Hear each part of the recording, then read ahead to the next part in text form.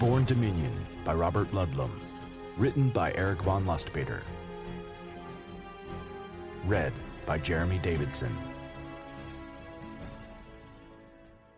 In loving memory of Barbara Skydell.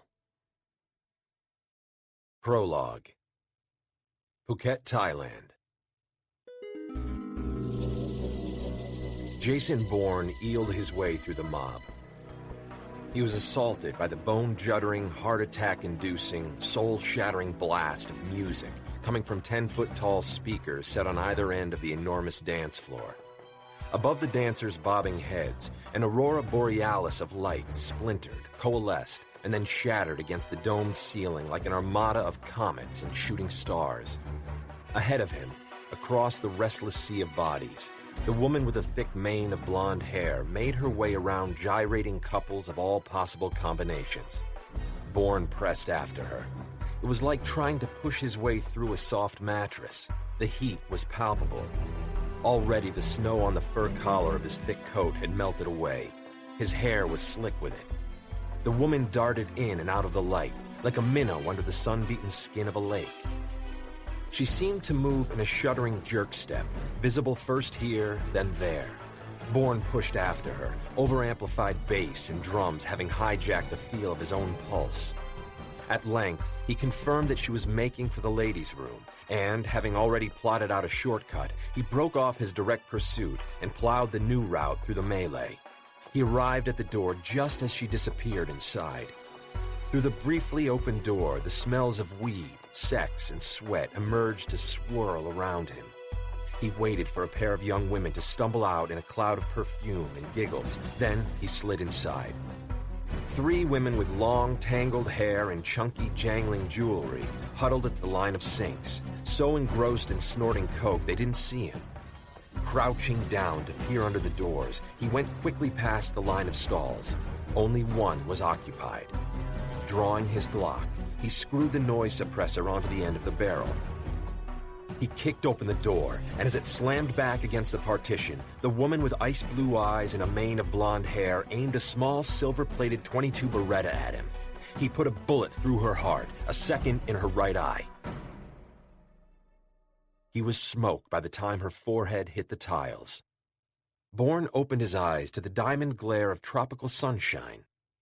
He looked out onto the deep azure of the Andaman Sea, at the sail and motorboats bobbing at anchor just offshore. He shivered, as if he were still in his memory shard instead of on Badong Beach in Phuket. Where was that disco? Norway? Sweden? When had he killed that woman? And who was she? A target assigned to him by Alex Conklin before the trauma that had cast him into the Mediterranean with a severe concussion. That was all he could be certain of. Why had Treadstone targeted her? He racked his brain, trying to gather all the details of his dream, but like smoke, they drifted through his fingers. He remembered the fur collar of his coat, his hair wet with snow. But what else? The woman's face? That appeared and reappeared with the echo of the flickering starbursts of light. For a moment, the music throbbed through him. Then it winked out like the last rays of the sun. What had triggered the memory shard? He rose from the blanket. Turning, he saw Moira and Berengaria Moreno Skydell silhouetted against the burning blue sky, the blindingly white clouds, the vertical finger hills, umber and green. Moira had invited him down to Berengaria's estancia in Sonora, but he had wanted to get farther away from civilization, so they had met up at this resort on the west coast of Thailand. And here they had spent the last 3 days and nights. During that time, Moira had explained what she was doing in Sonora with the sister of the late drug czar Gustavo Moreno. The 2 women had asked for his help, and he had agreed. Moira said time was of the essence, and after hearing the details, he had agreed to leave for Colombia tomorrow. Turning back, he saw a woman in a tiny orange bikini high-stepping like a cantering horse through the surf. Her thick mane of hair shone pale blonde in the sunlight. Bourne followed her, drawn by the echo of his memory shard. He stared at her brown back, where the muscles worked between her shoulder blades. She turned slightly then, and he saw her pull smoke into her lungs from a hand-rolled joint. For a moment, the tang of the sea breeze was sweetened by the drug. Then he saw her flinch and drop the joint into the surf, and his eyes followed hers. 3 police were coming down the beach. They wore suits, but there was no doubt as to their identity. She moved, thinking they were coming for her, but she was wrong. They were coming for Bourne. Without hesitation, he waded into the surf.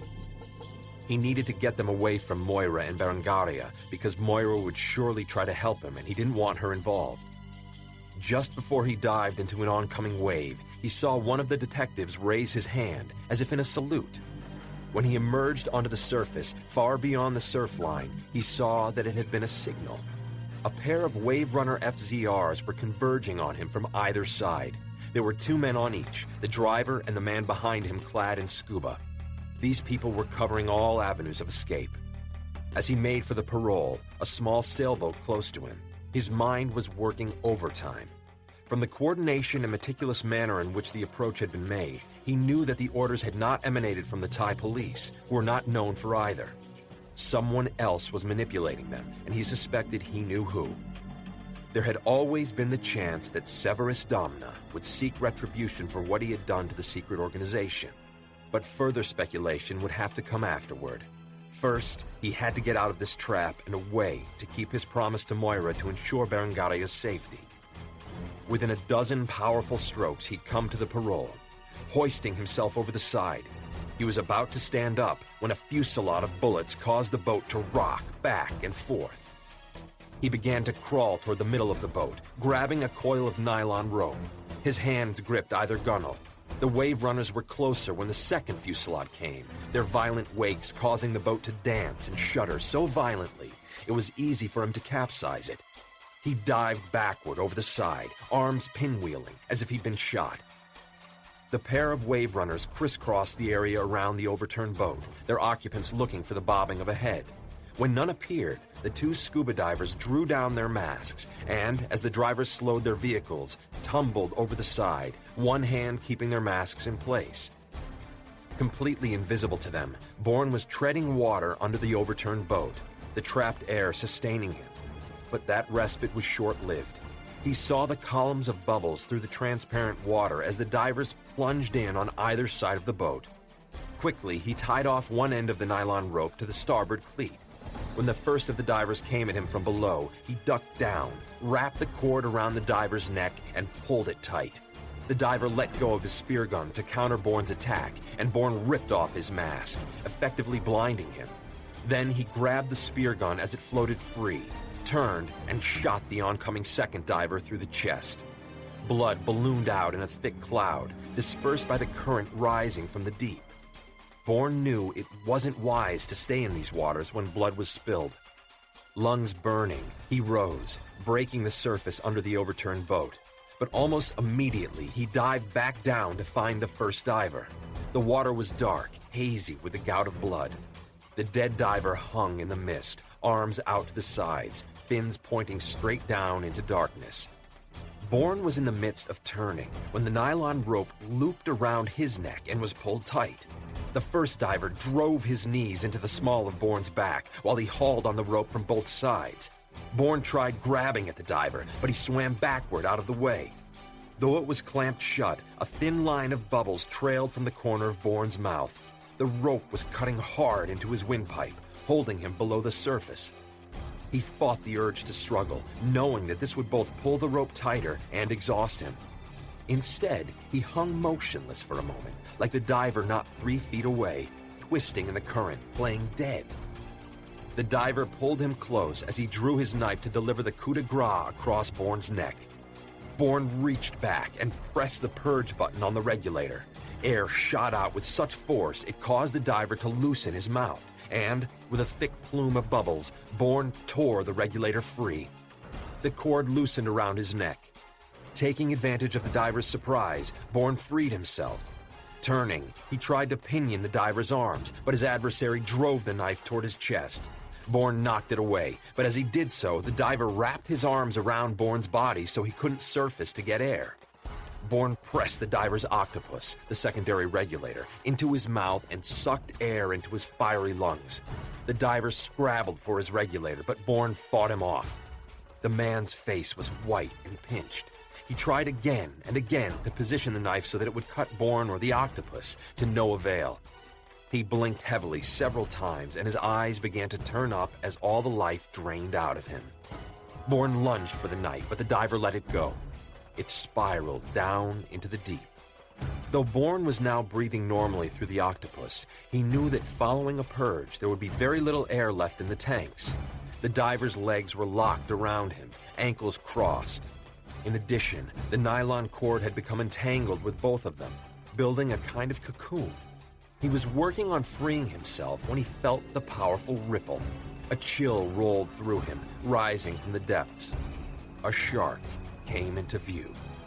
It was perhaps 12 feet long, silvery black, slanting unerringly upward toward Bourne and the two dead divers. It had smelled the blood, sensed the thrashing bodies in the water, transmitting the telltale vibrations that told it there was a dying fish, possibly more than one, for it to feast on. Struggling, Bourne swung around, the diver in tow. Unbuckling the harness of the second diver's air tanks, he pushed them off. Immediately, the corpse sank down amid its black clouds of blood. The shark changed course, heading directly for the body. Its mouth hinged open, and it took an enormous bite out of the diver. Bourne had given himself a respite, albeit a short one. Any minute now, more sharks would be drawn to join in a feeding frenzy. He had to be out of the water by then.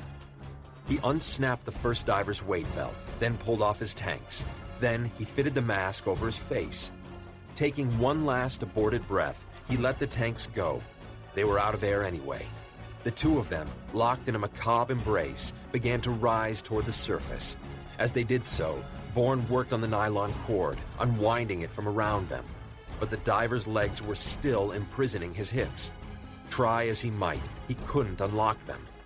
He broke the surface and immediately saw one of the wave runners bouncing over the water directly at him. He waved. In the mask, he was hoping the driver would assume he was one of his divers. The wave runner slowed as it neared him.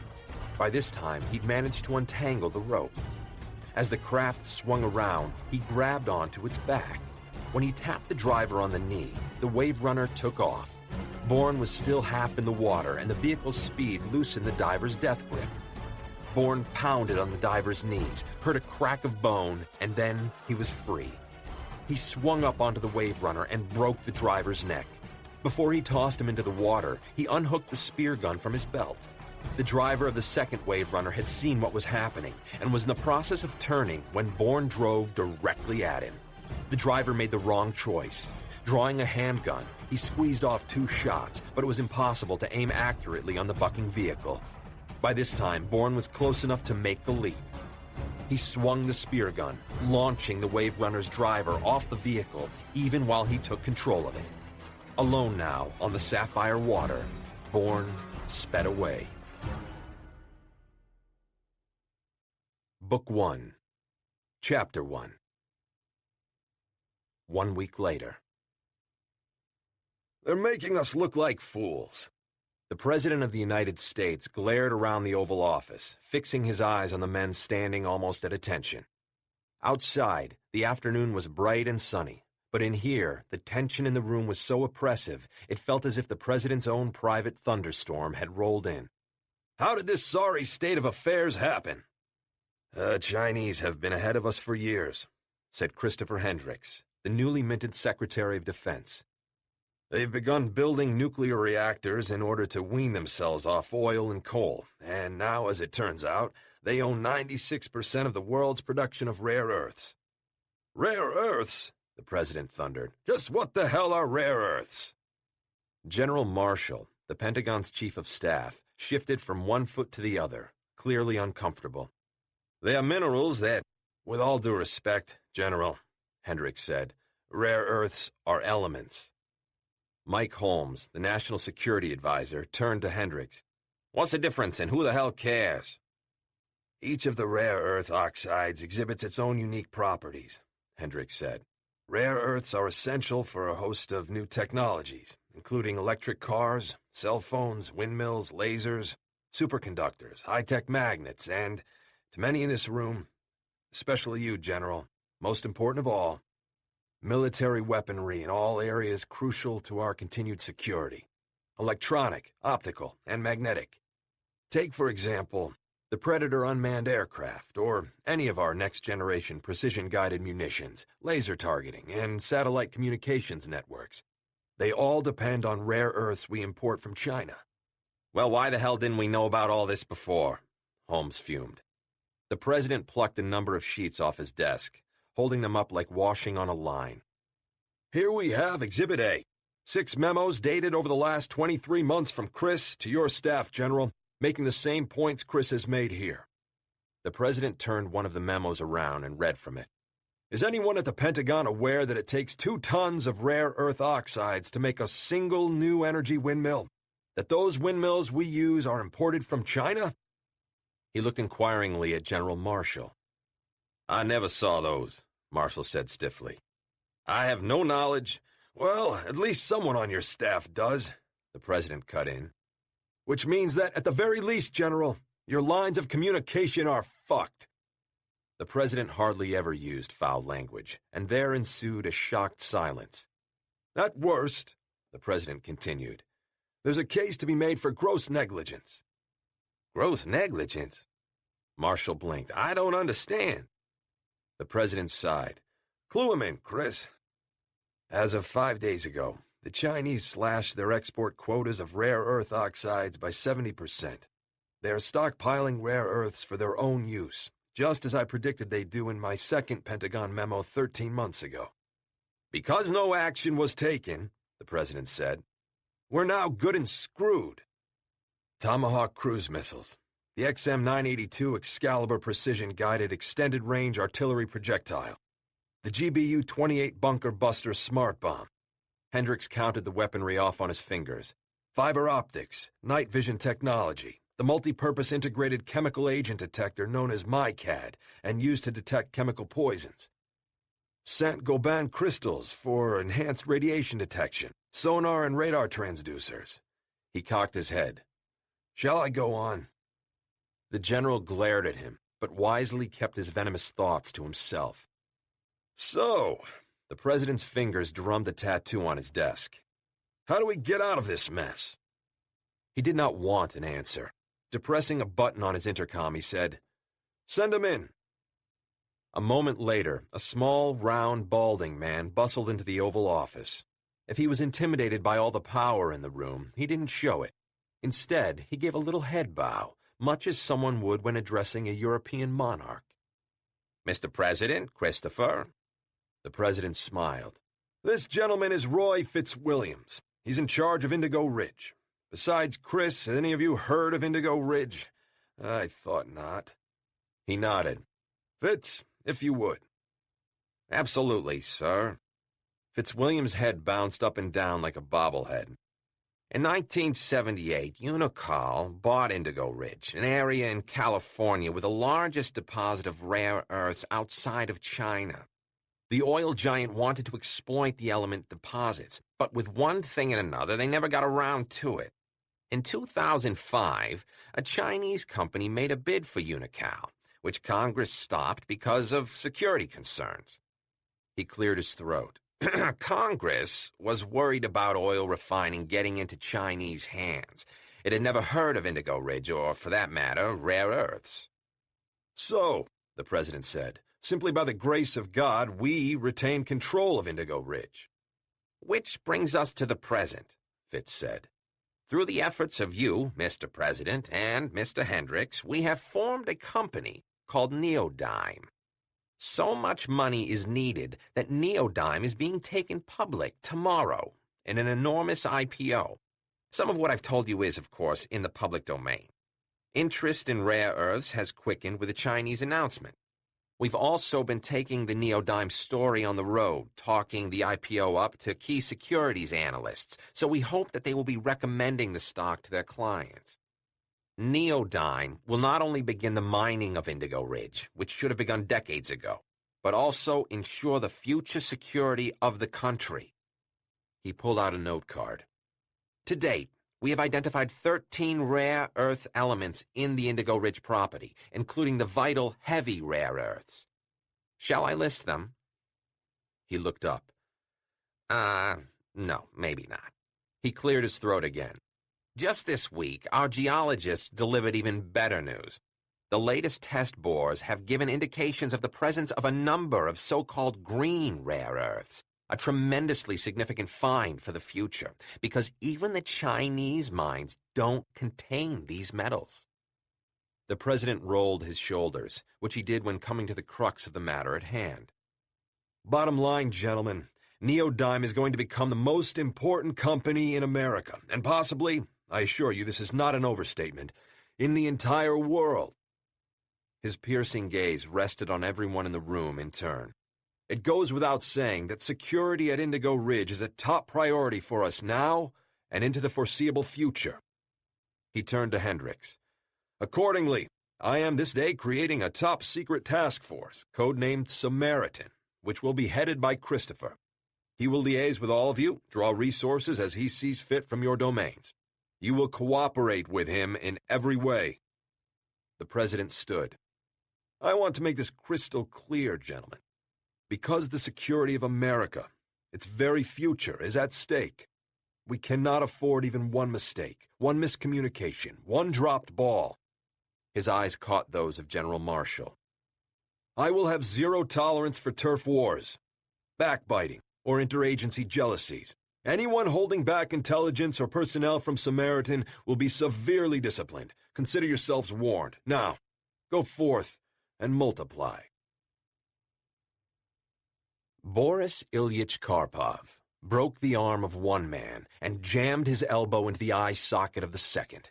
Blood spurted and heads hung. The stink of sweat and animal fear rose heavily from the two prisoners. They were bound to metal chairs bolted to the rough concrete floor. Between them was a drain, ominous in its circumference. Repeat your stories, Karpov said. Now.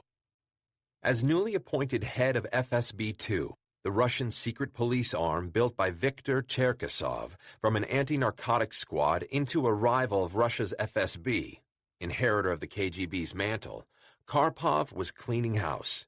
This was something he had longed to do for many years. Now, through a deal made in strictest confidence, Cherkasov had given him the chance. Karpov, leaning forward, slapped them both. The normal procedure was to isolate suspects in order to ferret out discrepancies in their answers, but this was different. Karpov already knew the answers. Cherkasov had told him all he needed to know about not only the bad apples in FSB-2, those on the take from certain Gruprovka families or what business oligarchs remained after the Kremlin crackdown of the last several years, but also the officers who would seek to undermine Karpov's authority. No one was speaking, so Karpov stood up and exited the prison cell. He stood alone in the sub-basement of the yellow brick building just down the road from Lubyanka Square, where the rival FSB was still headquartered, just as it had been since the time when it was overseen by the terrifying Lavrentiy Beria. Karpov shook out a cigarette and lit it. Leaning against a dank wall, he smoked, a silent, solitary figure, locked within thoughts of how he would redirect FSB-2's energies, how he could build it into a force that would find permanent favor with President Imov. When his fingers began to burn, he dropped the butt, ground it beneath his heel, and strode into the neighboring cell where a rotten officer of FSB-2 sat, broken. Karpov hauled him up and dragged him into the cell with the two officers. The scuffling commotion caused them to lift their heads and stare at the new prisoner. Without a word, Karpov drew his Makarov and shot the man he was holding in the back of the head. The percussion was such that the bullet exited the brain through the forehead in a spray of blood and brains that spattered the two men bound to their chairs. The corpse pitched forward, sprawled between them. Karpov called out and two guards appeared. One carried a large reinforced black plastic lawn bag, the other a chainsaw, which at Karpov's direction he started up. A puff of oily blue smoke rose from the machine, and then the two men went to work on the corpse, beheading, then dismembering it. On either side, the two officers looked down, unable to tear their eyes away from the grisly sight. When Karpov's men were finished, they gathered up the pieces and dropped them into the lawn bag. Then they left. He didn't answer questions. Karpov looked hard from one officer to the other. His fate is your fate, most certainly, unless... He allowed his voice to die off like smoke rising from a fire that was only just starting. Unless what? Anton, one of the officers, said. Shut the fuck up! Yorgi, the other, snapped. Unless you accept the inevitable. Karpov stood in front of them, but he addressed Anton. This agency is going to change, with you or without you. Think of it this way. You have been granted a singular opportunity to become part of my inner circle, to give me both your faith and your fealty. In return, you live, and, quite possibly, you prosper. But only if your allegiance is to me, and me alone. If it wavers so much as a little, your family will never know what happened to you. There won't even be a body left to bury, to comfort your loved ones. Nothing, in fact, to mark your time on this earth. I swear undying loyalty to you, General Karpov. On this you can rely. Yorgi spat. Traitor, I'll tear you limb from limb. Karpov ignored the outburst. Words, Anton Fedorovich, he said. What must I do then? Karpov shrugged. If I have to tell you, there's no point, is there? Anton appeared to consider a moment. Untie me, then. If I untie you, then what? Then, Anton said, we will get to the point. Immediately, without a doubt.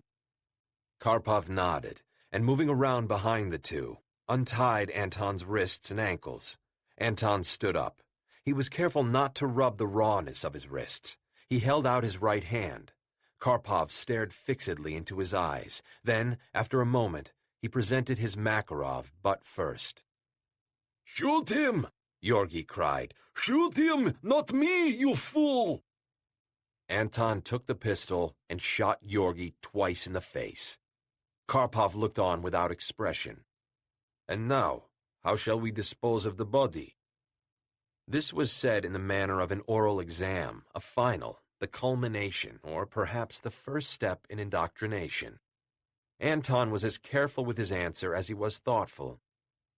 "The chainsaw was for the other. This man deserves nothing, less than nothing." He stared down at the drain, which looked like the maw of a monstrous beast. "I wonder," he said, "have you any strong acid?" 40 minutes later, under bright sunshine and a perfectly blue sky, Karpov, on his way to brief President Imov on his progress, received the briefest of text messages. Border. Ramenska, Karpov said to his driver, referring to Moscow's main military airport, where a plane, fueled and fully manned, was always at his disposal. The driver made a U-turn as soon as traffic allowed and stepped on the accelerator. The moment Karpov presented his credentials to the military immigration official at Ramenska, a man so slight, Boris at first mistook him for a teenager, stepped out of the shadows. He wore a plain dark suit, a bad tie, and scuffed, dusty shoes. There was not an ounce of fat on him. It was as if his muscles were welded into one lithe machine. It was as if he'd honed his body for use as a weapon. "General Karpov." He did not offer his hand or any form of greeting.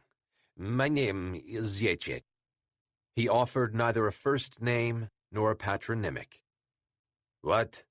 Karpov said. "Like Paladin?" Zachek's long, axe-like face registered nothing. "Who's Paladin?" He snatched Karpov's passport from the soldier. "Please, come with me, General." Turning his back, he started off across the floor, and because he had Karpov's credentials, Boris, quietly seething, was obliged to follow him. Zachek led him down a sporadically lit corridor that smelled of boiled cabbage and carbolic, through an unmarked door and into a small, windowless interrogation room. It contained a table bolted to the floor and two blue-molded plastic folding chairs. Incongruously, there was a beautiful brass samovar on the table. along with 2 glasses, spoons, and a small brass bowl of white and brown sugar cubes. "Please sit," Zajac said. "Make yourself at home." Karpov ignored him. "I'm the head of FSB-2. "I'm aware of who you are, General." "Who the hell are you?" Zajac pulled a laminated folder out of the breast pocket of his suit jacket and opened it. Karpov was forced to take several steps closer in order to read it. "Sluzhba Vneshny Razvedki." He reared back. This man was head of the Counterinsurgency Directorate at SVR, the Russian Federation equivalent of the American Central Intelligence. Strictly speaking, FSB and FSB-2 were confined to domestic matters, though Cherkasov had expanded his agency's mandate overseas without generating any blowback. Was that what this interview was about, FSB-2 encroaching on SVR's territory? Karpov now very much regretted not having brought up the subject with Cherkasov before he had taken over. Karpov slapped the veneer of a smile on his face. "What can I do for you?" "It's more what I, or more accurately, SVR, can do for you." "I very much doubt that." Karpov was close enough to snatch Zajac's credentials as Zajac was about to put them away. Now, he waved them like a flag of war on the battlefield. In his mind, he heard the sounds of sabers rattling. Zajac held out Karpov's passport, and the 2 men exchanged prisoners. When Karpov had put his passport safely away, he said, "I have a plane to catch." "The pilot has instructions to wait until this interview has ended." Zajac crossed to the samovar. "Tea?" "I think not." Zajac, in the process of filling 1 glass, turned back to him. "A mistake, surely, General.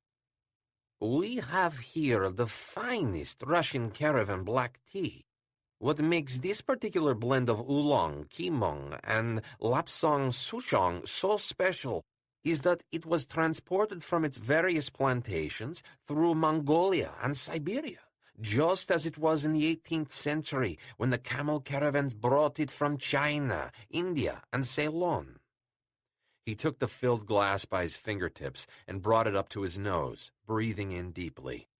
"The cold, dry climate allows just the right touch of moisture to be absorbed by the tea when it is nightly set down on the snow-covered steppes." He drank, paused, and drank again. Then he looked at Karpov. "Are you certain?" "Quite certain." "As you wish, General." Zajac sighed as he put down the glass.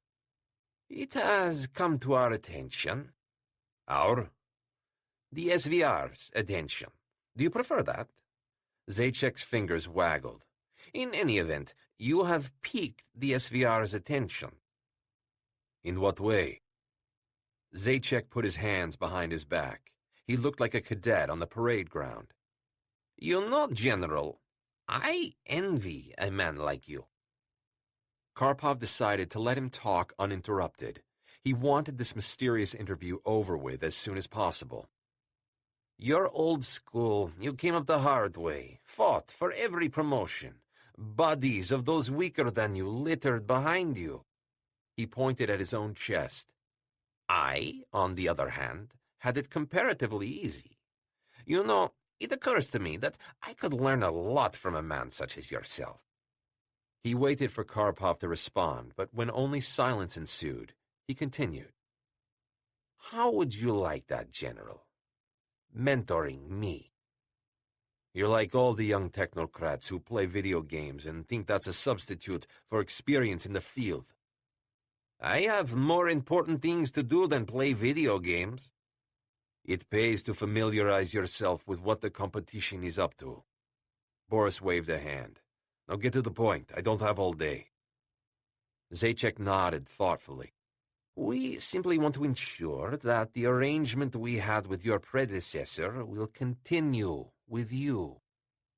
"What arrangement?" "Oh, dear, you mean Cherkasov flew the coop without informing you?" "I have no knowledge of a deal," Karpov said. "If you've done your research, You know that I don't do deals." He was through here. He headed for the door. "I thought," Zajac said softly, "that in this case you would make an exception." Karpov counted to 10 and then turned back. "You know, it's exhausting talking to you." "Apologies," Zajac said, though his expression indicated anything but. "The deal, General, it involves money. A monthly figure can easily be arrived at, and intelligence. We want to know what you know." "That isn't a deal," Karpov said. "It's extortion." "We can bandy words all day, General, but as you yourself said, you have a plane to catch." His voice hardened. "We do this deal, as we did with your predecessor, and you and your colleagues are free to wander the globe, far beyond the scope of FSB-2's charter." "Viktor Cherkasov created our charter." Karpov turned the doorknob. "Believe me when I tell you that we can make your life a living hell, General."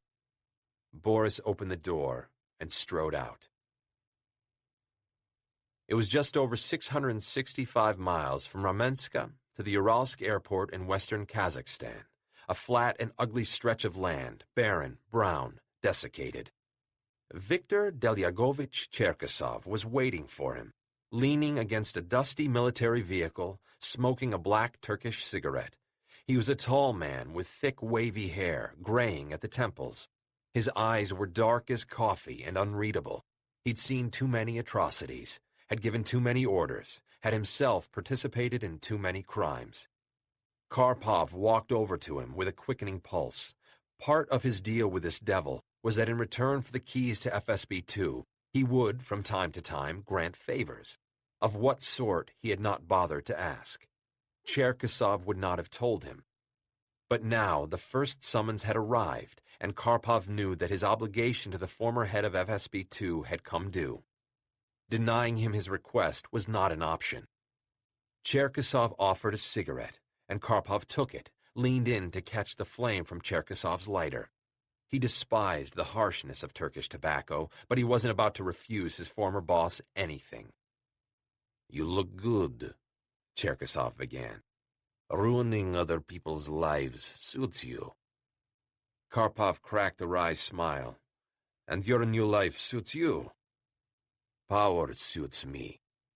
Cherkasov threw down his cigarette, the end burning bright against the cheap tarmac. "It suits both of us." "Where have you been since you left us?" Cherkasov smiled.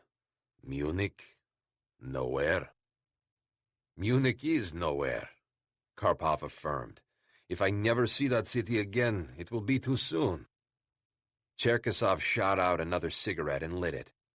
"I know you, Boris Ilyich. You have something weighing on your mind." "SVR," Karpov said. He'd been seething the entire flight. "I want to talk with you about the deal you made with them." Cherkasov blinked. "What deal?" And then everything fell into place. Zajac had been running a bluff, hoping to take advantage of the fact that Boris had been in his new job less than a month. He told his former boss about the repugnant interview at Ramenska, leaving out no detail, from Zajac's approach at immigration to his last line as Boris had walked out the door of the windowless room. During this discourse, Cherkasov sucked ruminatively on the inside of his cheek.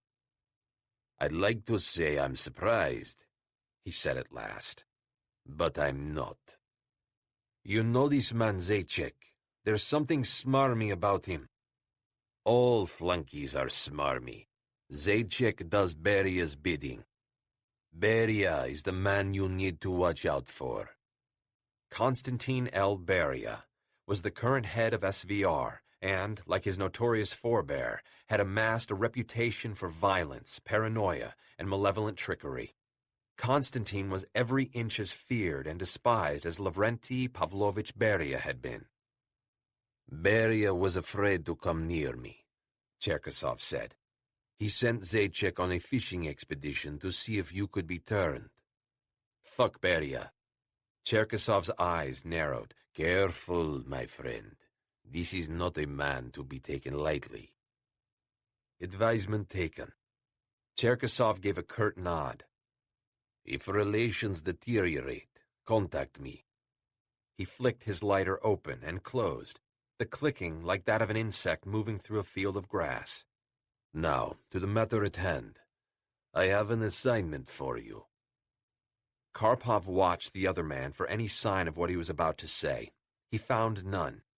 Cherkasov was like that, his face closed as a bank vault. Military jets sat, tense and watchful on the tarmac.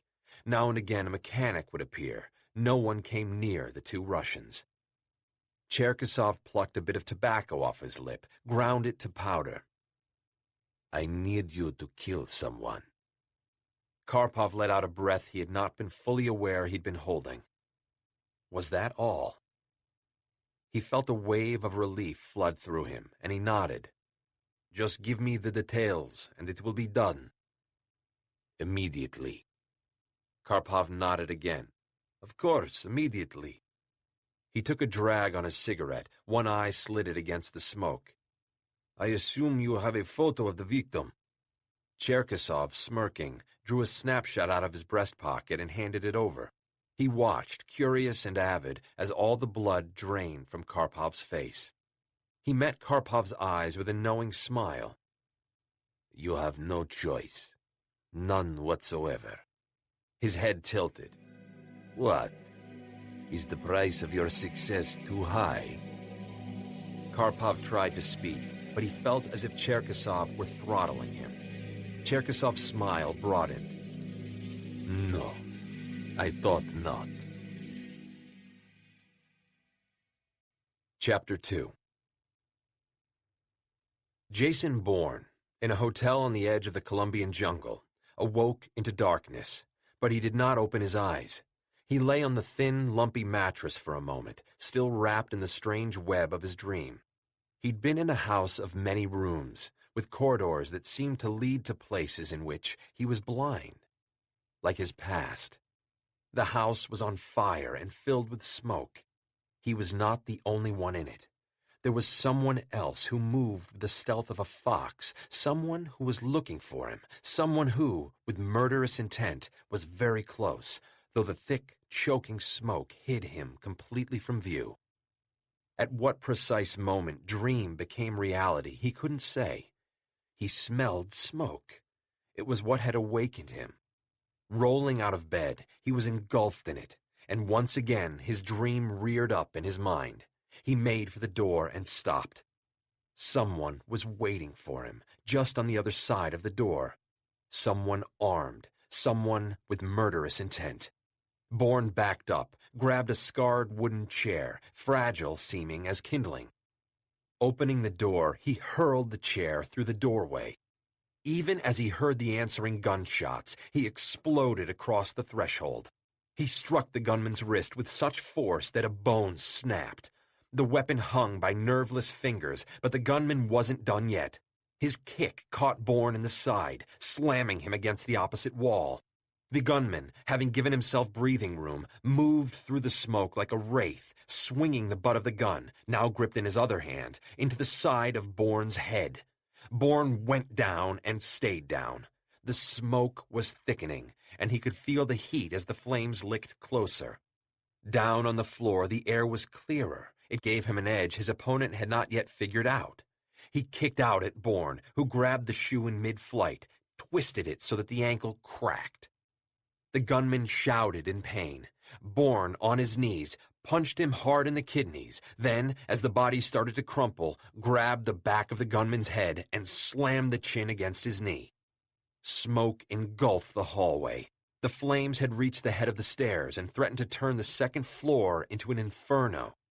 Grabbing the gunman's weapon, Bourne launched himself back into his room. As he sprinted across the floor, he crossed his arms over his face and, leaping, crashed through the glass and wood of the window.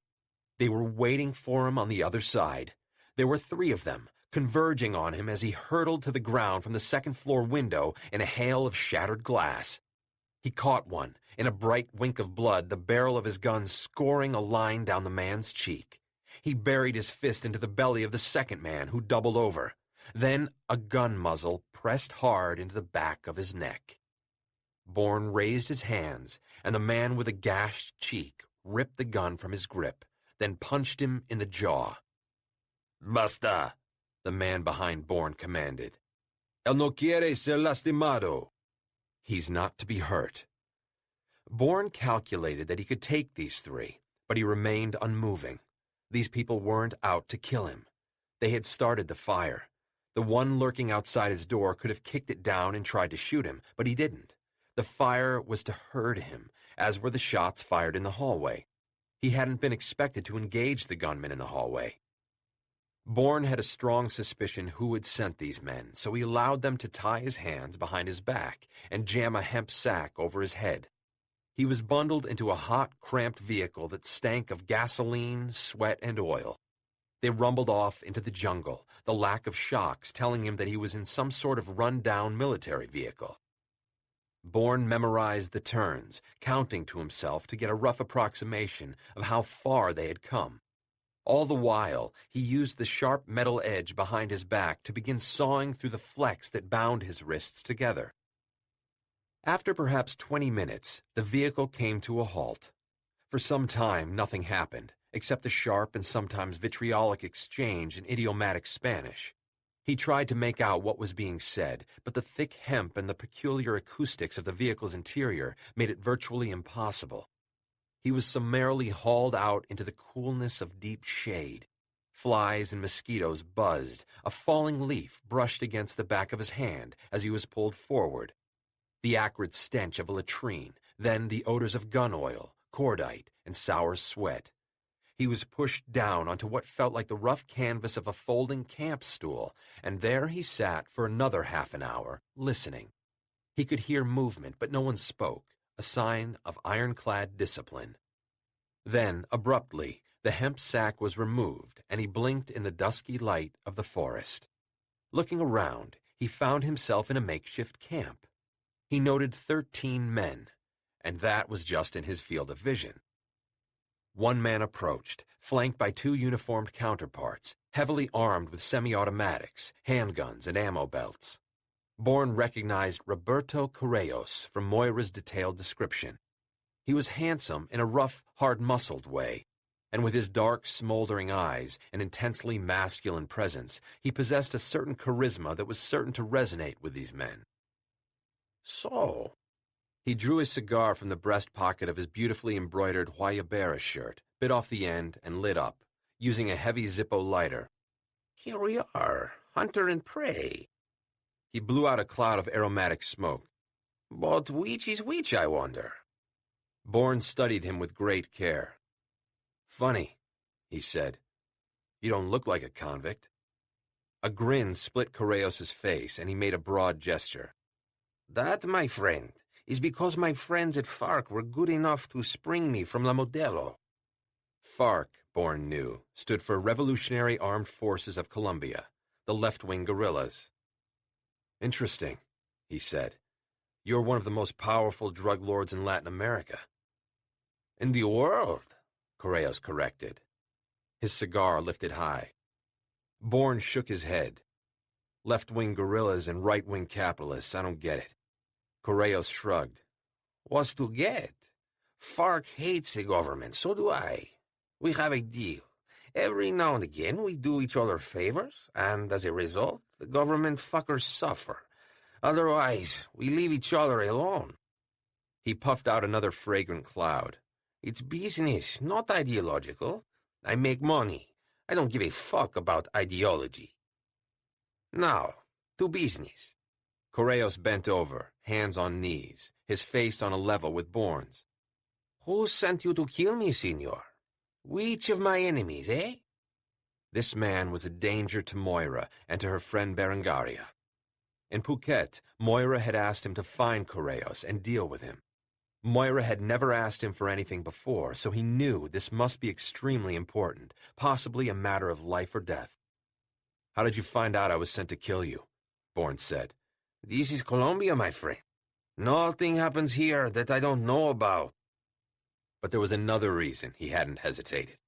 His epic encounter with Leonid Arkadyan had taught him something about himself. He was not happy in the spaces between, the dark, solitary, actionless moments when the world came to a standstill, and all he, an outsider, could do was observe it and feel nothing at the sight of marriages, graduations, memorial services. He lived for the periods when he sprang into action, when both his mind and his body were fully engaged, sprinting along the precipice between life and death. Well? Correios was almost nose to nose with Bourne. What do you have to tell me? Bourne slammed his forehead into Correios' nose. He heard the satisfying crack of cartilage being dislodged as he freed his hands from the flex bindings he'd surreptitiously sawed through. Grabbing Correios, he swung him around in front of him and locked the crook of his arm around the drug lord's throat. Gun muzzles swung up, but no one made a move. Then another man strode into the arena. "That's a bad idea," he said to Bourne. Bourne tightened his grip. "It certainly is for Senor Correios." The man was large, well-built, with walnut-colored skin and windswept eyes, dark as the inside of a well. He had a great shock of dark hair, almost ringlets, and a beard as long, thick, and curly as an ancient Persian's. He emitted a certain energy that affected even Bourne.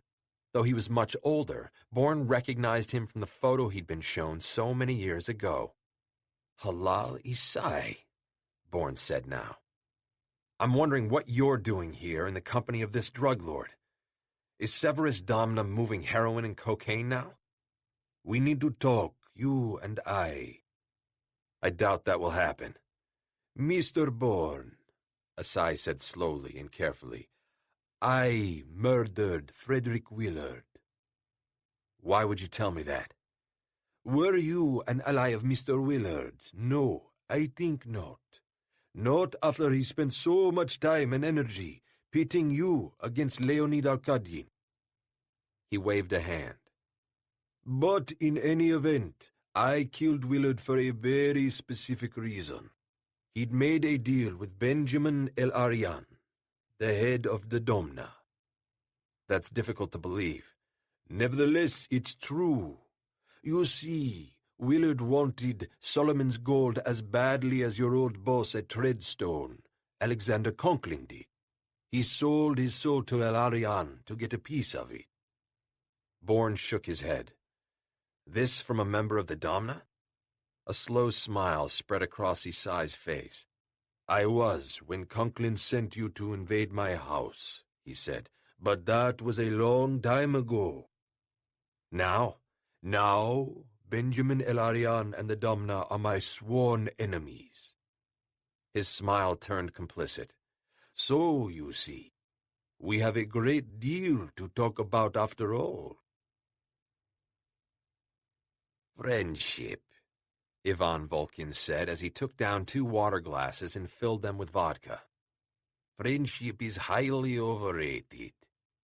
He handed one to Boris Karpov and took up the other, holding it high in a toast. "Unless it's between Russians, friendship is not entered into lightly. Only we, of all the peoples of the world, understand what it means to be friends.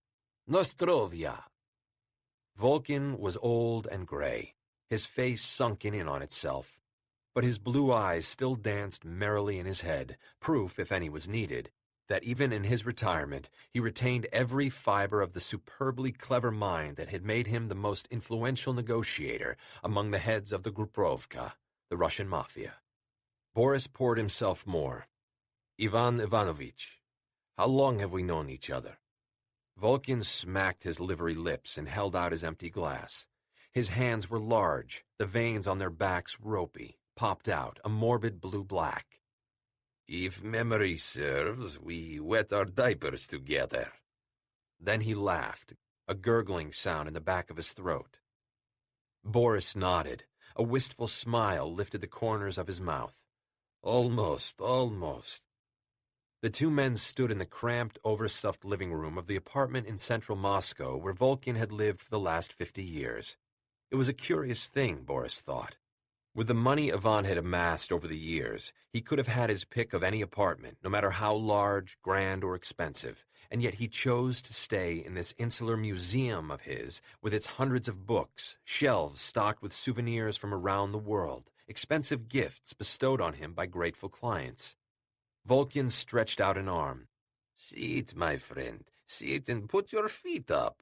It's not often I am visited by the great General Karpov, head of FSB-2.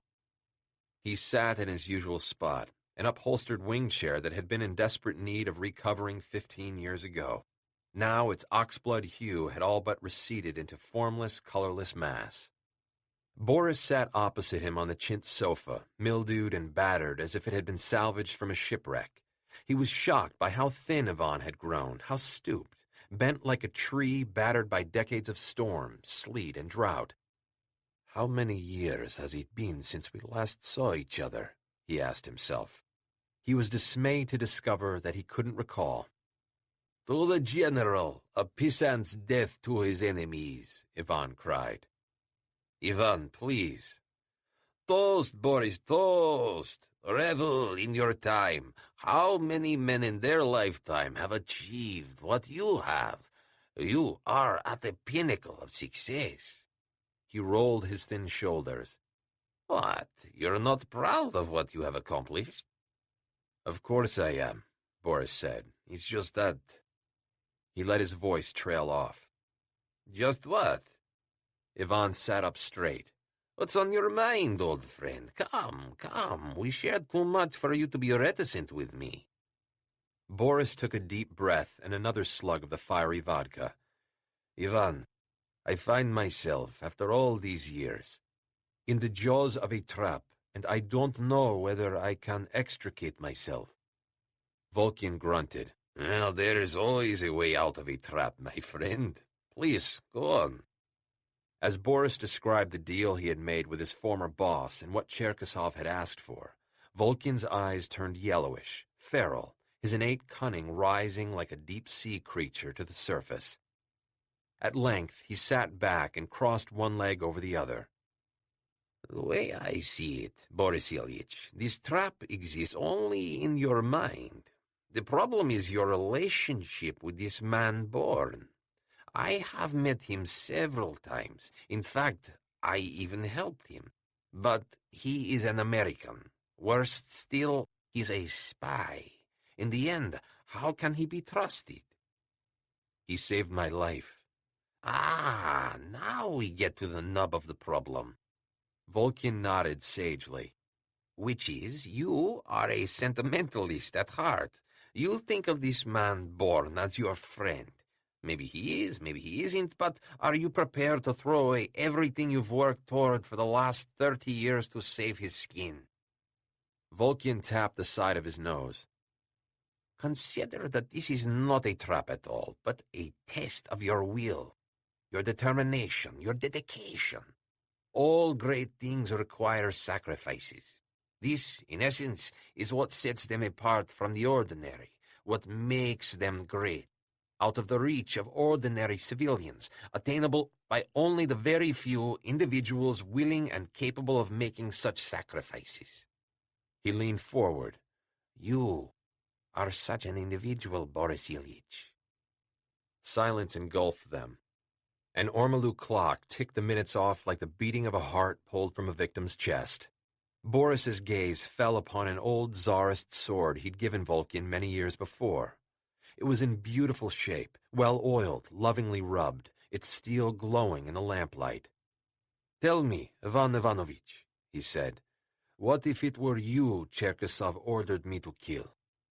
Vulcan's eyes were almost all yellow now, a cat's eyes, full of mysterious, unknowable thoughts. "A test is a test, my friend. A sacrifice is a sacrifice.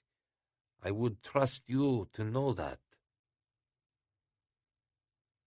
La Défense rose like a postmodern stranger at the extreme western edge of Paris, and yet it was a far better solution exiling the high-tech business district of the city to La Défense than allowing modern construction to spoil Paris's gorgeous architecture. The gleaming green glass Ile-de-France Bank building sat midway along the Place de l'Irie, which ran like an aorta through the heart of La Défense. On the top floor, 15 men sat on either side of a polished marble table. They wore elegant made-to-measure business suits, white shirts, and conservative ties, even the Muslims. It was a requirement of the Domna, as was the gold ring on the forefinger of the right hand. The Domna was probably the only group in existence where the two major Muslim sects, Sunni and Shia, peacefully coexisted and even helped each other when the occasion called for it. The 16th man commanded the head of the table. He had a cruel mouth, a hawk's beak for a nose, piercing blue eyes, and skin the color of wild honey. By his left elbow and slightly behind him sat the lone woman, notebooks open on her lap. She was younger than the men, or at least seemed so, with her long red hair, porcelain skin, and wide-apart eyes, transparent as seawater. Occasionally, when the man at the head of the table extended his left hand, she passed him a sheet of paper in the crisp, professional manner of a nurse handing a surgeon a scalpel. He called her Skara, and she called him Sir. When the man at the head of the table read from the printout, everyone in the room listened, except perhaps for Skara, who had memorized the entire contents of her constantly updated notebooks, which she considered far too sensitive to be digitized. The 17 people inhabited a room made of concrete and glass, into which had been embedded a network of electronic gear that would foil even the most sophisticated attempts at eavesdropping. The directorate heads of the Severus Domna had convened from the 4 corners of the globe: Shanghai, Tokyo, Berlin, Beijing, Sana'a, London, Washington, D.C., New York, Riyadh, Bogota, Moscow, New Delhi, Lagos, Paris, and Tehran. Benjamin El-Arian, the man at the head of the table, finished addressing the men at the table. Frankly, America has always been a thorn in our side, until now.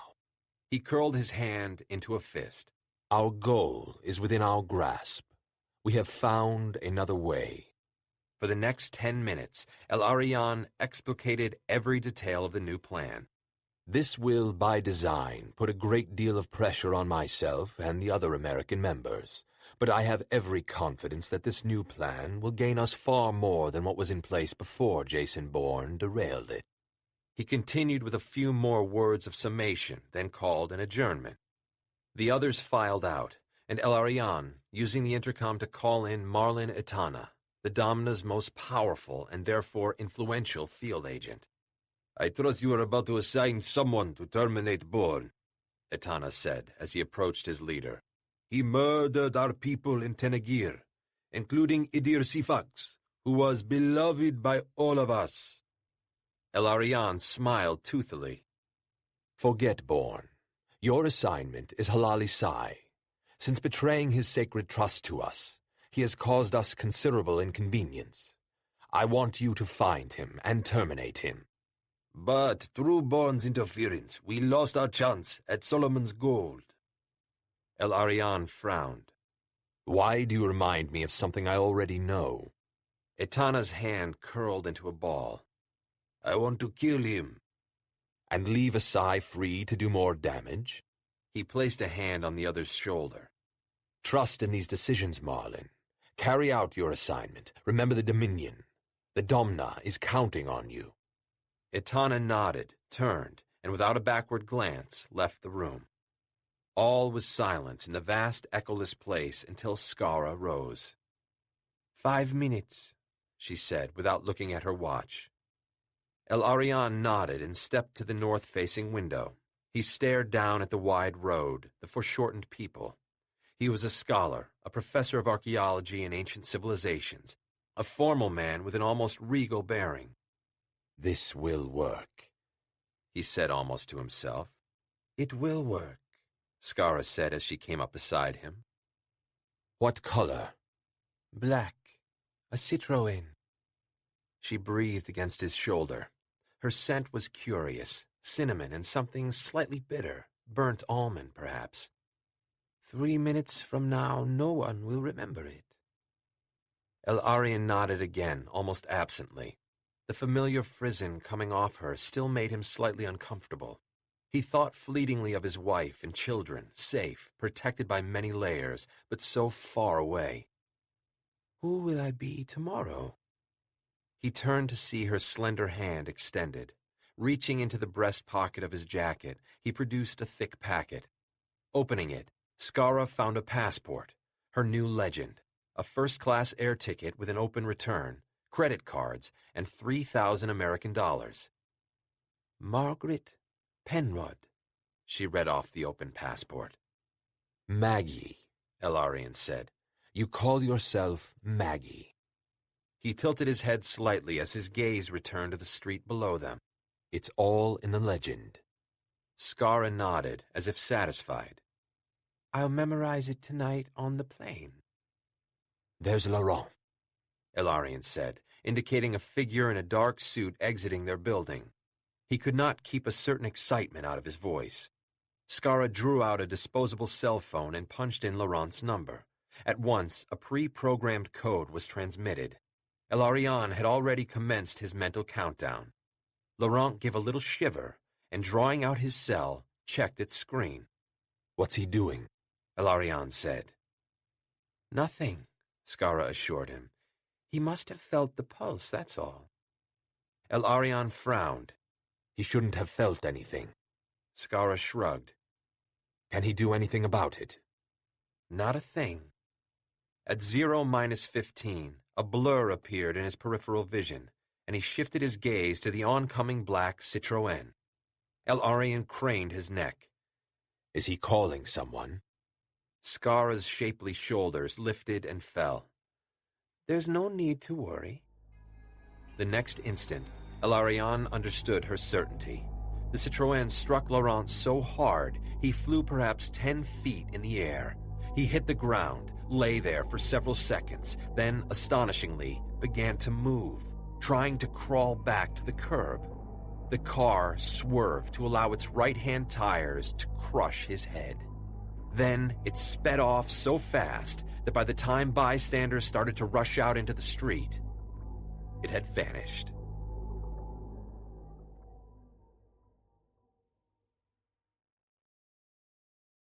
Chapter 3. Correios was getting antsy. Bourne could feel his body tensing in advance of the moment when he believed that he could take Bourne unawares. This is the moment, Bourne said. There won't be another. Halal Isai nodded, but Bourne could see the burning hatred in his eyes. Years ago, Bourne had been sent into Isai's house to retrieve a laptop. To a man like Isai, there was no greater transgression than the invasion of his house, where his family ate and slept. This was the essential dilemma.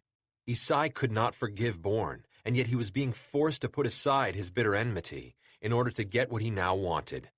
Bourne did not ever want to be in his damnable position.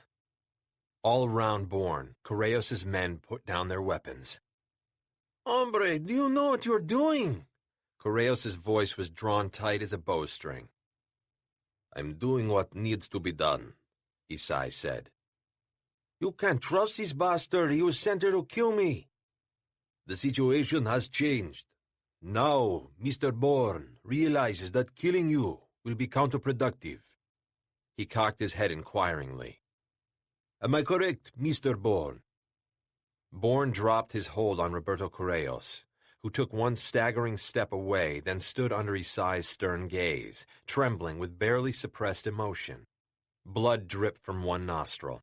Stalking to where one of his men stood, Correios lifted an arm and wiped his nose on the sleeve of his shirt. The man made the mistake of staring at Correios' nose. Correios tore the AK-50 out of his grip and beat him to his knees with the butt. Bourne was busy working out the relationship between the two men. Before this encounter, he would not have believed that Correios would take orders from anyone else. His command of his dominion was absolute. None dared challenge him, including the new rising order, the Russian, Albanian, and Chinese mobs. His clear subservience to Halal Isai was both puzzling and intriguing. He's entered a new and larger arena, Bourne thought. Isai has enticed him into the Domna's sphere. And then he thought, what prize has Isai offered him? And the most important question of all, what is Isai up to? Allowing himself to be captured had paid off. He'd sensed that the men had been sent by Correos. But Isai's shocking appearance had led him into another world, one in which his interest was heightened. Isai spread his hands in an inclusive gesture of amity. There are camp chairs over there under that tree. Let's all sit down, break bread together, drink some tea, and talk. Pick up your damn weapons, maricons! Correos growled, glaring from one man to another, and then, tossing his head, Bring tequila, lots of it. He shouted to another of his men, a direct slap at Isai, who, as a Muslim, was not allowed to drink alcohol. As they seated themselves, Isai smiled a secret smile, his eyes holding the smolder of a banked fire, as if he had already devised a suitable punishment for Correos' disrespect. Not now, not tomorrow or the day after. Patience was one of the unofficial 7 pillars of Islam, whereas Correos was hot-tempered, given to sudden eruptions of violence. In fact, Bourne knew the comment to be an attempt to regain some of the face the drug lord had lost in front of his men. Not that that would mitigate the offense in Isai's eyes. These two might be partners, he observed, but they sure as hell didn't like each other, a state of affairs that might prove useful in the future. Isai watched Bourne, completely ignoring Correos as the drug lord, bent over, tipped a full bottle of tequila over his nose. Snorting out blood and booze, he drank in long, greedy swigs, his eyes fizzing with rage. Isai had arranged his camp chair so that he faced Bourne. It was thus clear that Correos was to be an observer of this conversation, rather than a participant. The Domna has you in its sights, Isai began. It already tried to kill me in Thailand. Bourne sat back. So now it's the other way around. Isai, Bourne, and Correos were handed pozole in a terracotta bowl, along with a wooden spoon. Correos spat in his, and with a backhanded slap sent it spinning away. He returned to his tequila, the bottle glinting in a leopard spot of sunshine as he tilted it up. Isai nodded. Possibly. Nevertheless, you have wounded them gravely, and believe me when I tell you that they will not stop until you're dead. The feeling is mutual. Isai peered at him from out of fathomless eyes. I believe you mean that. He sighed, put down his bowl, and laced his fingers in his lap. Bourne tried to discern whether Isai was resigned or satisfied. Possibly he was both. I know you don't trust me. He shrugged. Frankly, I'd feel the same were I where you're sitting now. He leaned forward, elbows on knees. But I'll tell you something. You royally screwed the Domna. The plan was to use the cache of Solomon's gold to create a new gold standard, undermining America's currency. Now, of course, you've swept that off the table. Countless time and money has been irretrievably lost. He applauded. Well done. So far as Bourne could tell, there wasn't even a hint of sarcasm in his voice. Abruptly, Isai's expression darkened. If only that were the end of it. Unfortunately for both of us, it's only the beginning. I assume Plan B will have the same dire consequences. Possibly, or it could be worse. He shrugged. There ensued a strangled silence, at the end of which Bourne said, You're telling me you don't know what Plan B is? Other than that it will extend the length and breadth of the Domna's dominion into the United States, no. He smashed a mosquito against his forearm and wiped away the resulting drop of blood. I can see the disappointment on your face. Disappointment hardly covers it. I can't imagine why you wanted to talk with me. As he began to rise, Isai said, The Domna has put out a sanction on you. It won't be the first, and it won't be the last, Bourne said, unimpressed. I'll survive. No, you don't understand. Now Isai stood too. In the Domna's world, a sanction is never undertaken lightly, never simply doled out to the highest bidder. It is sacred. Bourne watched Isai levelly. Meaning? Meaning the death blow will come at a time and a place even you will find surprising. He lifted a forefinger. and it will be dealt by someone. Yes? Isai took a breath. The fact is, I need you, Mr. Bourne. Bourne just managed not to laugh in his face. He did shake his head, though. I know it's difficult to fathom, for me as well, believe me. He took a step toward Bourne. But it's true what they say. Reality makes strange bedfellows, and frankly, I cannot imagine stranger bedfellows than the two of us. He shrugged his shoulders. Nevertheless, Bourne waited. He wasn't going to do Isai any favors. He wasn't going to keep the strange conversation going. But the fact was, he didn't dislike Isai, and he hadn't liked his original assignment of breaking into his house. This mortal transgression he couldn't put off on Alex Conklin, even though the order originated with his late boss.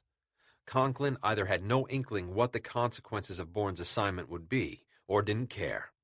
But Bourne had. He knew how a Muslim would react to his home being invaded, and still he had obeyed orders. The fact was, he owed Isai. It was this debt that was keeping him here now. How long have you been siding against the Domna? This was a crucial question. Many years, Isai replied without hesitation. but it was only last year that I decided to break with them openly. What were you going to do with the information on the laptop I stole from your house all those years ago? I was planning to take it and make my escape, Isai said, but you put an end to that. A silence engulfed them so stifling it seemed to silence even the insects and the haunting bird calls. Isai spread his hands, palms up. So, here we are, in the god-forsaken jungle, being eaten alive by mosquitoes and green-headed flies.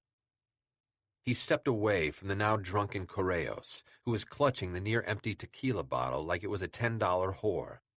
Bourne followed him into the dense undergrowth.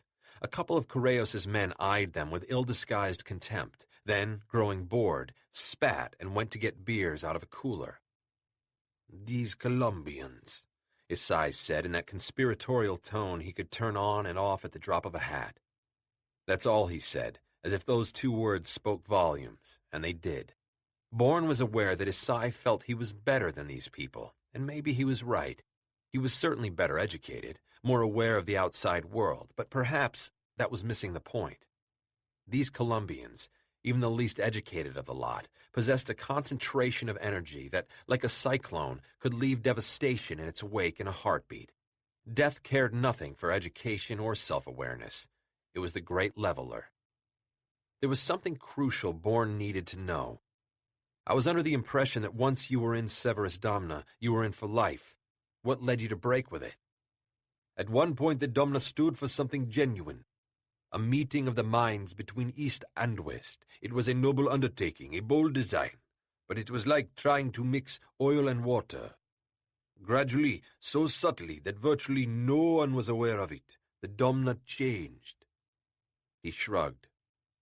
Perhaps it was the ascendance of Benjamin Alarian. Though much as I despise the man, that would be a simplification of the process. Alarian was and is the lightning rod, no doubt, but the disease infecting the Domna is widespread. It's gone too far to stop it. What disease are we talking about? Isai turned to him. I know a little about you, Mr. Bourne, so I know that you are familiar with the Black Legion. He was talking about the group of disaffected ethnic Muslims the Nazis brought back from the Soviet Union during World War II.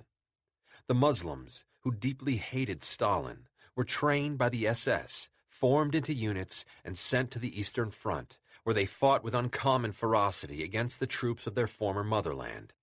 The Black Legion had a number of powerful friends within the Nazi hierarchy. During the last days of the war, its soldiers were pulled out of the Eastern Front and sent to safe havens, where the Allies couldn't touch them. Thus they were scattered, but they never forgot. Decades later, they reformed around a mosque in Munich, which was now widely regarded as one of the epicenters of Islamic fundamentalist terrorism. I've dealt with the Black Legion, Bourne said, but it's been silent for more than 2 years. No manifestos issued, no attacks attributed to it. It's as if they fell off the edge of the earth. Allah wills it, Isai said. This my heart knows. He wiped his forehead with the back of a hand. He was used to extreme heat, but the humidity was making a mess of his clothes. In any event, the Black Legion, after suffering a number of defeats, at least one of them, I understand by your hand and will, has turned its attention, shall we say, inward. He glanced around, as if gauging and analyzing the position of Correios and every one of his men. For decades, elements high up in the Munich Mosque have had their eye on the Domna. They saw its aims as a direct threat because, as you know, the mosque wishes nothing less than the domination of Islam in the Western world. The mosque has been behind the steady influx of Muslims into Western Europe, as well as agitating them to demand more rights, more power, and influence over the local governments. Once the mosque had 2 or 3 of its people inside the Domna. Now it holds a majority, including Benjamin El-Arian. Now the Domna, with more global reach than even the mosque possesses, is the greatest threat to world peace that we have ever seen. Bourne thought about this for some time.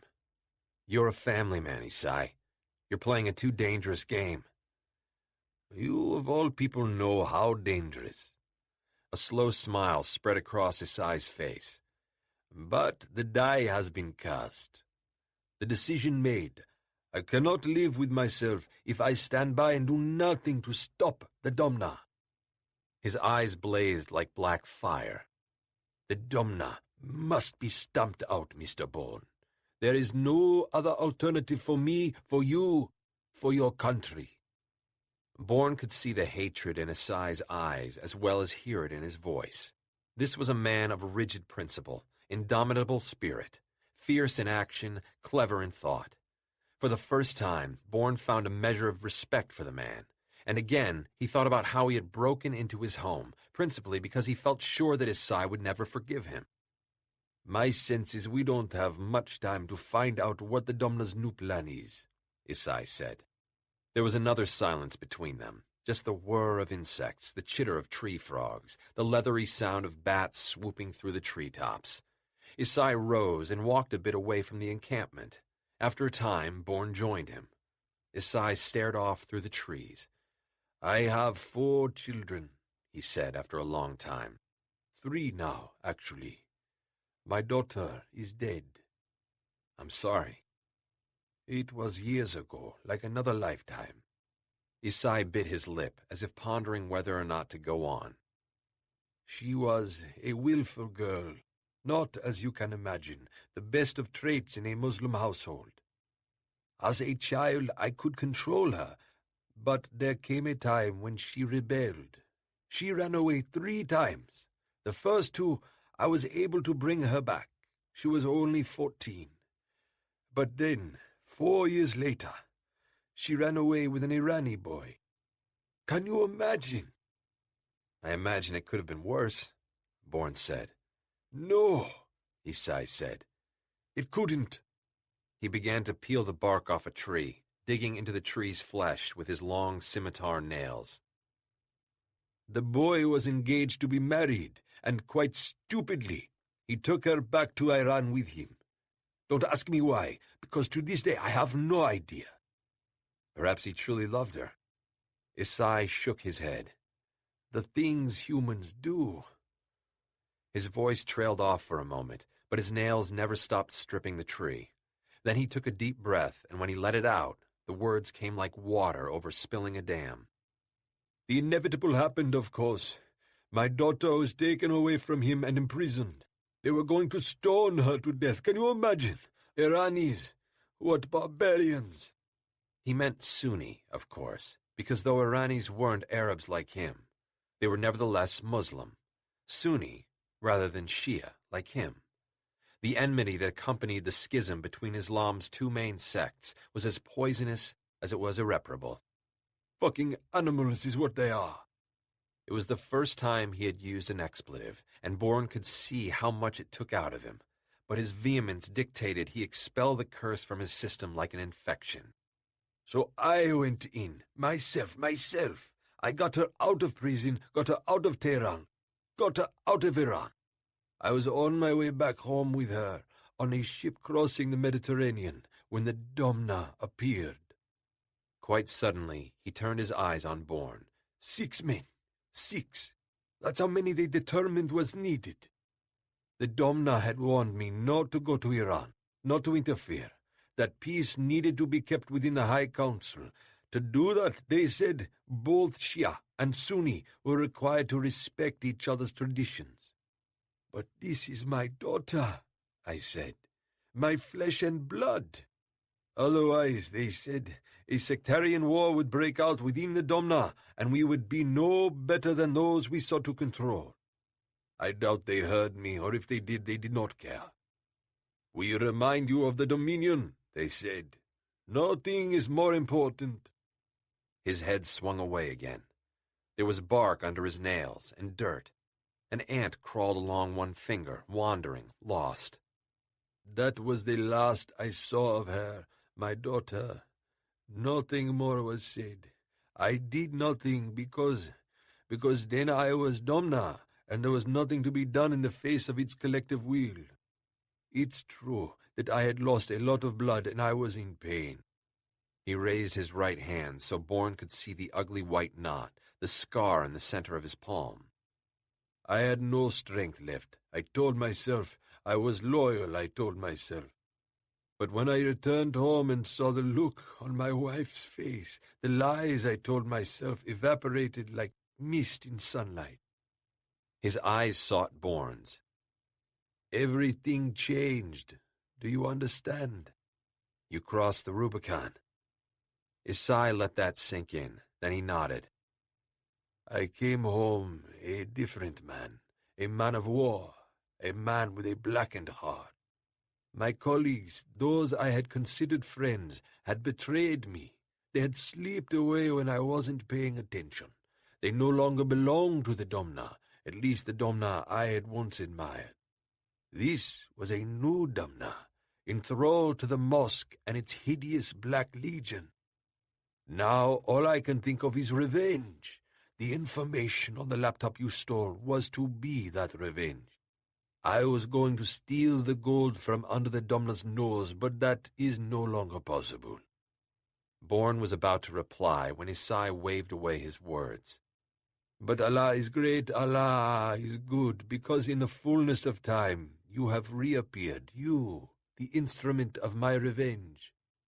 There was another silence. Night creatures chittered overhead, and Correos, eyes closed, chin on chest, began to snortle like a pig. Isai gave a dry laugh, then cleared his throat. I need your expertise, Mr. Bourne. You are the only one I trust to find out what the Domna's new plan is, so that together we can stop it. I work alone. Odd, isn't it? He hadn't heard Bourne, or if he had, he ignored him. Using the word trust. We're both men of our word, yes? Bourne nodded. The corners of Isai's eyes wrinkled. Then this is what I propose. I know what you want me to do, Bourne said. It's only what you were planning to do yourself, but now you have my assistance. I don't want your assistance. With all due respect, Mr. Bourne, in this instance you most assuredly do. The Domna is both large and powerful. Its tentacles spread into every corner of the globe. He waggled his forefinger in Bourne's direction. You think I am being melodramatic, but I assure you, I am not. I'm going to do what I'm going to do. Isai nodded, almost eagerly. Understood. In return, I propose to tell you whom the Domna has sent to kill you. Bourne shrugged. I'll find out in due course. I know all the avenues, all the players. You won't know this one. As I said to you, the Domna has embarked on a sacred mission. Without my help, you may very well be destroyed. And I suppose you're planning to withhold this information until I deliver you the information you want on the Domna. Nothing of the sort, Mr. Bourne. I want you to live. Besides, I told you that we're both men of our word. I'm going to tell you this instant. He took a step closer, his voice lowered. Unless you stop him, your friend Boris Karpov will kill you. Chapter 4. You've been more than fair with us, Mr. Secretary. Peter, I've asked you to call me Christopher, Secretary of Defense Hendricks replied. Peter Marks, sitting beside his co-director, Soraya Moore, murmured his acquiescence. I have ideas for the resurrected Treadstone, Hendricks continued. But before I voice them, I want to hear from you two. How do you envision Treadstone going forward? The three were in the drawing room of Hendricks's townhouse in Georgetown, where they were beginning a strategy briefing. Hendricks's family, while from the upper crust of Washington society, was nevertheless lacking wealth, which meant that despite his blue blood, he was possessed of a distinctly blue-collar work ethic. He was a striver, some might say an overachiever. He was slim and tall, with the upright bearing of a military man. In fact, he had served briefly in Korea, had been wounded in the line of duty, and had been duly decorated by the president himself before returning to the public sector. Until a year ago, he had been National Security Advisor. Now that he was finally in the catbird seat, he was determined to implement a number of initiatives he had been formulating for years. The first, and frankly most important, was turning the resurrected Treadstone into his own organization, free of the impediments of CI, NSA, and Congress.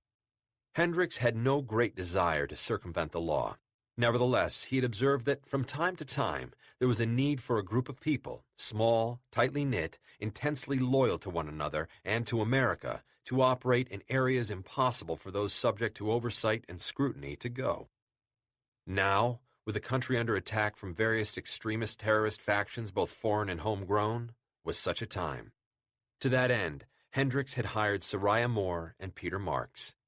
Moore had headed up CI's own Black Ops group, Typhon, until being summarily fired by M. Errol Danziger, the monomaniacal new head of CI, and Peter Marks had been close to the former heads of CI. They knew each other well, had complementary temperaments, and were smart enough to think outside the box, which, in Hendricks's opinion, was what was needed in this new splinter war of 1,000 cadres they found themselves in. Best of all, Soraya Moore was Muslim, half Egyptian, with a massively deep pool of knowledge, expertise, and hands-on experience in the Middle East and beyond. The two of them were, in short, the polar opposites of the sclerotic generals and career politicians that littered the American intelligence community like bird droppings. Marks and Moore were opposite him on a leather sofa, the twin of the one on which he sat. His assistant, Jolene, stood behind, a Bluetooth earplug connecting her to her cell. Sunlight crept in between thick curtains. Through the slice of visible window could be seen the shadows of the Secretary's National Guard detail. On the low table between them were the remnants of breakfast. Cleo, Hendricks's gorgeous golden boxer, sat immobile against his leg, mouth slightly open, head slightly cocked, staring at her master's two guests as if curious about the long silence. Soraya and Marks exchanged a quick glance, then she cleared her throat. Her large, deep blue eyes and her prominent nose were the centerpieces of a bold Arabian face the color of cinnamon. She was possessed of a commanding presence that Hendricks found impressive. What he liked best, however, was that she wasn't girly, nor was she brittlely masculine like so many females in a male-dominated structure. She was her own person, which he found refreshing as well as curiously comforting. He therefore weighed her words as carefully as he did those of Marks. "Peter and I want to move on a tip that came through early this morning," Soraya finally said. "What sort of tip?" "Excuse me, Mr. Secretary," Jolene said, leaning in. "I have Brad Finlay on the line." Hendricks's head whipped around. "Jolene, what did I tell you about interrupting this briefing?" Jolene took an involuntary step back. "I'm sorry, sir, but seeing as how it's the head of Homeland Security, I assumed you—" "Never, ever assume," he snapped. "Go into the kitchen. You know how to handle Finlay." "Yes, sir." Cheeks flaming, Jolene beat a hasty retreat out of the room. Marks and Soraya exchanged glances again. Soraya cleared her throat. "It's difficult to say." "It's not what you'd call a normal tip," Marks said. Hendricks drew his brows together. "Meaning?" He had completely forgotten Jolene, the call, and his waspish reaction. It didn't originate from any of the usual suspects. Disgruntled mullahs, opium warlords, the Russian, Albanian, or Chinese mafias. Soraya rose and went around the room, touching a bronze sculpture here, the corner of a photo frame there. Cleo watched her with her large, liquid eyes. Soraya stopped abruptly and, turning, looked at Hendricks. All these things here are known. This particular tip came from the unknown. The secretary's brow furrowed further. I don't understand. Terrorism? Not terrorism, Soraya said. At least not as we have defined it so far. This is an individual who reached out to me. Why did he want to turn? What's his motivation? That was still to be determined. Well, whoever your informant is, get him over here for a debriefing, Hendricks said. I don't much care for mysteries. That would be the protocol, of course, Mark said. Unfortunately, he's dead. Murdered? Hit and run, Mark said. The point is, we don't know. Soraya gripped the back of an upholstered chair. We want to go to Paris and investigate. Forget him. You have more important matters to see to. Besides, who knows whether he was trustworthy? He had given me some preliminary information on a group known as Severus Domna. Never heard of it, and furthermore, the name sounds bogus, Hendricks said. I think this contact is playing you. Soraya stood her ground. I don't share that opinion. Hendricks rose and crossed to one of the windows. When he'd first met Soraya Moore, he'd wondered if she was a lesbian. There was something about her, a balance, an openness, a willingness to accept the complexities of people that a lot of hetero women simply couldn't manage. Then he dived deeper into her jacket and discovered that her lover was Amun Shalthum, head of Al-Makhabarat, the Egyptian Secret Service. In fact, he'd called Shalthum and had an interesting 20-minute talk. Danziger had used her affair with Shalthum as an excuse to fire her from Typhon. That was high on the long list of stupidities perpetrated by M. Errol Danziger since he'd come to CI. Typhon's invaluable contacts and deep cover operatives were loyal only to her. The moment Hendricks had named her co-director of Treadstone, every one of them had come with her. So now he had a sense of how unique she was. All right, he said, look into it. Then he turned back to them. But Peter, I want you here. Treadstone is still in its infancy, and the fact is, I envisioned it as an agency with the ability to police and clean up the giant squid of our post-9/11 intelligence community. There are now 263 and counting intelligence organs created or reorganized since 2001, and that doesn't account for the hundreds of private intel firms we've seen fit to hire. Some of them so beyond our control they're operating here in the States in the same manner they do in World War zones. Do you realize that at this moment there are 850,000 Americans with top-secret clearance? That's far too many by a staggeringly exponential number. He shook his head emphatically. There's no way I will allow both my directors in the field at the same time. Marks took a step toward him. But, Peter? Hendricks smiled. Soraya has the field experience, so she gets this assignment. It's simple logic. As they were leaving, he said, Oh, by the way, I've been able to get the Treadstone servers access to all the clandestine services databases. After they'd gone, Hendricks thought about Samaritan. He had deliberately kept its existence from Peter, knowing that the moment he got wind of it, he'd want to become involved in the security of Indigo Ridge. Despite the president's clear warning, Hendricks wanted to keep Peter on Treadstone, which was his baby now, a long-held desire that he was not going to relinquish, even for Samaritan. He was taking a risk, he knew that full well. Should any of the others in the Oval Office meeting, especially General Marshall, suspect that he was holding back key personnel for his own use, he'd be in an untenable position. Ah, well, he thought, what's life without risk? He stepped back to the window. His roses looked bedraggled and forlorn. He glanced impatiently at his watch. Where was that damn rose specialist he'd hired? It was quiet here, the house removed from the hubbub at the center of the city. Normally, he enjoyed that. It allowed him to think. But this morning was different. He had awoken with a nagging sense that he had missed something. He had already been married and divorced twice when he had met, married, and then buried his beloved Amanda. He had one son from the second wife, now a Marine in military intelligence deployed in Afghanistan. He should have been worried about him. But the fact was, he rarely thought about him. He'd had little to do with raising him. To be truthful, He might have been someone else's son. Without Amanda, he had no attachments, no sense of family, only place. Like a European, he valued property over cash. In a sense, this house was all he had, all he needed. Why was that, he asked himself? Was something wrong with him?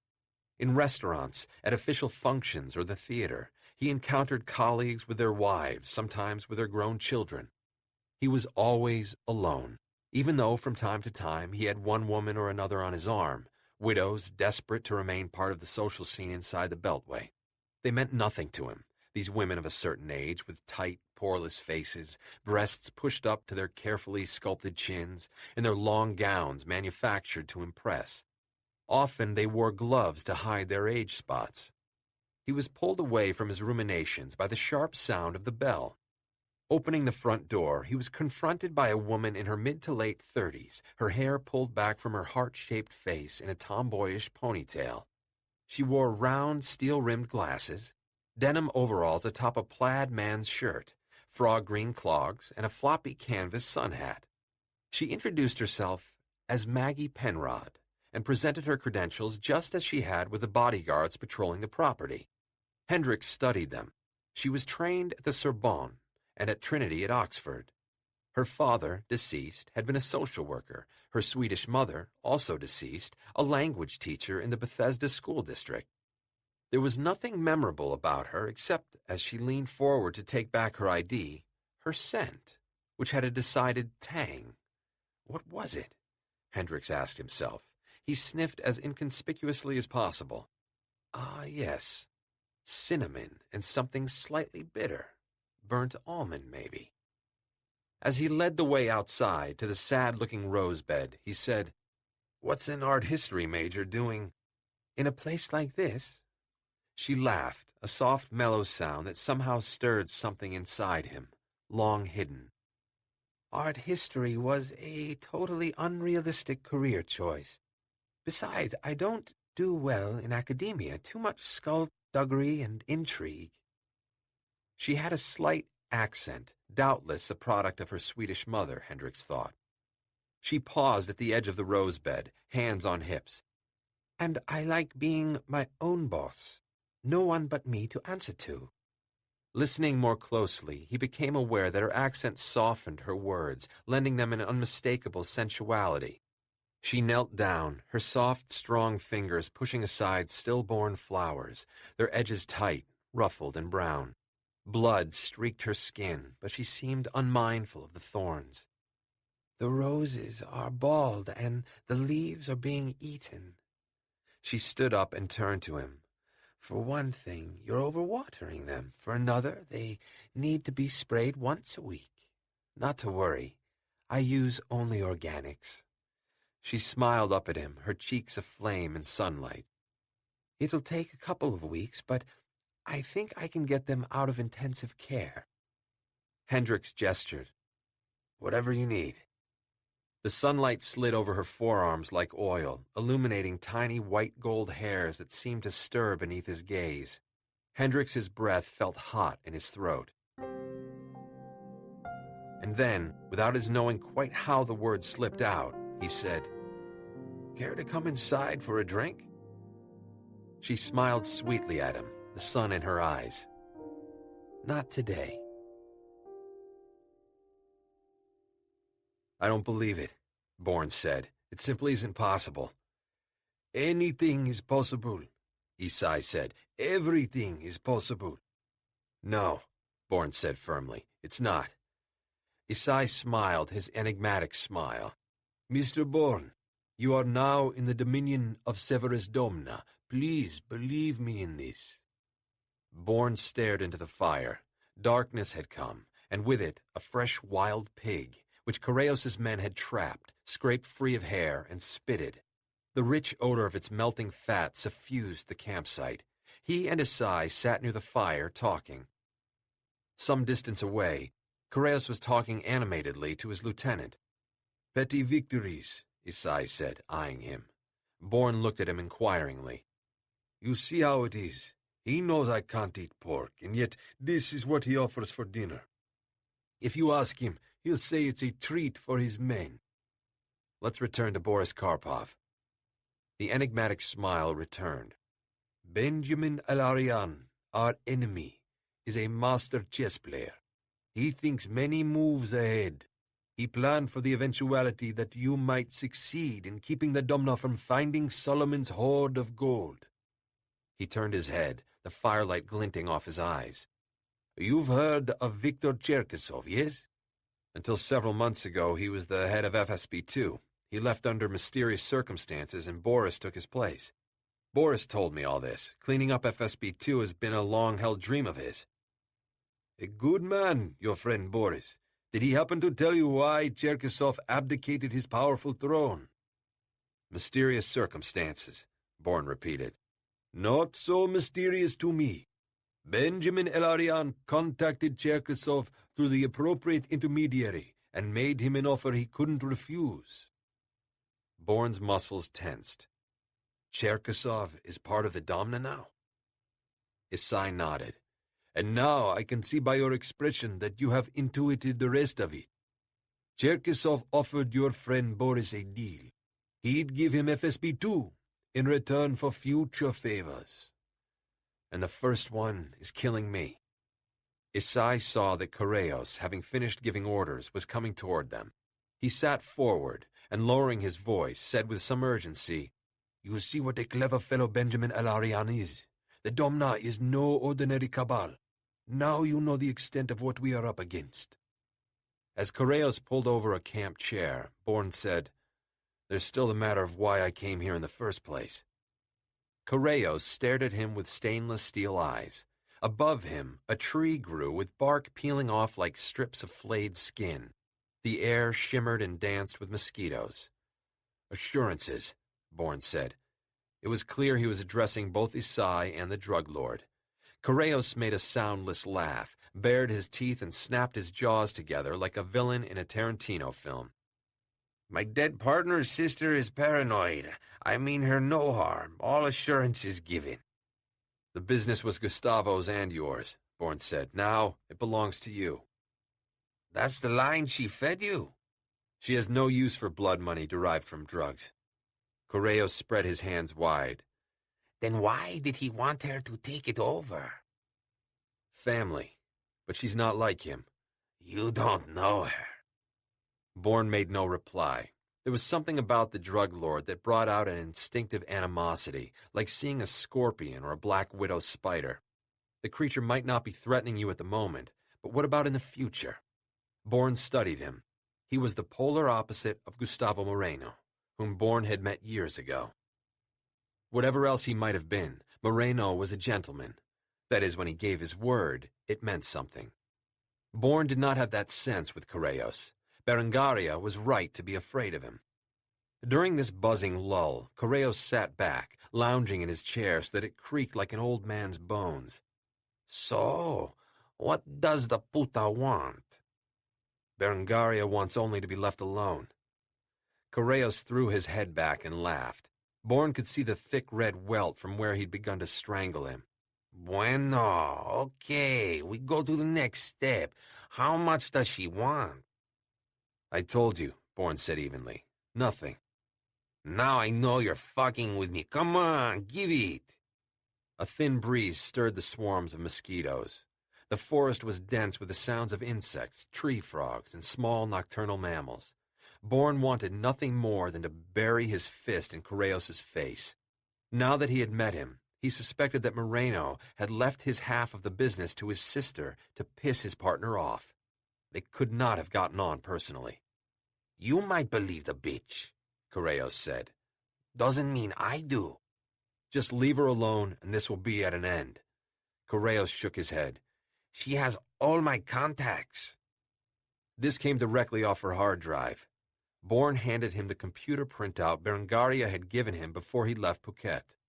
Correos opened it and ran his thick, calloused forefinger down the list. All here. He looked up and shrugged. This is a copy. He waved it in the air. It means nothing. Bourne handed him the hard drive from Berengaria's laptop. Correos stared at it for a moment. Fuck me. Laughing, he nodded. Done. If you come after her, Bourne allowed the implied threat to hang in the humid air. Correos froze for half a second. Then he opened his arms wide. If I go after the beach, then come the fuck on. Chapter 5. God damn it! Peter Marks pounded his fist against the steering wheel as he was stopped short at a red light. Down, boy, Soraya said. What's eating you? He's lying. Peter hit the horn with the heel of his hand. There's something going on and Hendricks isn't telling us what. Soraya regarded him archly. And you know this how? That crap he fed me about why I need to stay here. He's resurrected Treadstone with your overseas network in place, so what? We can be nannies for the other clandestine services? It's fucking make work. There's nothing real about it. He shook his head. There's something going on he doesn't want us to know about. Soraya stifled a tart rejoinder and, instead, thought about Peter's supposition for a moment. She and Peter had worked together for a number of years in CI. They had come to trust each other with their lives. That was no little thing. And instincts had a lot to do with their mutual trust. What had Peter seen or sensed that she hadn't? To be honest, she had been so elated at being given the go-ahead to run down the death in Paris that she hadn't paid much attention to what went on after that. More fool her. Hey, slow down, cowboy, she yelled as he veered around the rear of a truck. I'd like to live until at least tonight. Sorry, Peter muttered. Seeing that he was really and truly upset, she said, What can I do to help? Go to Paris, get the investigation of your murdered source underway, find out who the hell killed him. She looked at him skeptically. I don't like leaving you in this state. You don't have to like it. She touched his arm. Peter, I'm concerned that you're going to do something stupid. He shot her a glare. Or at the very least, something dangerous. He took a breath.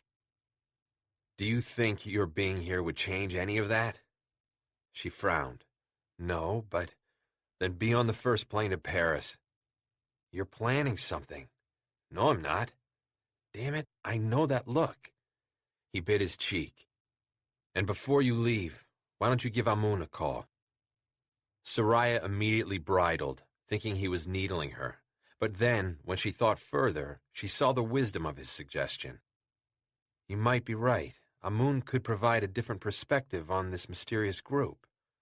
She pulled out her cell and texted, Arrive Paris tomorrow a.m. regarding murder.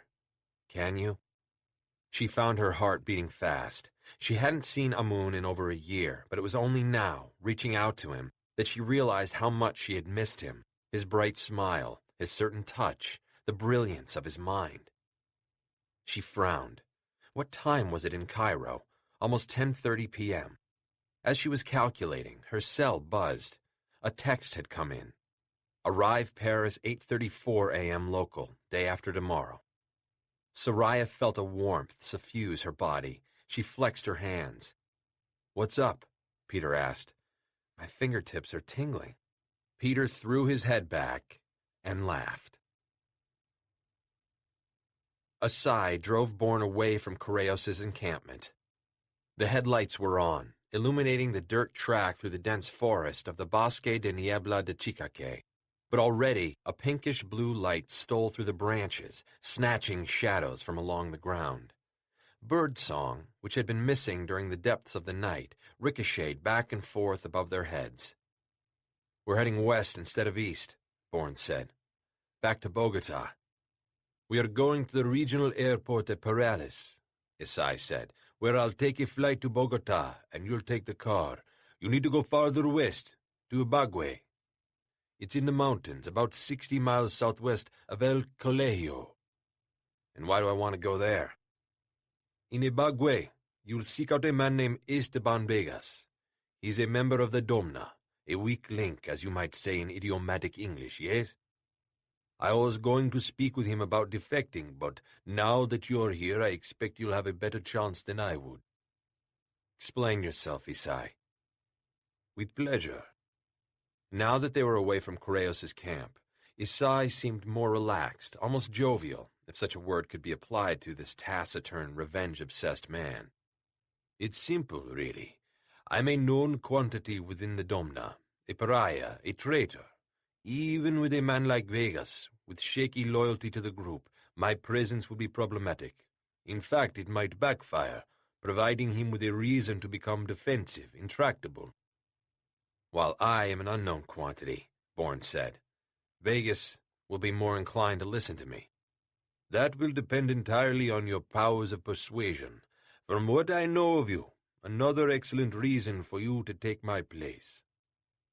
Bourne thought for a moment. And if he does spill? Your intel on the Domna will be current. I, unfortunately, have been cut off for some time. I am now deaf and blind to the details of their plots and plans. Vegas lives in the middle of nowhere, Bourne pointed out. First of all, the term middle of nowhere doesn't apply to the Domna, Isai said. Its eyes and ears are everywhere. They bumped onto a paved section of the road, though their speed slowed considerably because it was in desperate need of repair, and potholes deep enough to throw an axle seemed to be everywhere. Second, though Vegas may not know everything we need to know, he's bound to know someone who does. It will then be your job to find them and charm them out of the information. Then you'll take a flight out of Paralis. Tickets will be waiting for you there. And while I'm trying to poke into the Domna's dark corners, what will you be doing? Providing a distraction to cover you. What exactly? You're better off not knowing, believe me. Isai manhandled the vehicle around a dual pothole of staggering depth. There's a spare sat phone in the glove box, charged and ready to go. Also, a detailed map of the area. A bugway is clearly marked, as is the oil field Vegas runs. Leaning forward, Bourne opened the glove box and checked the contents. You'll find my sat number pre-programmed into it, Isai continued. That way, we'll never be out of touch, no matter where we are. They rumbled past a gorge with sheer rock walls, and a mile or two farther, an enormous waterfall crashing down a blood-red cliff with enormous unending energy. The tree canopy became abruptly less thick, more light flickering, a Morse code through the tangle of branches.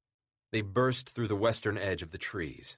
A riot of bougainvillea inhabiting a colonial stone wall shivered, shaking off the early morning dew and the first slender shoots of sunlight. Bourne looked out at the countryside. Due west was a chain of formidable mountains, shaggy with dense forest. In a couple of hours, that was where he'd be headed. What can you tell me about this man, Vegas? He's crusty, belligerent, often intractable. Beautiful. Isai ignored Bourne's sarcasm. But he has another side. He's a long-time oilman. He has overseen the oil outfit out there for close to 20 years. By now, I think his veins must run with oil. In any event, he's strictly hands-on. He believes in a hard day's work, even at his age, which must be 60, knowing him possibly more.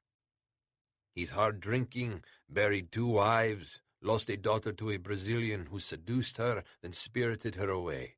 He's never seen or spoken to her in 30-odd years. Sons? Isai shook his head. He lives with a young Indian woman now, but to my knowledge she's never been pregnant. Other than that, I don't know anything about her. What doesn't he like? Isai shot him a look. You mean, what does he like? It's more important to know what to avoid saying or doing, Bourne said. I understand. Isai nodded reflectively. He hates communists and fascists in equal measure. How about drug lords? Isai glanced at him again, as if trying to figure out where this line of questioning was going. He was smart enough not to ask. You're on your own there. Bourne thought for a moment. What I find interesting is that he lost his child, and now, when he's in the perfect position to have more, he doesn't. Isai shrugged. Too much heartache. I can relate to that. But would you? My wife is too old. My point. His woman isn't. Peter Marks watched the gardener get into her SUV and drive away from Hendrix's house. He'd observed her feeding the roses, then spraying them from a pump canister. She had worked slowly, methodically, gently, murmuring to the roses as if she were making love to them. She drove off without a glance at the security personnel. The 4 men assigned to the secretary were of great concern to him. If he was going to shadow Hendricks in an attempt to discover what he was hiding, he'd have to stay off their radar. He considered it a challenge rather than a problem. Peter had always faced challenges head-on. He'd run at them with a fervor that burned brightest when he was a teenager and young adult. He hadn't come out so much as been brought out by Father Benedict, his local parish priest. But unlike the other boys whom the father had taken behind the sacristy for holy wine and sex, Peter had told his father. He was 10 when this happened, but he was a precocious boy and wanted to publicly denounce the priest the following Sunday during Mass. His father had forbade this. "It will be far worse for you than for him," he'd told his son. "Everyone will know, and you'll be branded for life." There was no mistaking the warning in his father's voice. Peter had experienced the magnitude of his father's anger, and he wasn't eager to trigger it again. That Sunday, when they went to church, another priest whom Peter had never seen before performed the Mass. He wondered where Father Benedict was. Afterward, on the church steps in the sunshine of late morning, he heard people talking. Father Benedict had been assaulted the night before on his way home from church. Beaten to a pulp was the phrase most used. He now lay in critical condition at Sisters of Mercy Hospital 8 blocks away. Peter never went to see him, and Father Benedict never returned to his parish church, even though he was discharged from Sisters of Mercy 6 weeks later. In the intervening years, Peter had never spoken to his father about Benedict, though his suspicion was that the priest had been on the receiving end of his father's wrath. And now, of course, it was too late to ask. His father had died 11 years ago. Peter's eyes cleared. Hendricks had emerged from his house. A black Lincoln Town car had pulled up and the driver got out, opened the door for the secretary, who climbed in. One of the security detail followed. 2 others got into their nondescript Ford, and the 2 cars pulled out in unison. Peter, avoiding the gaze of the 4th man left behind, began the tale, his memories trailing behind. In high school and college, he had experimented with like-minded boys his age, always being careful because that was his nature. But then he'd become interested in the clandestine services and begun to take the appropriate courses. When he did so, his college advisor changed. He had never seen or heard of him before. In fact, he couldn't find him on the college's admin list. One day, the advisor called him in for a talk, the gist of which was that if Peter truly desired a career in the clandestine services, he'd have to button it up, as the advisor put it. The subject was never raised again, but Peter, having been given a word to the wise, did, in fact, button it up, reading as he did about case after case where spies or men in sensitive positions were compromised because of their sexual proclivities. He fervently did not want to become one of those disgraced people, and he vividly recalled what had happened to Father Benedict. So he became a better celibate than Benedict had ever been. He loved Soraya like the sister he never had, but he certainly was never in love with her. He wondered that he'd once been jealous of her affection for Bourne.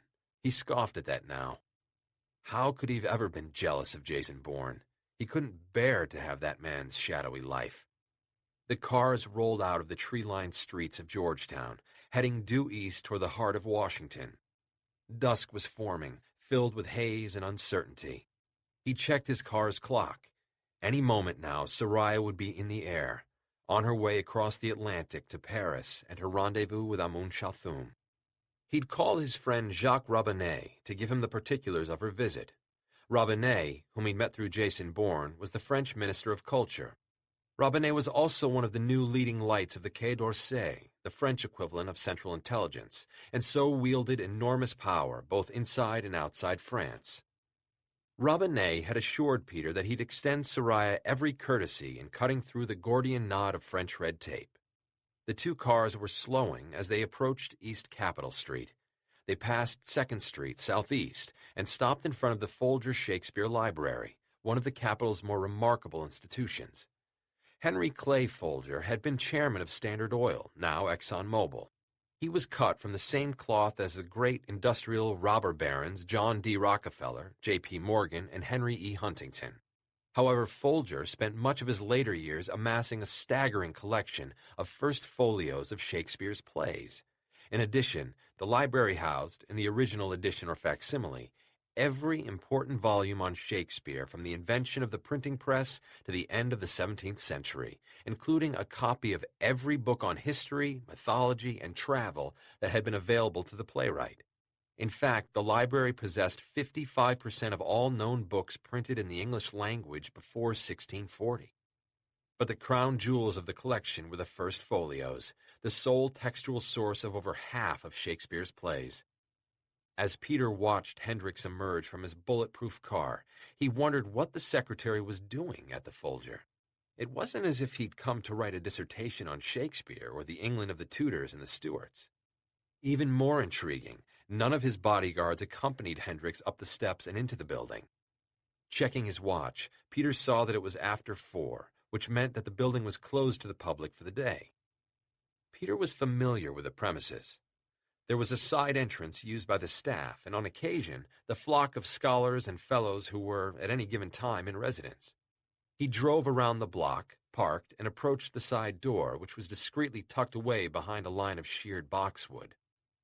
Thick and solid, the door was made of stout oak, studded with old-world bronze roundhead nails. It reminded Peter of the door to a medieval castle keep. He drew a pick out of his inside pocket. He'd carried a couple of these, which he'd filed himself, ever since he got locked out of his apartment 5 years ago. Within 30 seconds, he was inside, moving down a dimly lit corridor that smelled of filtered air and old books. The odor was both pleasant and familiar, bringing back days in his youth when he'd haunted used bookstores for hours at a time, scanning titles, reading chapters, or even, sometimes, entire sections. Sometimes it was enough just feeling the heft of a volume in his hands, imagining his older self amid a library he himself had amassed. He kept an eye out for the residents or security, but saw no one. He moved through rooms filled with books and glass-fronted cases, crisscrossed by security wires, down more corridors, wood-paneled and hushed. Gradually, he became aware of the murmur of voices and turned in that direction. As he moved closer, he recognized one of the voices, Hendricks. The other speaker was also male, his voice pitched slightly higher. As he approached closer still, it struck him as being naggingly familiar. The pitch, the cadence, the long-winded sentences without pauses for punctuation. And then, when he had crossed the room, the voices were so clear he was certain they came from the open doorway to the next room. A particular turn of phrase caused him to freeze. The man Hendricks was talking with was M. Errol Danziger, the vampiric current head of CI. He had sacked Soraya, one of the reasons Peter had quit. He'd seen her demise at CI coming. And now Danziger was in the process of dismantling the proud organization the old man had built from the scraps left to him by those who had remodeled the wartime OSS. Peter stole closer to the open doorway. If Hendricks is cooking up a deal with Danziger, he thought, it's no wonder he doesn't want us to know about it. He could hear them clearly now. "Are you?" Hendricks's voice. "I couldn't say," Danziger replied. "You mean you won't?" A deep sigh, probably from the director of CI. "I don't understand the need for this high school level cloak and dagger. Why meet here? My office?" "We weren't ever going to meet in your office," Hendricks said, "for precisely the same reason you weren't invited to the meeting in the Oval Office." This was followed by what Peter could only characterize as a deathly silence. "What is it you want from me, Mr. Secretary?" Danziger's voice was so drained of emotion it might be called robotic. "Cooperation," Hendricks said. "It's what we all want, and by we, I mean the President. In the matter of Samaritan, I am his voice. Is that understood?" "Completely," Danziger said. But even at his close remove, Peter could hear the venom in that one word. "Good," Hendricks said.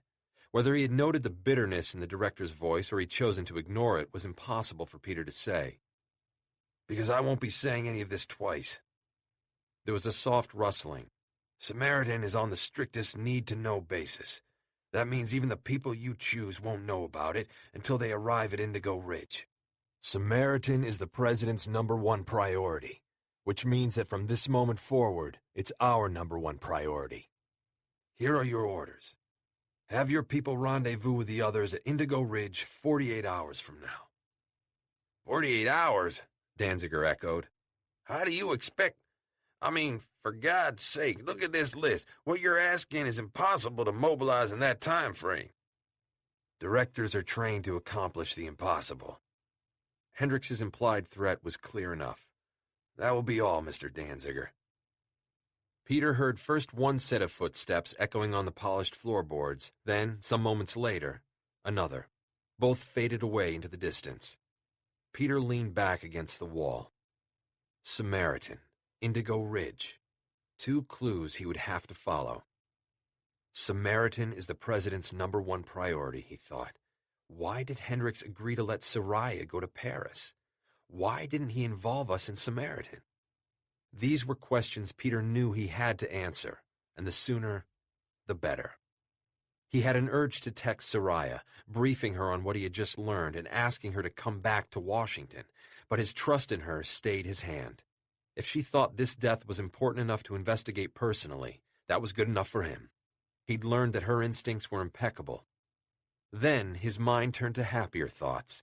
It looked like Danziger was standing at the precipice. Peter felt elated, especially because he had been given inside knowledge. Anything he could do to sabotage Danziger's part in Samaritan, whatever that was, would be a giant step in destroying his career and getting him out of CI. Off with his head. Peter's silent shout pinballed around his mind, gaining energy with each successive carom. Having dropped Isai off at the airport, Bourne stopped at a cantina on the western outskirts of Paralis. He was hungry, but he also needed time to think. The place was fly-blown, with walls somewhere between mustard and adobe. The fluorescent lighting had a tick, and the heartbeat of the ancient iced drink cooler against one wall sounded erratic. There were 2 waiters, both young men, thin and harried. While scanning the paper menu, he noted faces, expressions, and the angles of repose of the other patrons. Old men with skin like tanned hides reading the local paper, drinking coffee, talking politics, or playing chess. An exhausted-looking prostitute past her prime, and a farmer practically inhaling an enormous plate of food. A person on surveillance never held his body in the same way as a civilian. There was always a certain telltale tension in the back, neck, or shoulders. He also studied everyone who came in or out. Finding nothing out of the ordinary, he ordered a drink and bandeja paisa with a side of arepas. When the agua panela, sugarcane sweetened water with a muddle of fresh lime, came, he drank half of it at once, then settled back. There is a spare sat phone in the glove box, charged and ready to go, Isai had said. Also a detailed map of the area. Ibagwe is clearly marked, as is the oil field Vegas runs. That much he could buy, but Isai had made a mistake when he'd added, "You'll find my sat number pre-programmed into it." It was entirely possible, even prudent, for Isai to have a spare sat phone, and the map was a no-brainer. But the fact that he had pre-programmed his sat phone number into it indicated to Bourne that it wasn't a spare at all. Bourne asked himself whether it was possible that Isai had known he had been sent to find and kill Correos. Maybe Correos himself had told him, but if so, it would have been long after Isai could have bought a second sat phone. All of this meant that it was likely Isai was lying when he said he no longer had a way to ferret out intel from the Domna. If so, then he had a man inside the group, someone who was loyal to him. Bourne had never been completely sold on Isai's earnestness, but he didn't for an instant doubt his desire to destroy Severus Domna. In this one matter, he and Isai were aligned. They needed each other. They also needed to trust each other, but the trust was compromised because it pertained solely to the matter of the Domna's demise. After that, all bets were off. The food arrived, fragrant and steaming. Bourne, suddenly ravenous, dug in, using the arepas to soak up the sauce as a combination fork and spoon. As he ate, his thoughts continued. Then there was the matter of the Domna enlisting Boris to kill him. The story was so outrageous he had been inclined to dismiss it out of hand, until, that is, Isai had described the trap Benjamin El Arian had laid for his friend. He knew Boris wanted to be the head of FSB-2 more than anything. In a sense, he dedicated his entire adult life to that end. If he had been given the choice between his heart's desire and protecting Bourne, what would he do? Bourne was shaken by the knowledge that he didn't know. Boris was a friend, true, and he had saved Boris's life in the temporary war zone of northeastern Iran. But Boris was a Russian through and through. His ethos was different, which made predicting his choices difficult, if not impossible. The thought that, even at this moment, Boris might be hunting him sent a chill through him that could not be dispelled by paralysis' blazing heat. He pulled out the sat phone from his size car and, placing it on the table, stared at it for a time. He resisted the urge to call Boris and ask him outright what had happened and where he stood. That would be an unforgivable mistake. If Boris was innocent, he'd be mortally offended. In fact, now that Bourne considered it, he'd act mortally offended even if he was guilty. Plus, if Isai was telling the truth, Boris would have been given a warning, and Bourne would lose a vital advantage. He swept the sat phone off the table as if it were a chess piece. No, he thought, the best thing he could do was to go forward one step at a time into the dark. He was used to that.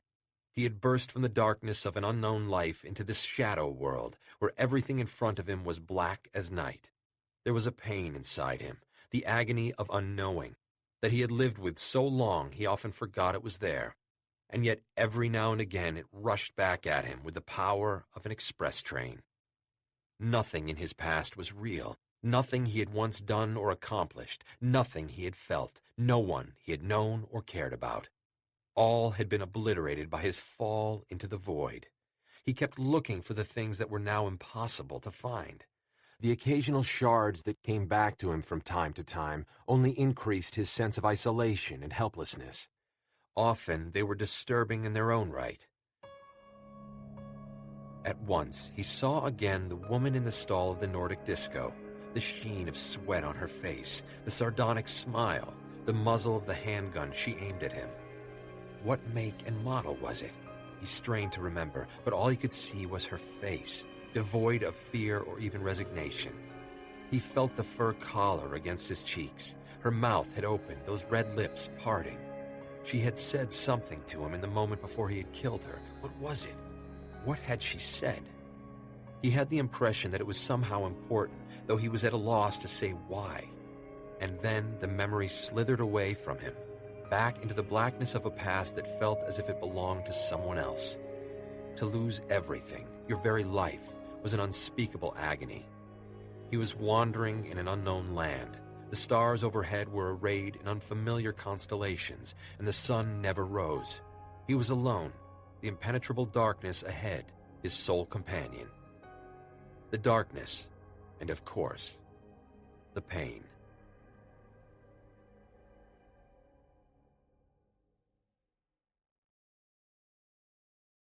Chapter 6. Soraya arrived in Paris early on a gray, rain-washed morning. She didn't mind. Paris was one of the only cities she loved in the rain. The slick surfaces, the melancholy mood mysteriously heightened the beauty and romance of the city. The modern-day crust sluiced away, revealing the facades of history, turning like the pages of a book. Besides, hours from now she would be seeing Amun. In the first-class lounge, she showered and changed into fresh clothes, then spent 15 minutes applying makeup while she drank a cup of awful coffee and ate a croissant that tasted prepackaged. She rarely wore makeup other than a neutral lipstick, but she wanted to make an impression on Jacques Rabinet, whom she was also meeting today. However, it wasn't the Minister of Culture who met her outside of security, but a man who introduced himself as Aaron Lipkin-René. His credentials identified him as an inspector with the Quai d'Orsay. He was tall, reed-thin, with one of those unmistakable Gallic noses that rode before him like the prow of a pirate ship. He wore his hand-tailored suit as only the French can. A gentleman, she thought, because he offered his hand to her and bent low over it. "The secretary sends his apologies," he said in a softly slurred English. "But a meeting at the Élysée Palace kept him from meeting you himself." The Élysée Palace was the residence and office of the French president. It was where the Council of Ministers met. He offered a self-deprecating smile. "I'm afraid you'll have to settle for me." Je ne crains pas le moins du monde, she replied with a perfect Parisian accent. I don't mind in the least. Aaron's long, horsey face broke into a huge grin. Eh bien, maintenant tout devient clair. Ah well, now everything becomes clear. He took her carry-on from her, and as they walked together through the arrivals hall, Soraya had a chance to study him in more detail. She judged him to be in his mid-30s, fit for a Frenchman. Though she wouldn't call him handsome, there was nevertheless something appealing about him, a certain boyishness in his gray eyes and informal manner that countered strongly the inevitable crusty cynicism built up by intelligence work. She thought they would get along. Outside, the rain had become a gentle mist. The sky seemed to want to pull apart its gauzy layers. It was exceptionally mild. A light breeze ruffled her hair. Aaron led her to a dark Peugeot waiting at the curb. When the driver saw them, he got out of the car, took Soraya's carry-on from his boss, and stowed it in the trunk. Aaron opened the rear door for her, and she climbed in. As soon as he was settled in beside her, they pulled away from the curb and threaded their way out of the airport. Monsieur Rabinet has booked you into the Astor Saint-Honoré. It's centrally located and is close to the Élysée Palace. Would you like to go there first and freshen up? Thank you, no, Soraya said. I'd like to view Laurent's body and then see the forensics report. He took a file out of the pocket in the driver's seat back and handed it to her. You're half Egyptian, aren't you? Is that a problem?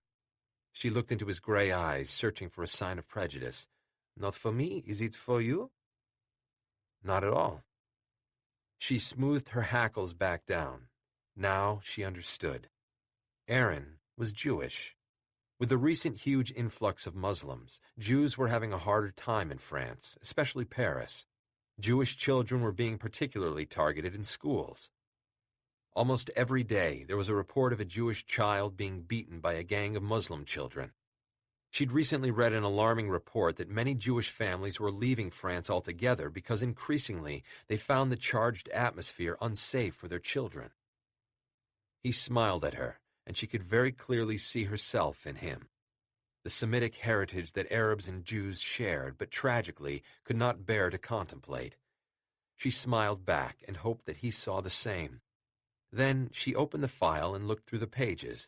There were several photos of Laurent taken by the forensics team in situ. It was not a pretty sight. She sucked in her breath. It looks to me as if the car struck him, then ran him over. Aaron nodded. Yes, it would seem so. There's no other way to explain the two sets of injuries, the first to his sternum and rib cage, the second to his head. They couldn't have been made in one strike. No, he confirmed. Our coroner says definitely not. He tapped one of the photos. Someone hated this man very much. Or didn't want him to talk. Aaron gave her a sharp look. Ah, the light dawns. So, that is your interest in this murder. It has international implications. I'm not saying a word. You don't have to. That boyish grin again. Soraya was appalled. Was she flirting with him? They drove onto the Périphérique, the boulevard that girdled the city, and entered Paris via the Porte de Bercy. The moment the Peugeot hit the streets, Soraya felt the welcoming warmth of the city. The familiar streets seemed to beckon to her, smiling. Soraya tore her gaze away from the old mansard-roofed buildings and returned to her reading.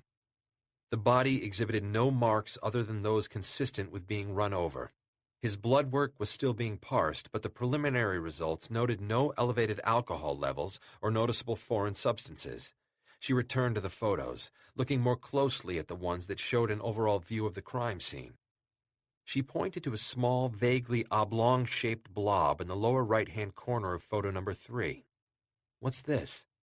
"Cell phone," Aaron said. "We think it belonged to the victim, but the damage to it made it impossible to manually access the phone book." "What about the SIM card?" "Bent and creased," Aaron said. "But I took it myself to our best IT technician. He's working on getting the information out of it." Soraya thought a moment. "Change of plan. Take me to the tech. Then I want to see where the murder took place." Aaron took out his cell, punched in a number, then spoke softly for several seconds. "The tech needs more time," he said when he folded away his phone. "He's found something?" "He won't say for certain, but I know this man. Best to give him the time he needs." "All right." Soraya nodded reluctantly. "Then let's go to the murder scene." "As you wish, mademoiselle." She grimaced. "Call me Soraya, please." "Only if you call me Aaron." "It's a deal." "Documentos de identidad, por favor." Bourne handed over his passport to the armed soldier. The man stared hard at Bourne while he flipped the passport open. This was the second roadblock Bourne had encountered. The Revolutionary Armed Forces of Colombia had been extremely active in the past 6 months, much to the vexation of the country's president. And then had come the invasion of La Modelo prison that had led to Roberto Correos' escape. In a fit of pique, El Presidente had begun flexing his military muscle. Bourne was sure the Federales were looking to summarily execute any FARC rebels they came across. The soldier handed back Bourne's passport and, without a word, waved him through. Bourne put the car in gear and set off after the caravan of semis in front of him. He'd been on the road several hours and was now high in the mountains. Ibagué lay along the National Route 40 that connected Bogotá with Cali, then continued to the Pacific coast. It was on a plateau 4,200 feet above sea level on the eastern slopes of the Cordillera Central, the central range of the Andes Mountains. The highway snaked back and forth in perilous switchbacks. Narrow shoulders plunged down hundreds of feet into needle-pointed pine forests or the remains of gigantic rock slides. Now and again he spotted great charred slashes in the pines, evidence of lightning strikes. The sky was enormous, a kaleidoscope of swiftly moving cloud formations and dazzling sunlight. The elevation and the southern hemisphere sun combined to lend everything an astonishing clarity, knife-edged and vivid. Above him, the black crosses of condors wheeled and banked in the high thermals. According to Halali Sai, he would soon come to La Linea, the longest tunnel in Latin America. It cut through the mountain known as Alta de la Linea and was meant to ease the traffic on the truck-clogged highway to the Pacific port of Buenaventura. The tunnel was so new it wasn't on his map, which lay open on the seat beside him. As Asai had warned, there was no cell service here, and his sat phone had no GPS function. The traffic was heavy, the caravans of semis moving at identical speed, rolling around a long curve, following the contour of the mountain. And then, viewed at the apex of the bend, the mouth of La Linea gaped, a black hole into which the snaking traffic disappeared and on the eastbound side reappeared. Bourne headed into the tunnel, a long, sleek tube that bored straight through the mountain. It was lit on either side with strings of argon lights whose cool, bluish light spun off the hoods of oncoming vehicles. The traffic slowed, as was normal in tunnels, but the progress was steady. He passed the 3/4 mark and was beginning to see a glimmering of daylight in the distance when the line of trucks abruptly slowed. A sea of glowing ruby brake lights appeared and traffic came to a standstill. Had there been an accident? Was there another roadblock? Bourne strained in his seat, craning his neck. There were no flashing lights, no sign of the telltale sawhorses the military used to block the highway. He slipped out of the car. A moment later, he saw a group of men threading their way between the lanes of vehicles coming toward him. They were heavily armed with submachine guns, but they weren't wearing the uniforms of the Colombian army.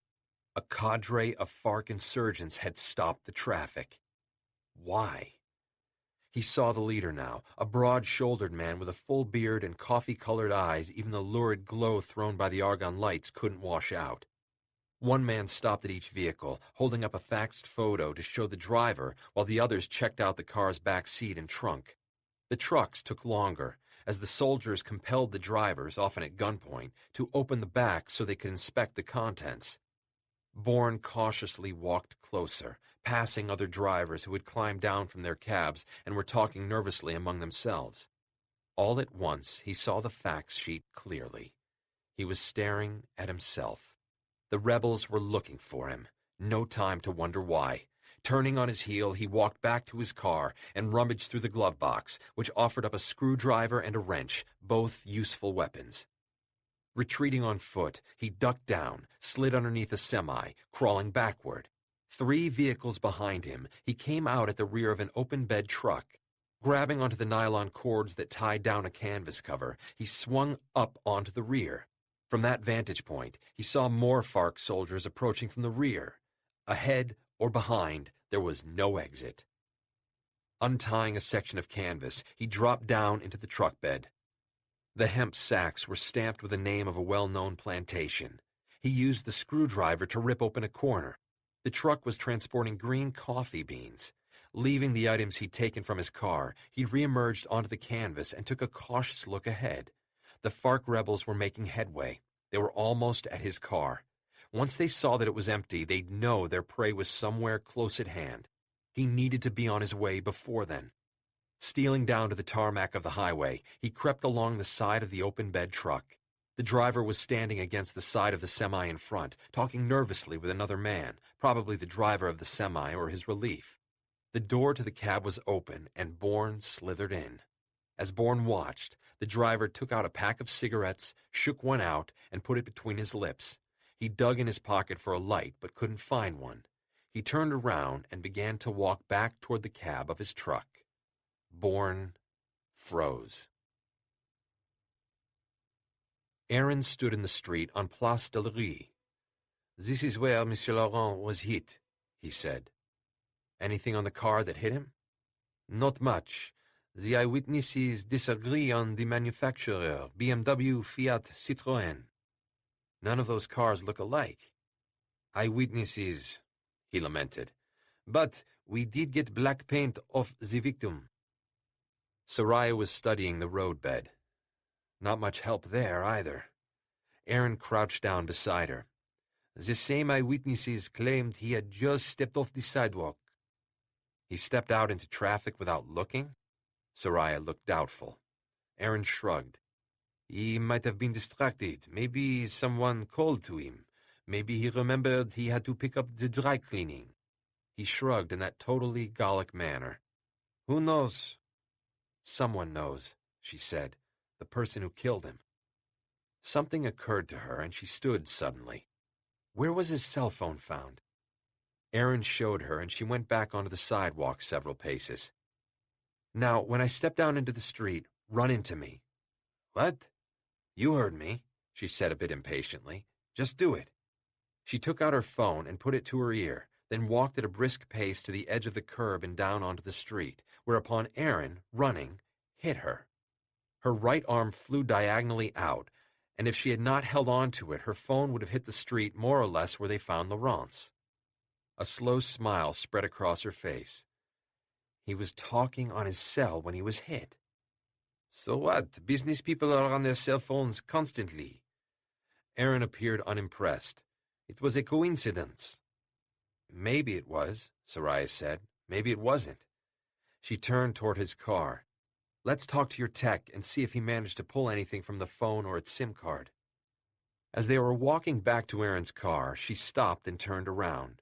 She looked at the building directly across the sidewalk from where the hit-and-run took place. Her gaze rose up the gleaming green glass and stainless steel facade. "What building is this?" she asked. Aaron squinted up through the noonday gloom. "It's the Ile-de-France Bank building. Why?" "It's possible that's where Laurent was coming from." "I don't see why," Aaron said, checking his notes. "The victim worked for the munition club." Another fact Soraya hadn't known about her would-be informant. "It's an archaeological society with offices here, Washington, D.C., Cairo, and Riyadh." "When you say here, you mean La Défense?" "No. The 8th arrondissement at 5 Rue Vernet." "So what the hell was he doing here, getting a loan?" "The munition club is quite wealthy," Aaron said, again consulting his notes. "In any event, I checked with Ile-de-France. He had no appointment with anyone at the bank. He wasn't a client, and they never heard of him." "So why was he here on a busy workday morning?" Aaron spread his hands. "My men are still trying to find out." Maybe he had a friend there. Have you talked to his associates at the munition club? No one knows much about him. He kept to himself, apparently. He reported directly to his superior, so no one could tell me what he was doing at La Défense. Laurent's superior is out of town until tonight. I have an appointment to interview him tomorrow morning. Soraya turned to him. You've been very thorough. Thank you. The inspector couldn't hide his smile. Soraya walked to his car, but before she got in, she took one last look at the Ile-de-France building. There was something about it that both drew and repelled her. The semi's driver called to his pal, and the man turned and went back to where the other driver waved a book of wooden matches. The open-bed driver leaned forward, while the other one struck the match and held the flame to the end of his cigarette. He reared back, pulling the smoke deep into his lungs. The semi's driver checked nervously over his shoulder, measuring the FARC's progress. Bourne quickly checked the seat and the glove box. Nothing. Then, in the well of the passenger's side, he saw a cheap plastic lighter. It must have fallen out of the driver's pocket as he was getting out. He grabbed it. He slithered out of the truck's cab and went farther down the line until he encountered a knot of drivers. "Hombre, ¿sabe usted lo que está pasando?" one of them asked. "Do you know what's going on?" "FARC guerrillas," Bourne said, which got them even more agitated. "Ay de mí," another cried. "Escúchame," Bourne said. "Does anyone have a jerry can of gasoline? My truck is dry. If the rebels order me to move and I can't, they'll shoot me dead." The men nodded their agreement with this grim assessment, and one of them ran off. A moment later he returned and handed Bourne the jerry can. Bourne thanked him profusely and departed. When he was sure no one was watching him, he climbed up onto the canvas of the coffee truck and disappeared back underneath. Inside, he used the screwdriver to puncture the jerry can near the bottom, so the gasoline slowly leaked out over a couple of the sacks. Then he lit it. The result was a whoosh of flames, followed by a cloud of thick smoke so acrid it was choking. Bourne, holding his breath, got out of there before more gas leaked out and the conflagration spread. His eyes were already watering. The smoke billowed up through the hole in the canvas. Bourne climbed down just as the canvas itself caught fire. Flames licked upward, and now the smoke billowed in earnest as the rest of the hemp sacks started to burn. The smoke quickly reached the tunnel's arched ceiling, and boiling, spread horizontally. It took only moments for visibility in that part of the tunnel to erode severely. People started coughing and wheezing, their eyes tearing so badly they couldn't see. Shouts went up from the soldiers in the forefront. Then the basso voice of the commander bellowed through, calling for his men to retreat. But the smoke was too thick, and the soldiers were bent over, gasping. Bourne sprinted through this chaos, shoving aside soldiers and drivers alike. The wrench was gripped in his right hand. A FARC rebel loomed out of the smoke, abruptly blocking his path with both his body and his submachine gun. Bourne slammed him across the cheek with a wrench, kicked him in the groin, and as the rebel doubled over, slid past him. Another was on him almost immediately. Bourne could see the commander.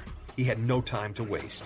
Absorbing two punishing body blows, he drove home the screwdriver between two ribs, and the rebel went down. Bourne came up on the commander from a different lane.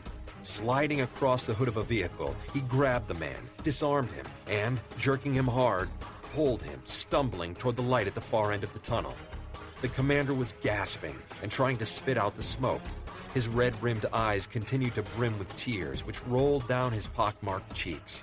He struck out blindly. He was very strong. It took a knife-edged blow of Bourne's hand to his throat to subdue him. Bourne pulled him along as fast as he could, ignoring the commander's choked curses. He was beyond the perimeter of the advancing rebels. Up ahead, he could make out the jerry-rigged blockade of FARC vehicles. 4 jeeps and a flatbed truck FARC was using for provisions, weapons, and ammo transport. 2 drivers who had been smoking had grabbed their pistols and were now aiming the weapons at Bourne. Then they saw their commander, his own Makarov, pressed into the side of his head. "Ponga sus armas hacia abajo," Bourne shouted as he drove the commander forward.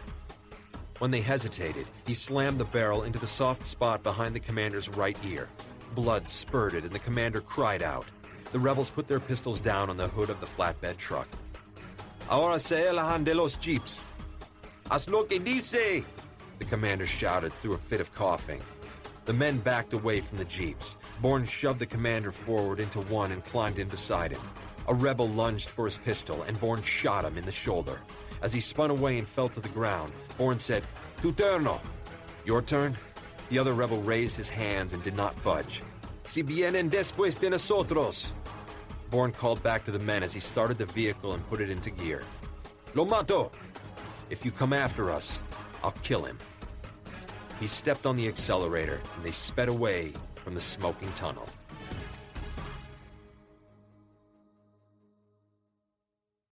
Chapter 7. The moment Peter got back to Treadstone HQ, he fired up his computer, logged in his code name using the algorithm of the day, and scoured all the clandestine services databases for the word Samaritan. He wasn't surprised to receive a null finding. He sat staring at the blank screen for a moment, then typed in Indigo Ridge. This time, he got an immediate hit. He read the government assessment with mounting fascination. Indigo Ridge, an area in California, was ground zero for the mining of rare earths. Rare earths, he read, were essential for rechargeable nickel hydride batteries, something he used every day but never gave a thought to. The real name was lanthanum nickel hydride, a rare earth. Rare earths were used in every laser as well as in electronic warfare, jamming devices, the electromagnetic railgun, the long-range acoustic device, and the area denial system used on the Stryker vehicle. The list of cutting-edge weapons needing rare earths was staggering. The next paragraphs dealt with Neodyme, the company created to mine the rare earths at Indigo Ridge. Neodyme had just gone public, but it had the backing of the U.S. government. Peter immediately understood the strategic importance of Neodyme and Indigo Ridge. In that event, Samaritan was linked in some way with the rare earth mine, but what was its purpose? Peter got up and stretched. He waved away Anne, his secretary, as he emerged from his office, went over to get himself some coffee and a stale donut. He stirred sugar and half into his mug, took it and the donut back into his office to have a think. Ever since he could remember, sugar had been a great stimulator of creative thinking for him. As he chomped down on the donut, he thought about the meeting between Hendricks and Danziger, and then the thought came. What if Samaritan was an interagency initiative? That would make it huge indeed. And again, Peter felt the sharp pang of being left out. If Hendricks didn't trust him, then why did he want Peter heading up Treadstone? It made no sense to him. Peter didn't like mysteries, especially when they cropped up in his territory. And then he thought of something else that made him sit up straight. In trying to find out about Samaritan, he'd been able to access all the clandestine services databases. Hendricks had told him that, almost as an aside. Odd, considering, so far as Peter was aware, it was an unprecedented coup. The various services were notoriously zealous in guarding their own data, even after the well-publicized revamping following 9/11.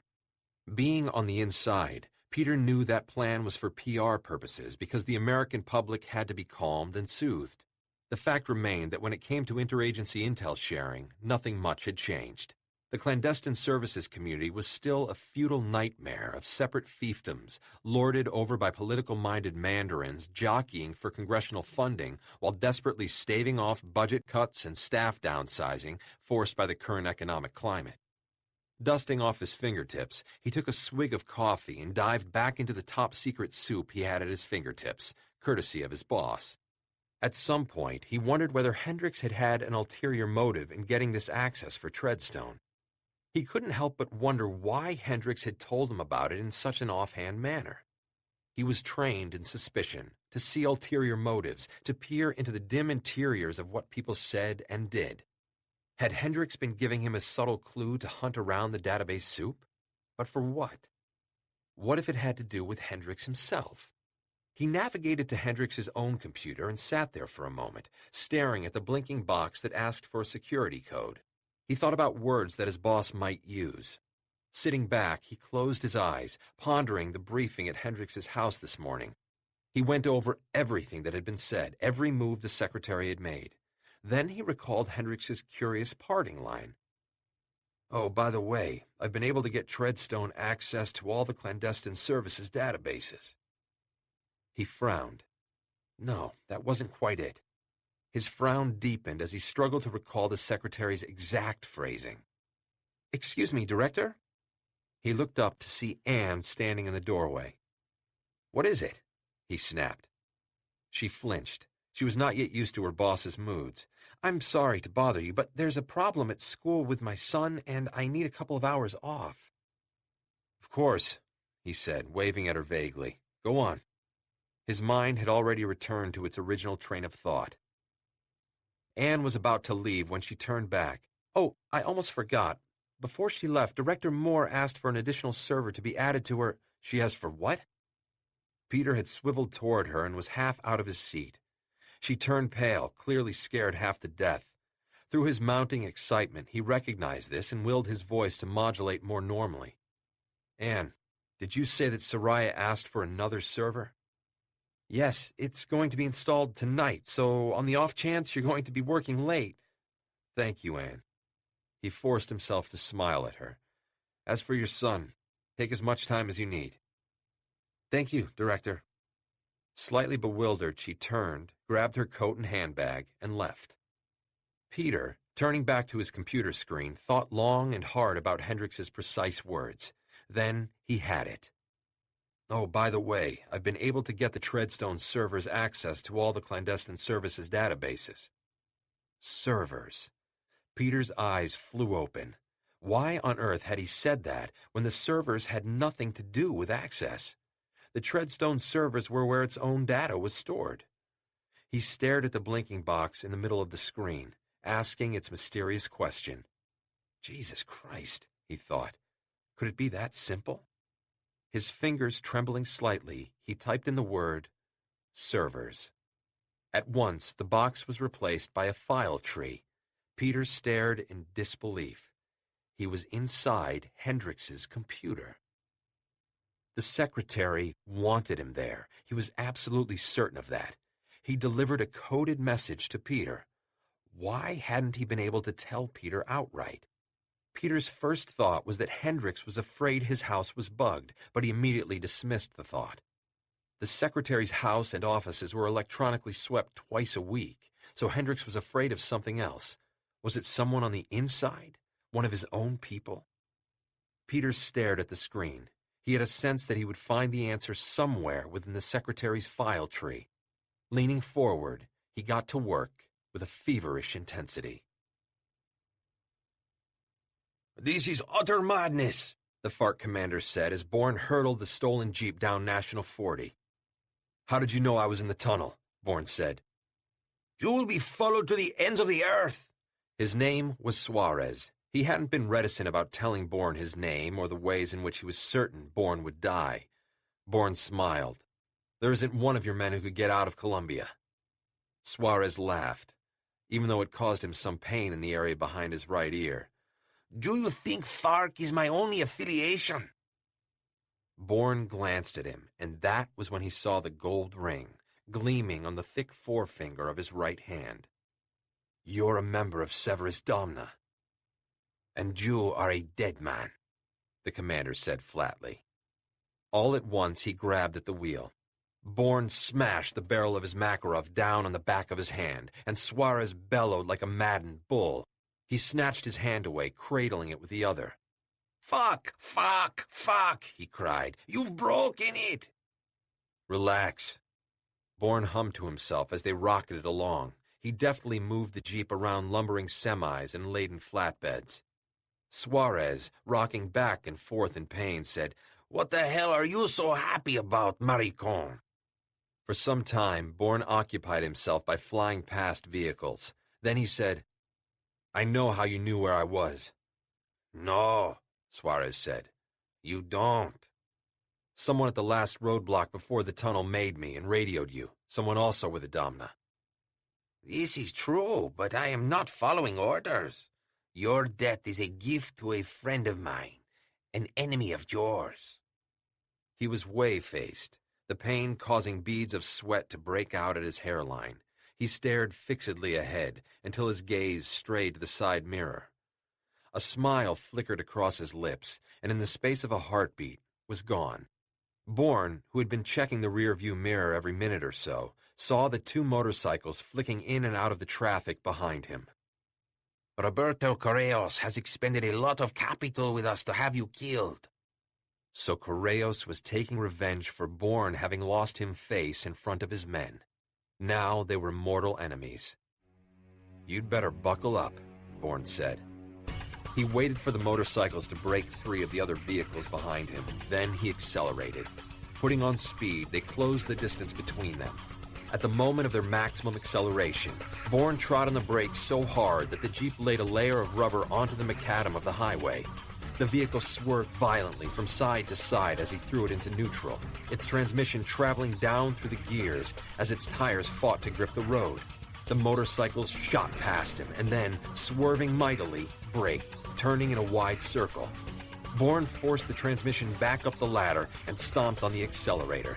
The Jeep shot forward, slamming grill first into the right-hand motorcycle, catching it broadside, throwing it completely off the highway. Suarez's forehead nearly went through the windshield. The motorcycle skidded wildly, the cyclist trying desperately to regain control as he skated across the width of the macadam. An instant later, it crossed the narrow shoulder and disappeared over the mountainside. A gunshot spiderwebbed the Jeep's windshield, and Bourne threw the vehicle into reverse, spun it around until it was headed directly at the second motorcycle. The biker was taking aim again with his handgun. The cycle was between the Jeep and the mountainside with its vertiginous drop of hundreds of feet. Owing to the FARC roadblock, the oncoming traffic had been at a standstill. Now, motorists were scrambling to get away from the chaos. Bourne drove directly at the cyclist, whose pistol was aimed right at him. Dios mío, what the hell are you doing? Suarez shouted. You're going to get us both killed. "If that's what it takes," Bourne said. The reports about you are true. The commander stared at him. You're insane. The motorcyclist must have thought so as well, because after firing wildly, he took off in a spray of gravel. Braking, Bourne extended his left arm and squeezed off a shot. The motorcyclist's arms flew outward as he was launched off the cycle's seat. It slammed into a stalled car, which slewed into the truck in front of it. Bourne took off down the highway, which, owing to both the FARC blockade and the fire in the tunnel, was now entirely deserted.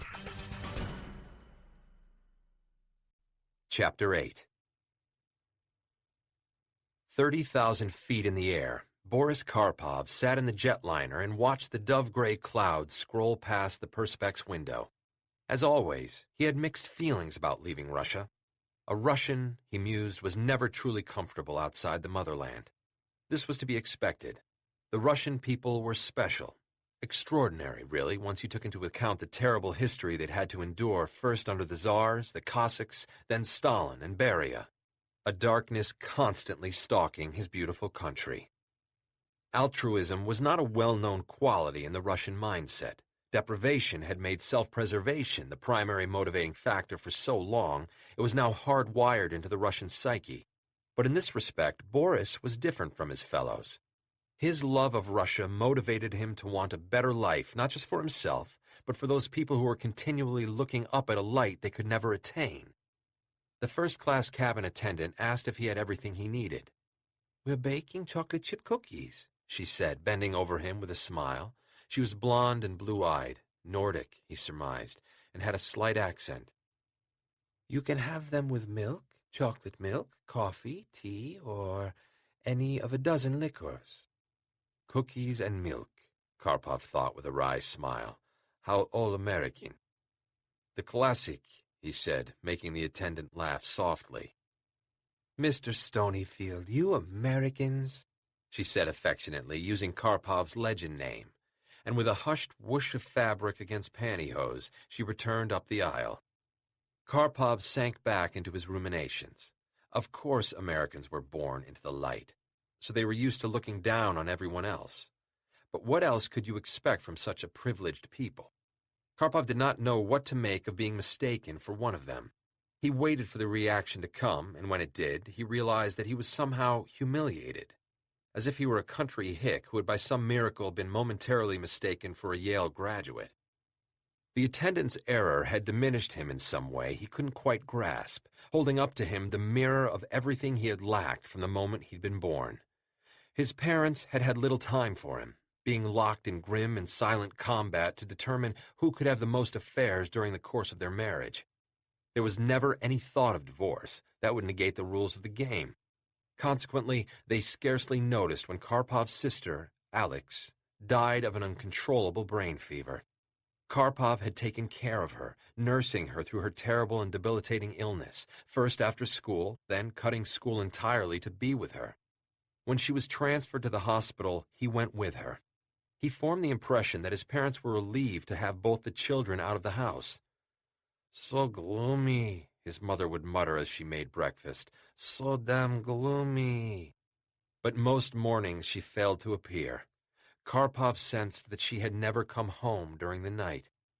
"I can't stand it," was all his father could manage the mornings he did appear. He couldn't look at Alex, much less go into her room. "What's the point?" he responded to Karpov's question one morning. "She doesn't know I'm there." On the contrary, Karpov knew that Alex knew when someone was with her. She often squeezed his hand as he sat beside the bed. He read stories to her from books he'd bought. Other times he read aloud the lessons from school books he deemed important enough to learn. Because of these sessions with his sister, he discovered a love of history. What he loved best was to read to her about various periods in Russia's storied past, though admittedly some were depressing, awfully difficult to digest. Karpov was at her bedside at the hospital when she died. After the doctor's pronouncement, a suffocating silence engulfed the room. It was as if everything in the world had stopped, even his heart. His chest felt as if at any instant it would cave in. The smell of antiseptic made him want to gag. He bent over Alex's waxen face and kissed her cool forehead. There was absolutely no outward evidence of the massive and brutal war that had gone on inside her brain. "Is there anything I can do?" the attending nurse had said when he exited the room. He shook his head. His chest was too congested with emotion to allow for speech. Echoes followed him down the linoleum-lined corridors, the pain-filled, inarticulate noises of the sick and the dying. Outside, the glowing Moscow twilight was filled with snow. People walked this way and that, chatting, smoking, even laughing. A young man and woman, their heads together as they whispered to each other, crossed the street. A mother pulled her little boy along, singing softly to him. Karpov observed these everyday occurrences as a prisoner will the sky in passing clouds outside his tiny barred window. These things no longer belonged to him. He was cut off from them like a diseased limb cleaved from a tree. There was a hole in Karpov's heart where Alex had resided for so long. The tears came, and as he walked aimlessly, watching the snow pile up, listening to the bells of St. Basil's, muffled and indistinct, he cried for her, but also for himself, because now he was truly alone. "Sir?" The attendant had reappeared with his milk and cookies, and Karpov shook himself like a dog coming out of the rain. "I'm sorry," she said. "Shall I come back?" He shook his head, and she slid his tray out and set down the plate of cookies and the glass of milk. "Still warm," she said. "Is there anything else?" Karpov smiled at her, but there was more than a hint of sadness in it. "You can sit down beside me." Her soft silver bell of laughter wafted over him like a cool breeze. "What a flirt you are, Mr. Stonyfield," she said. Shaking her head, she left him alone. Karpov stared down at the cookies, not seeing them at all. He was thinking of Jason Bourne. He was thinking about what he was setting out to do. He was thinking of what his decision would mean not only for the present, but for the rest of his life. Nothing would ever be the same. The knowledge didn't frighten him. He was too used to the unknown for that. But he did have a queasy feeling in the pit of his stomach, as if a group of moths were fluttering there, directionless, waiting for the inevitable to happen. It wouldn't be long now. That was the only thing he knew for certain. Marcel Probst, the Quai d'Orsay IT tech to whom Inspector Lipkin René had delivered Laurent's cell phone and its SIM card, was one of those Frenchmen for whom wine, cheese, and an arrogant sneer were the essentials of life. Moments after she had arrived with Aaron, Probst made it clear via a sour, almost offended look that he did not like Soraya. Whether it was because she was Muslim, or a woman, or both, Soraya could not say. Then again, he didn't seem entirely enamored of Aaron either, so who could say? In any event, his face, sour as a prune, announced his prejudices like a warning sign on a highway. Probst was dapper, well-dressed, and in his late 40s. In other words, the direct opposite of the American IT text of Soraya's acquaintance. Liberté, égalité, fraternité, she thought as she stepped up to his workbench. It contained, among other paraphernalia, a laptop computer and an oscilloscope flanked by a pair of high-end bookshelf speakers. "What do you have for us?" Aaron said. Monsieur Probst pulled on his lower lip, making it into a kind of teapot spout. "The phone itself is beyond even my skills," he said. "And the SIM card is a mess." Apparently, he never met a consonant he didn't try to swallow. Maybe, Soraya thought, they tasted like brie. Monsieur Probst cocked an eyebrow upward. "Was the instrument by any chance compromised while being transported here?" "Certainly not," Aaron said, and then, somewhat irritably, "Have you found something or not? Get on with it, if you please." Monsieur Probst grunted. The curious thing is that from what I can tell, the SIM card was wiped clean of information." Soraya's heart sank. "From the damage?" "Well, mademoiselle, that depends. You see, this SIM card was subjected to 2 forms of damage. The one, as I have already mentioned, is physical." He tapped the oscilloscope's spikily juddering line. "The other was electronic." "What do you mean?" Aaron said.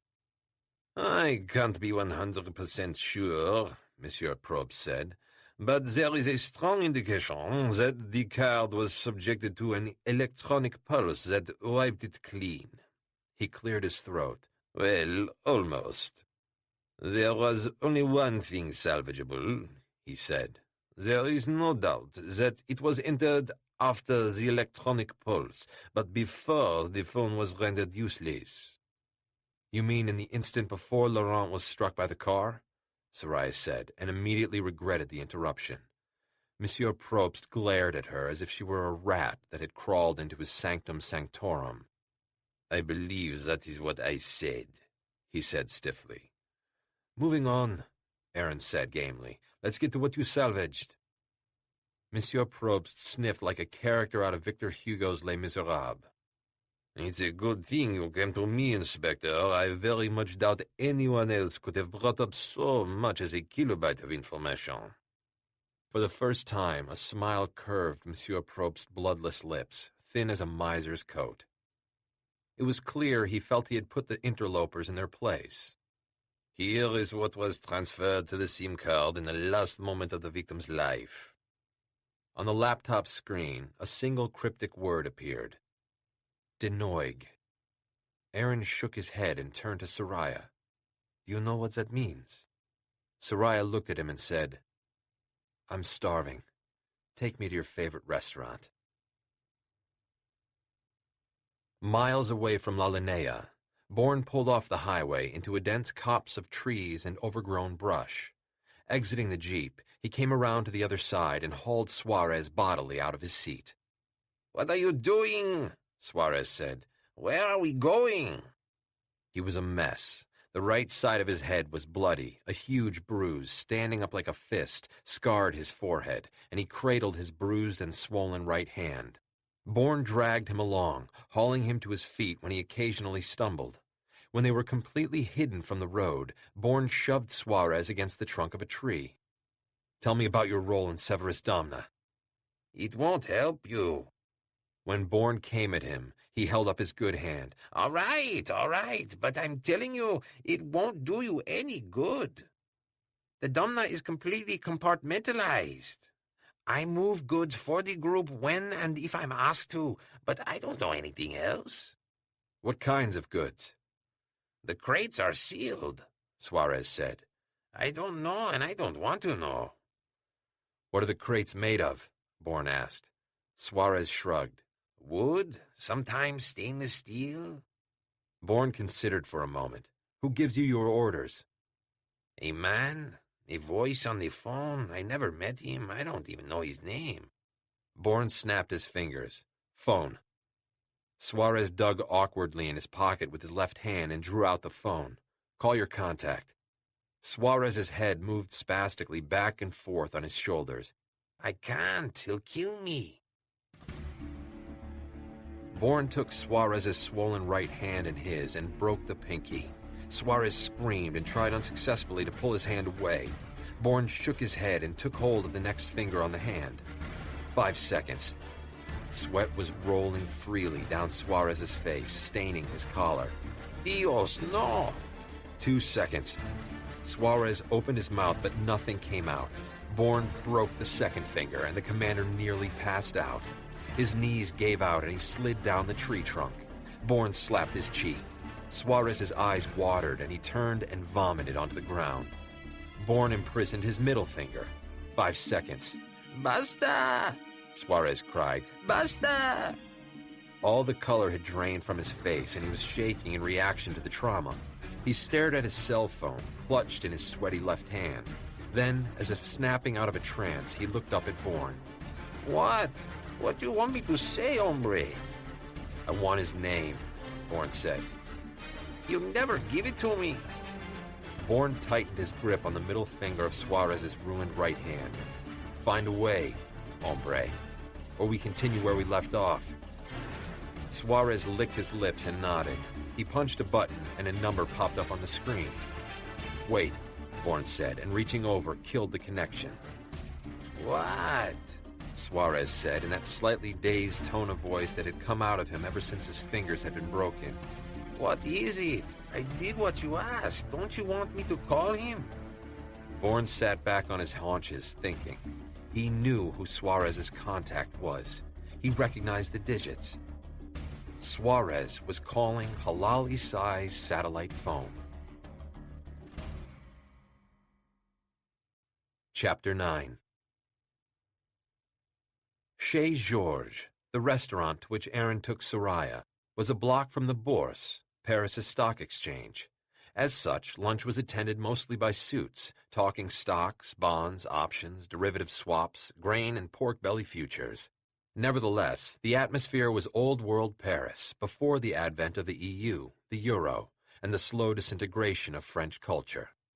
First it was the Germans, then the Dutch, Aaron said, and now we are encircled by what amounts to refugees from North Africa with no hope of integration, jobs, or prospects. It's no wonder they want to burn Paris to the ground. They were sitting at the long banquette, facing each other, eating hanger steaks and the establishment's astonishing frites. The homogeneity of the French is under siege. Aaron looked at her for a moment. This is how we do, he said, using the English slang of American cops. This is the way we do things. She laughed so hard she had to put a hand to her mouth in order not to spray food all over her plate. His eyes crinkled nicely when he smiled. Despite that, the smile made him look younger, like a little boy whose joy is unadulterated by life's responsibilities and concerns. So, he put down his utensils and steepled his fingers. Die Neug. He spread his hands. You have an explanation. I do. Soraya licked salt off the tips of her fingers. The word is an anagram. Aaron stared hard at her for a moment. A code. Soraya nodded. Admittedly a crude one, but it was meant as a fail-safe, in case my contact got into trouble. Terminal trouble. Aaron took a sip of the Boudoir mineral water. He'd very kindly refrained from ordering wine. Soraya dug in her handbag, pulled out a pen and a pad, and wrote De Noig on it. She looked at it for several moments before she said, "Since the anagram begins with a consonant, let's start with the assumption that the word begins with a vowel. 2 I's and an O. There are only 6 letters, so the chances of both I's being in the center are virtually nil." Beneath De Noig, she wrote I. Now it becomes easier because of our choices for a next letter. N makes the most sense. Now the second line read in. There. She looked up at Aaron and turned the pad around so that it faced him. Then she handed him the pen. "You finish it." Aaron frowned for a moment, then he wrote down the next 4 letters and turned the pad back for her to read. "Indigo," Soraya read aloud. Peter's back was killing him. He'd been working non-stop on Hendrix's files, opening the folders one by one since they were only marked with numerical designations, 001, 002, 003, and so forth. They were filled with memos, to-do lists, even reminders of birthdays and anniversaries. The files were remarkably devoid of anything interesting. He rose from his computer crouch, put his hands at the small of his back, and stretched backward. Then he went off to relieve his aching bladder. Peter liked to think while he peed. In fact, some of his best ideas had come to him while his bladder was emptying. There was something about the physical feeling of relief that set his brain to wandering down fruitful paths. He stared at the wall. His eyes roved among the multitude of small cracks in the plaster, finding fanciful shapes as if they were clouds passing across the sky. Except these shapes were permanent. That being so, some of them had already become friends. There was the roaring lion, the boy holding balloons, the boxing kangaroo, the old man with drooping earlobes, and then there was Houdini, the man with what to Peter looked like a lock around his waist. "Good Lord!" Peter cried all at once. Shaking and zipping up, he hurriedly washed his hands and virtually ran back to his computer terminal. Now, instead of going folder by folder, he scrolled down, looking for a file locked with an electronic encryption. Sure enough, there was one, at the bottom of the folder tree. When prompted for a password, he typed in servers. Nothing happened. Not that he was surprised. It would have been extraordinarily stupid for Hendrix to use the same password twice. Peter twirled a pencil between his teeth, sat back, and considered his next move. What word would Hendrix use to safeguard this file? He tried Hendrix's birth date, the date he was appointed Secretary of Defense, his address. Nada. He sat there so long without moving his cursor that Hendrix's screensaver came on. He was looking at a beautiful green-eyed woman with high cheekbones and an open, smiling face. 15 seconds later, the image faded out and another of the same woman appeared. This time, she was seen with Hendrix. They were holding hands on a bridge in Venice. The woman was Amanda, Hendrix's 3rd wife. She had died 5 years ago. The scene changed again to a shot of Amanda in a formal gown on the terrace of a huge stone mansion. Idiot, Peter thought, smacking his forehead with the heel of his hand. He typed in Amanda. Open sesame. He was in. The file contained 2 long paragraphs and 1 short addendum. The long paragraphs seemed to be notes Hendrix had taken after a recent meeting he'd had in the Oval Office with the President, General Marshall, the Pentagon's Chief of Staff, Mike Holmes, the National Security Advisor, and someone by the name of Roy Fitzwilliams. Peter was immediately reminded of the conversation between Hendrix and Danziger at the Folger he'd overheard piecemeal. "We weren't ever going to meet in your office," his boss had said, "for precisely the same reason you weren't invited to the meeting in the Oval Office." From what Peter read, the briefing concerned the extreme strategic importance of rare earth metals. The President had decided on an interagency task force, codenamed Samaritan, to safeguard the Indigo Ridge mining operation in California. Apparently, the President had put Hendrix in charge of Samaritan and had given it the highest priority. Peter had reached the end of the 2nd paragraph and was wondering anew why his boss hadn't briefed him and Soraya regarding Samaritan when his gaze fell on the last short addendum.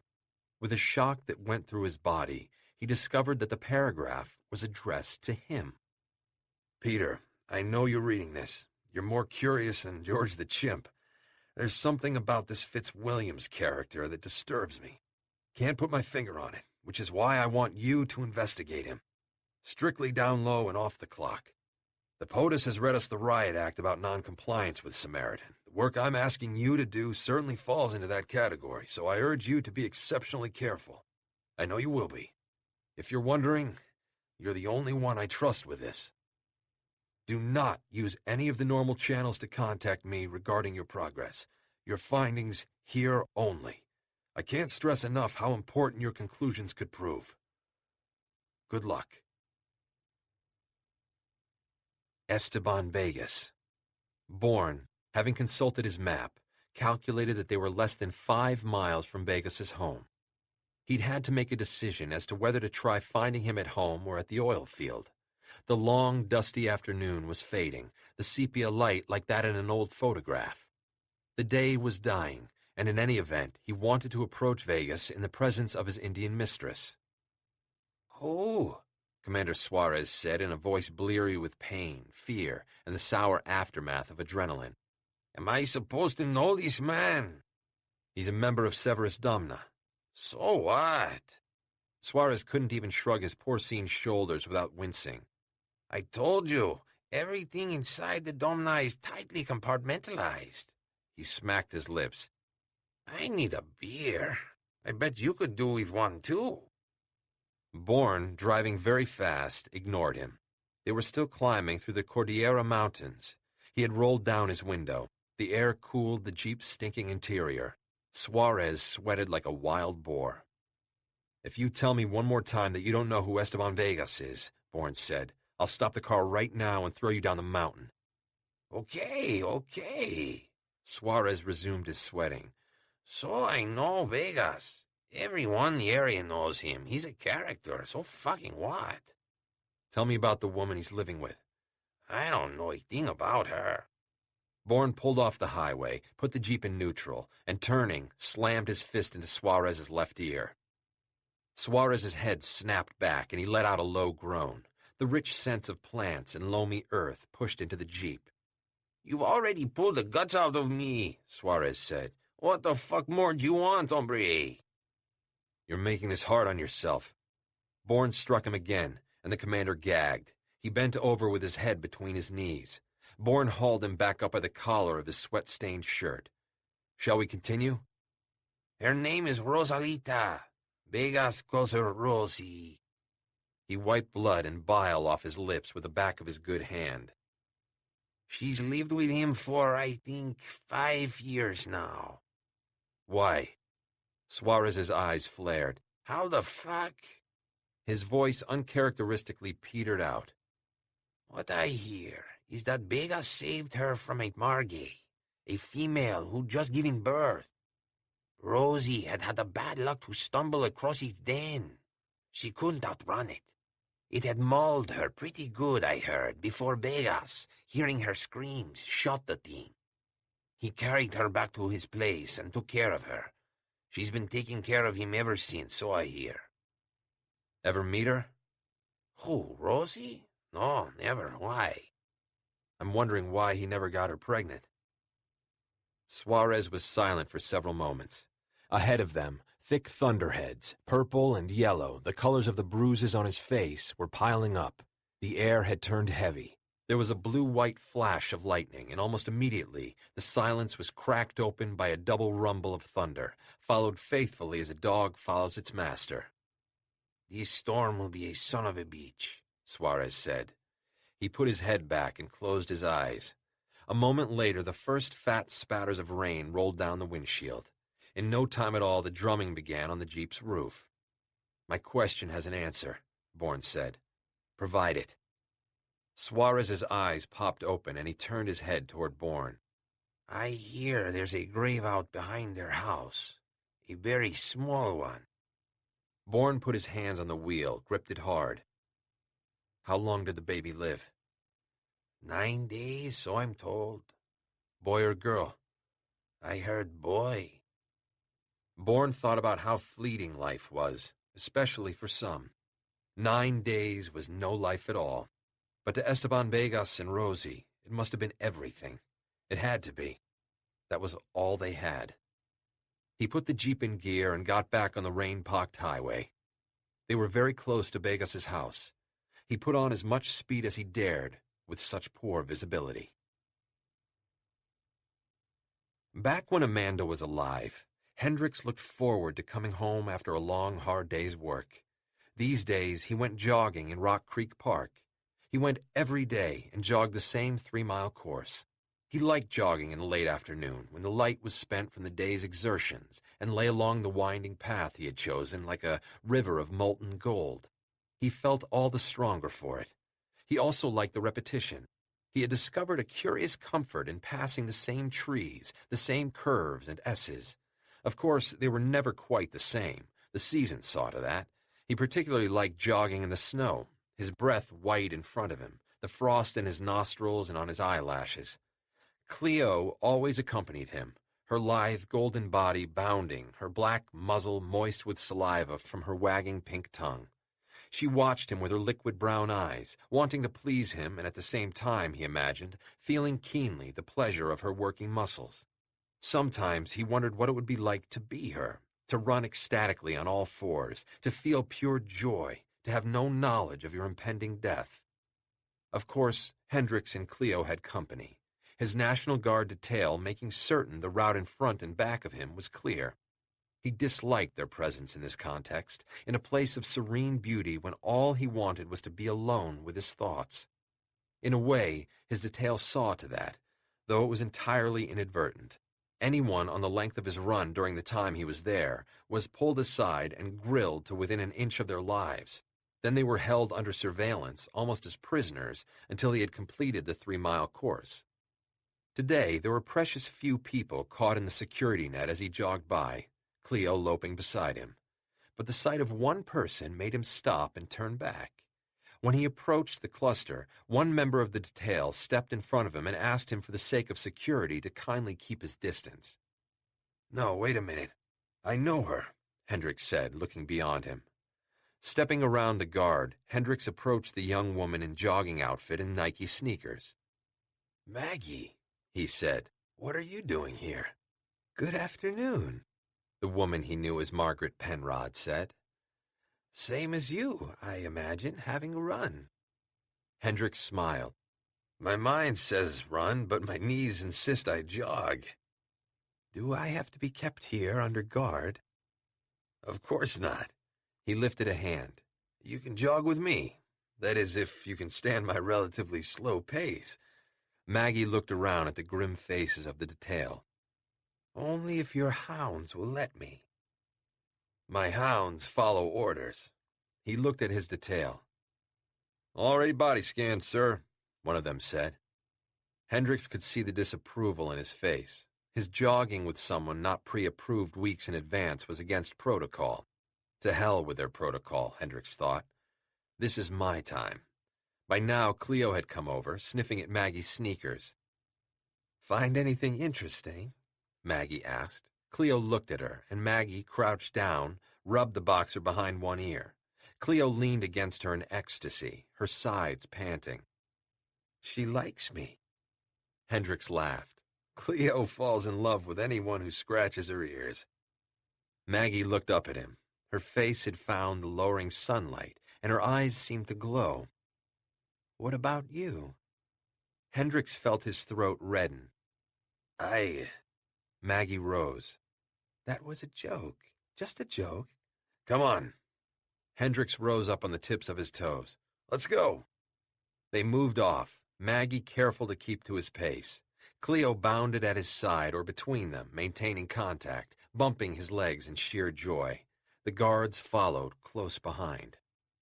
He could feel their tension, and he imagined their eyes boring into Maggie's back, on alert for any sign of hostile action. He supposed they were concerned about Maggie suddenly turning on him and snapping his neck like a dry twig. Every once in a while, Cleo glanced at her, as if wondering what was going on. Hendricks was wondering the same thing. As they moved along the familiar path, tree branches dipping in the wind as if waving or saluting, he realized that everything looked different, the shapes sharper, the colors more vivid. He saw details he hadn't noticed before. He was jogging with Maggie beside him. It was happening because he wanted it to happen, and frankly, that astonished him because he hadn't wanted something like this in a long time, probably 5 years, not since Amanda died. He hadn't wanted to be with another female since then. How shabbily he had treated Jolene and the other females who flitted in and out of his life. When they said or did something that reminded him of Amanda, it threw him into despair. Worse, when they said or did something that was different from the way she'd said it or done it, he became enraged. The embers of that despair-rage cycle were visible to him at last, and being visible, they cooled, their heat growing dim. He felt as if life had sprung up whole from the ground, had materialized before his eyes, and he thought, "What have I been doing with myself?" He felt ashamed of his behavior. That wasn't the way Amanda would want him to act. And now, jogging along, feeling Maggie's heat, smelling her particular scent of cinnamon and bitter burnt almond, he did something he hadn't been able to do before. He looked back over those 5 years. He had been wandering in a desert. Maybe it was a desert of his own making, he thought, but it was no less real for that. Now, at last, he thought he was ready to leave that barren place and rejoin the world in which he and Amanda had laughed and loved and talked and just, well, enjoyed each other in the pure way that Cleo enjoyed her runs. Hendricks, feeling lighter, became aware that he was enjoying jogging. He was enjoying not being alone. Maggie said something to him, and he said something back. A moment later, he couldn't remember what either of them had said, and what's more, it didn't matter. He hadn't shied away from her. He didn't feel embarrassed or a need to run away. In fact, he wished the course was 5 miles instead of 3, so that when they came to the end, he turned to her and said, "Would you like to have some dinner with me tonight?" As if it was the most natural thing in the world. She must have felt the same way, because this time she said, "I would like that very much." Esteban watched the storm coming in over the horns of the Cordilleras while Rosie was preparing dinner. She worked slowly and methodically, as she always did. Her hands were strong and sure as they trimmed the meat, seasoned it, and set it to braise in a pan slicked with hot oil. When the rain came, it slashed at the windows and rattled the loose roof tiles he had promised to fix but never had. She lifted her head and smiled, the familiar sound assuring her that everything was as it should be. The end of the day grew dark as night, and for a moment he saw her reflection in the mirror, the livid scars the Margay had made down both sides of her neck. Outside, the white cross Esteban had fashioned from hardwood rose stark as bleached bone from the spot beneath the tamarillo tree that had been her favorite ever since he had brought her to his house screaming and severely wounded. She turned away from the window, and, touching her upper chest, where matching scars rose like white welts, lowered her head and wept silently. At once he was at her side. "It's all right, Rosie," he whispered. "It's okay." "He's out there," she said, "in the rain." "No," Esteban said. "Our child is in heaven, safe and secure in God's light." There would never be another child, so the doctors told them. Esteban knew that she had expected him to throw her out, convinced that the infant's death was her fault. Instead, he had treated her with even more kindness. Hearing her weeping in the night, he had held her tight, rocked her, told her to forget about what the doctors had said, that they would keep trying to have another baby, that surely, by the grace of God and Jesus Christ, his Son, a miracle would befall them. That had been 3 years ago, but since then, nothing had grown inside her. She was transferring the meat to the pot of cut-up potatoes, onions, and chilies when they heard the alarm. He could feel her body tense. "Don't worry," he said, leaving her in the kitchen. He rustled around the living room, making his preparations. "Son ellos?" she asked. "Han venido por fin?" Is it them? Have they come at last? When Vegas returned to the kitchen, he had a shotgun in one hand. "Look at the filthy weather." He dragged his fingers through his thick beard. "Who else could it be? If I was them, I'd make my move now." Vegas was beside her, one strong arm around her, pulling her close. He kissed her cheek, her temple, her eyelids, and she felt the familiar tickle from his mustache. "No te preocupes, hija mía," he said in her ear. "Everything is ready. They can't touch either of us. We're safe. Do you hear me? Safe." He led her then to see the last of the preparations, which were elaborate. Placing the lid on the pot, she wiped her hands on her apron and moved to the den where Esteban was crouched over the equipment he had spent months installing and tweaking until everything worked to his complete satisfaction. "Los ves, mi amor?" "Do you see them, my love?" "It's a jeep." Esteban Vegas pointed to the green and black infrared image on the small screen just to his left. To his right was a laptop computer connected to the array. Vegas had installed a software package that identified the infrared images.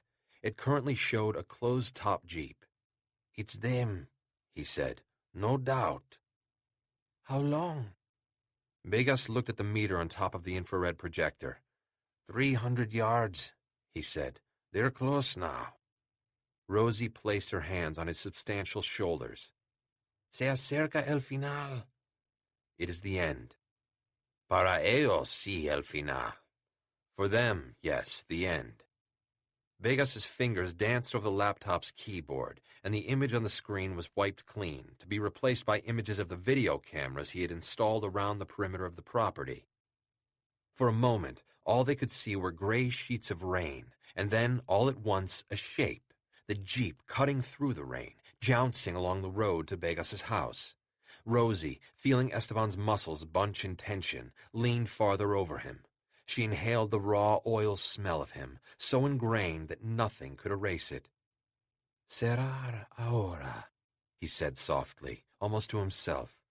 "Muy cerca." Close, very close. "Will it work?" she breathed. "Yes," he said. "It will work." And then, a moment later, the fruits of his labor arrived. They saw the explosion just before they heard it. The explosives he had planted beneath the road detonated by the vibration of the Jeep's engine. The vehicle jetted into the air for a moment out of range of the video cameras. When it appeared again, crashing to earth, it was in pieces, ragged, fiery, smoking, twisted, almost unrecognizable. Almost. Esteban Vegas breathed a sigh of relief. "Ya está hecho." It is done. The wreckage of the Jeep, smoldering, guttered in the downpour. "Ahí es el fin de ellos." There is the end of them. But just to make sure. Vegas was not a man to leave anything to chance. This was how he had always lived his life. The philosophy had been good to him. It had made him a rich man. He rose, took up his shotgun, and stepped to the front door. "Lock it behind me," he said without turning around, and Rosie moved to do as he asked. He went outside and strode through the driving rain, looking for the dead men.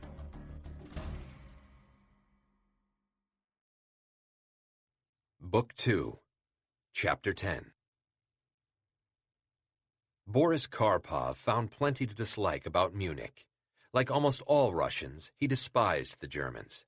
The bitter taste of World War II was impossible to dispel. The Russian's senses of outrage and revenge were ingrained in him as deeply as his love of vodka. Besides, despite the city's new motto, München mag dich, Munich likes you, Munich was easy for Boris to dislike. For one thing, it was founded by a religious order, the Benedictines, hence its name, derived from the German word for monk. Boris had an atheist's staunch distrust for organized religion of any stripe. For another, it was in the heart of Bavaria, home of right-wing conservatism that had its roots in Adolf Hitler's hateful National Socialism. In fact, it was in Munich that Hitler and his supporters staged the infamous Beer Hall Putsch in 1923, an attempt to overthrow the Weimar Republic and usurp power. That they failed only delayed the inevitable. 10 years later, Munich finally became the stronghold of the National Socialists, who, among other heinous crimes, established Dachau, the first of the Nazi concentration camps, 10 miles northwest of the city. So yes, plenty to dislike here, Boris thought, as he instructed his taxi driver to drop him along the Brienerstrasse at the beginning of the Kunstareal, Munich's art district. From there, he walked briskly to the Neue Pinakothek, the museum concentrating on European art from the 18th and 19th centuries. Inside, he stopped at the information booth for a map, and then made his way to the gallery that housed Francisco de Goya's plucked turkey. Not a major work, Boris thought as he approached it. A group stood contemplating the painting as a guide went through her spiel. Boris, standing to one side, waited in vain for her to mention whether or not plucked turkey had been one of the paintings stolen by the Nazis. His mind clicked over his responsibilities. Before leaving Moscow, he had issued orders to Anton Fedorovich and left the day-to-day running of FSB 2 to him. But by definition, that had to be temporary, since Boris was still in the process of shaping the organization to his desires and hadn't yet weeded out all the dead potatoes. From the outset, he'd given himself 5 days at most to deal with Cherkasov's assignment. He could not count on FSB-2 being run properly without him longer than that. Eventually, the group moved on, leaving in its wake a man who remained contemplating the Goya. He seemed unremarkable in every way, medium height, middle-aged, salt-and-pepper hair with a bald spot on his crown. His hands were plunged deep into the pockets of his overcoat. His shoulders were slightly hunched, as if they were supporting an invisible weight. "Good morning," Boris said in passable German as he came up beside the man. "Our cousin regrets he could not come in person." This contact was one of thousands cultivated over the decades by Ivan Volkin. As such, he was unimpeachable. "How is the old gentleman?" the man said in passable Russian. "Feisty as ever." The coded exchange having been made, the two men strolled together through the gallery, stopping at each painting in turn. "How can I help?" the man said softly. His name was Wagner, most likely a field moniker. That was fine by Boris. He felt no need to know Wagner's real name. Ivan had vouched for him. That was enough. "I'm looking for connections," Boris said. A faint smile crossed Wagner's lips. "Everyone who comes to me is looking for connections." They had moved on, and were now in front of Friedrich Wilhelm von Schadow's The Holy Family Beneath the Portico. In Boris's view, a thoroughly reprehensible subject, like all religious themes, though he could appreciate the clarity of the artist's style. "Involving Viktor Cherkasov." For a time, Wagner did nothing but stare intently at the painting. "Von Schadow was a soldier first," he said at last. "Then he found God, went to Rome, and became one of the leaders of the so-called Nazarene movement, dedicated to bringing true spirituality to Christian art." "I couldn't care less," Boris said. "I'm sure." Wagner said this in a way that made Karpov feel like a Philistine. "As to Cherkasov," Boris pressed. Wagner moved them on. He let out a sigh. "What specifically do you want to know?" "He was just in Munich. Why was he here?" "He went to the mosque," Wagner said. "That's all I know." Boris hid his consternation. "I need more than that," he said evenly. "The secrets of the mosque are closely guarded." "I understand that." What Boris couldn't understand was what possible business Cherkasov's new master might have with a mosque. Viktor seemed about the last person to be sending into that particular snake pit. Cherkasov hated Muslims even more than Germans. He spent most of his time in FSB-2 hunting down ethnic Chechen Muslim terrorists. "It's exceedingly dangerous to poke into the mosque's business." "I know that too." Boris was well aware that the mosque in Munich was ground zero for many of the Muslim extremist terrorist groups the world over. The mosque indoctrinated disaffected young men and women, fired their hopelessness, channeled their frustration into anger. Then it trained them into cadres, armed them, and funded their subsequent flares of violence. Wagner thought a moment. "There's someone who might be able to help you." He bit his lip. "His name is Hermann Bolger. He's a watchmaker. He also watches the goings-on at the mosque." His lips curled into a smile. "Amusing, no?" "No," Boris said flatly. "Where can I find Herr Bolger?" Wagner told him the address, and Boris committed it to memory. They visited 2 more paintings for show. Immediately thereafter, Wagner left. Boris consulted his map, wandering through the remainder of the galleries for the next 20 minutes. Then he went in search of Hermann Bolger. The rain fell like shouted words, like commands to the troops, with the fatal crash of ancient armies locked in hand-to-hand combat. Bourne stood beside a vaulting pine, its black branches swept by the wind, battered by the rain. From this vantage point, he witnessed the explosion rip the jeep apart, the pieces crashing down, in flames for only seconds before the torrent doused them. Twisted junk fountained in all directions, 2 parts landing within 3 feet of where he hid, the blackened steering wheel and Suarez's head, stinking, still smoking as if fresh from a barbecue pit. Suarez's lips, nose, and ears had been burned away. The remains of his eyes were smoking as if he were a creature from hell.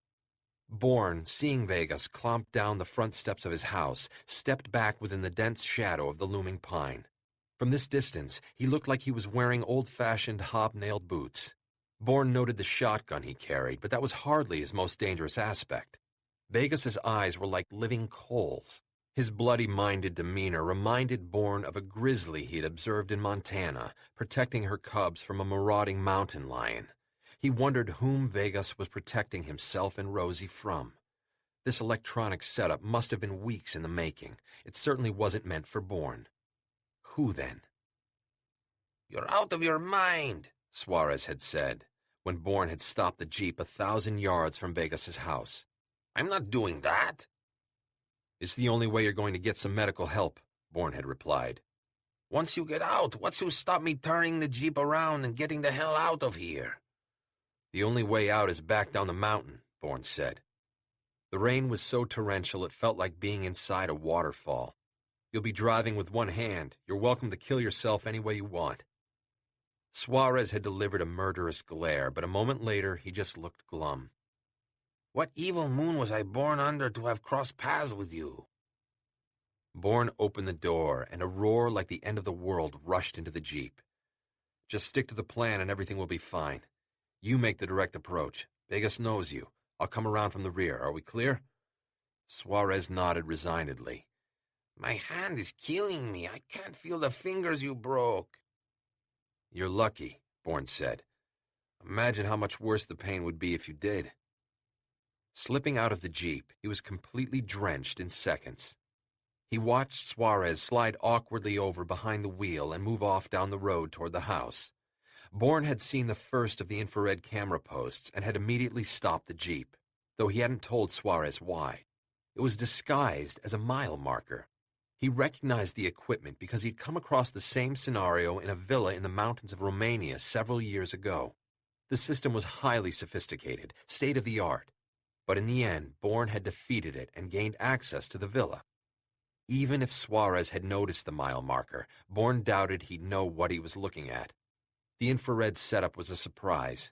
Bourne didn't want another, so he had decided to have Suarez drive the jeep the rest of the way while he explored Vegas's property on foot. The proof of Bourne's prudence was at this moment staring up at him with empty eye sockets. He felt no remorse at having sent Suarez to his death. The commander was a stone-cold killer, and given half a chance, he would have shot Bourne through the heart. He watched Vegas move cautiously around the wreckage, poking here and there with a shotgun barrel. When Vegas found one of Suarez's arms, he crouched down, examining it closely. From that point on, he concentrated on body parts. Slowly, methodically, his search took him in concentric circles, farther and farther from ground zero, closer and closer to Bourne's position under the pine. The rain was still torrential, the hidden sky coming apart with scars of lightning and booming thunder. Bourne's vision wavered, blended with a newly risen memory shard, which took over. Bourne had slogged through a near blizzard to get to the disco where Alex Conklin had sent him to terminate the target.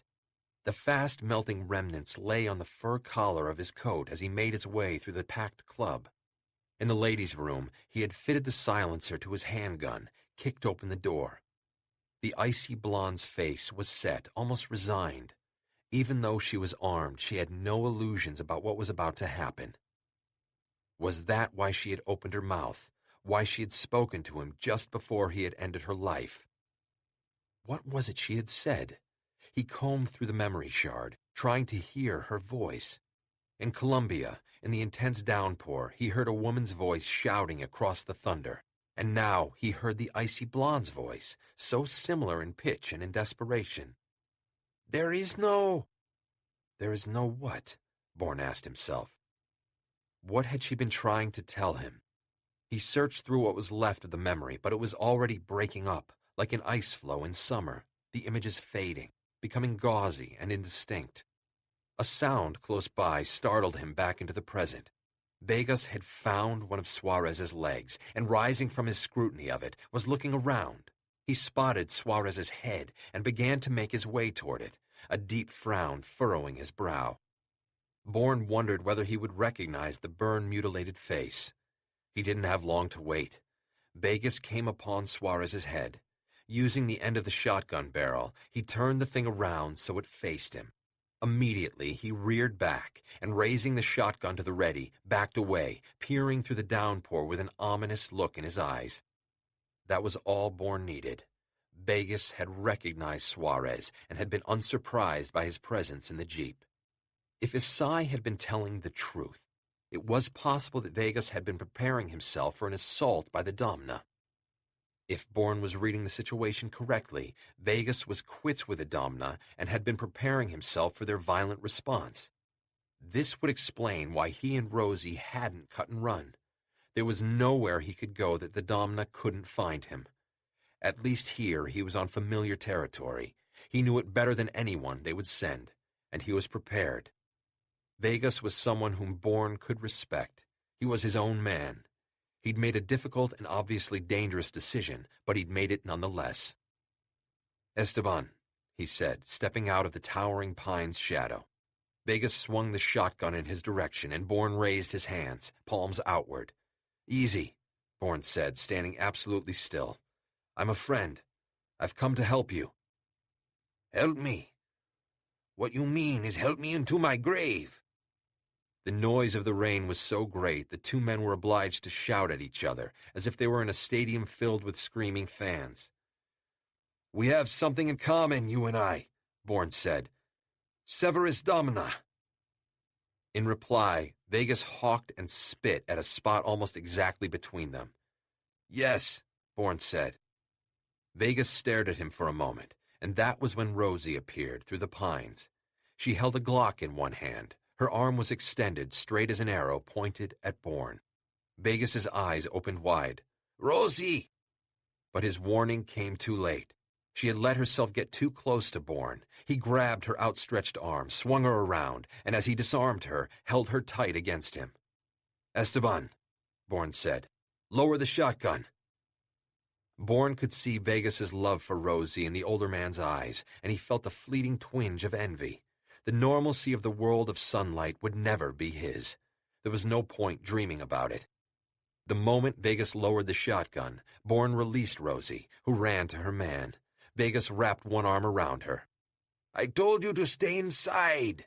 Vegas's voice was gruff with worry. "Why did you disobey me?" "I was worried for you. Who knows how many men they sent?" Apparently, Vegas had no answer for that. He turned his bleak gaze on Bourne and the Glock still in his possession. "Now what?" Bourne walked toward them. Seeing Vegas tense, he reversed the Glock in his grip. "Now I give you your gun back." He held it out. "I have no need of it." "It was just you and Suarez." Bourne nodded. "Why were you with him?" "I ran into a FARC roadblock and took him hostage," Bourne said. Vegas seemed impressed. "We weren't followed," Bourne added. "I made sure of that." Vegas looked at the Glock, then up into Bourne's face. Surprise was replaced by a spark of curiosity. He took the Glock and said, "I've had enough of this rain. I think we all have." Hendricks almost didn't recognize Maggie when they met at the restaurant he had chosen. She had on an indigo dress and black high heels, but she wore no jewelry, just an inexpensive but functional watch. Her hair was loose, longer than had seemed possible when she was wearing a hat. In her baggy gardener's overalls, she had seemed to have a tomboy's figure, but the dress shattered that illusion. Her long legs tapered to tiny ankles. Whoever invented high heels, Hendricks thought, must have been a man in love with a female form. Amanda had worn them only infrequently, complaining of how uncomfortable they were. When he had pointed out that her friend Mickey always wore high heels, Amanda told him that Mickey had been wearing them for so long she could no longer wear flats. The high heels had foreshortened the tendons in her arches. "Barefoot, she walks on tiptoes," Amanda had told him. Hendricks found himself wondering what Maggie would look like barefoot. He was about to give his car over to the valet when Maggie waved the boy away. When she slid into the passenger's seat, she said, I'd rather eat at Vermilion, so I made reservations there. Do you know it? In Alexandria? She nodded. 1120 King Street. He put the car in gear. Have you been there before? Once. He was thinking of his first anniversary celebration with Amanda. What an amazing night that had been, starting with Vermilion and ending at dawn curled and drowsing in each other's arms. I hope you don't think I'm willful, she said. He smiled. I don't know you well enough. She settled back in the seat as he pulled out into traffic, heading for the Key Bridge and Alexandria. Her hands were very still in her lap. The fact is, I'm a desertaholic. Is that a word? It is now. Her laugh was low and liquid. He drank in her scent as if it were the bouquet given off by a single malt scotch. His nostrils flared and he felt a stirring in his core. Anyway, there's a dessert at Vermilion, salted profiteroles. That's my favorite. I haven't had them in a long time. You'll have them tonight. Hendricks maneuvered around traffic, the car containing his detail for the night right behind him. 2 portions, if that's your desire. She looked at him. The oncoming headlights turned her eyes glittery. I like that, she said softly. A man who's not afraid of turning me into a glutton. They were on the bridge now, the city's monuments lit up, turning the evening sky gold and gray. I can't imagine you being a glutton. Maggie sighed. Sometimes, she said, there's a certain excitement in overindulging. He frowned. I'm not sure It's the forbidden nature of the act. Do you know what I mean? Hendricks didn't, but he was beginning to wish that he did. You've never done anything forbidden, have you? Maggie, a martini in her hand, watched him from across the table at Vermilion, an atmospheric townhouse. Their table was beside a window, and from their second-floor perch they could watch the nighttime parade of young people, tourists and residents alike, as they passed by on the sidewalk below. You've always been the good fellow. Hendricks was both nettled and fascinated that she had nailed him so quickly. What makes you say that? She took a sip of her drink. It looked like it had twinkly lights in the center of it. You smell like one of the good ones. He smiled uncertainly. I'm afraid you've lost me. She put her drink down and, leaning forward, took his free hand in hers. Turning it over, she smoothed open his fingers so she could study his palm. The instant she took hold of him, Hendricks felt an electric pulse travel up his arm into his chest before settling in his groin. He felt as if he had stepped into a tub of warm water. Her eyes flicked up to engage his, and he had the distinct sense that she knew precisely what he was feeling. A slow smile spread across her face, but it was without irony or guile. You're an older brother, or else an only child. Either way, you were the firstborn. That's true, he said after a moment's hesitation. That's why you have such a strong sense of duty and responsibility. Firstborns always do. It's like it's hardwired into them before birth. Slowly and sensually, her forefinger traced the creases on his palm. You were the good son, the good man. I wasn't such a good husband, at least the first time, and I certainly wasn't a good father. Your duty is to job and country. Her eyes seemed to gather him in. Those things come first. They always did, yes? Yes, Hendricks said. He found that he was inexplicably hoarse. He cleared his throat, took his hand from hers, and drank half of his single malt. This intemperate act caused his eyes to water, and he almost choked. Careful, Maggie said. You'll bring your babysitters running. Hendricks, his cheeks pink, nodded.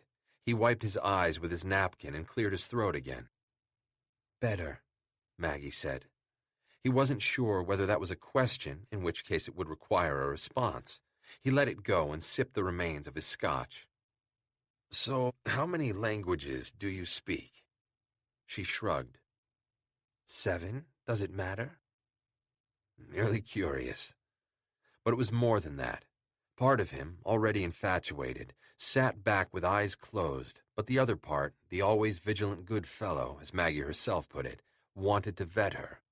It wasn't that he didn't trust the government's vetting process, though he could name numerous cases where it had missed something vital, but rather he trusted his own instincts more. He handed her a menu and opened his own. "What do you feel like? Or would you prefer to have the profiteroles first?" She looked past the menu and smiled. "You're so sad. Is it me? Would you rather we do this another time or not at all? Because that would be—" No. Hendricks found himself raising his voice to ensure that he stopped her. "Please, Maggie, just—" He looked away, his eyes losing their focus for a moment. As if sensing his shift in mood, she tapped the menu. "You know what I love here? The soft-shell crab BLT." His gaze swung back to her, and he smiled. "No profiteroles?" She returned his smile. "Now I think of it, tonight, I just might want another kind of dessert."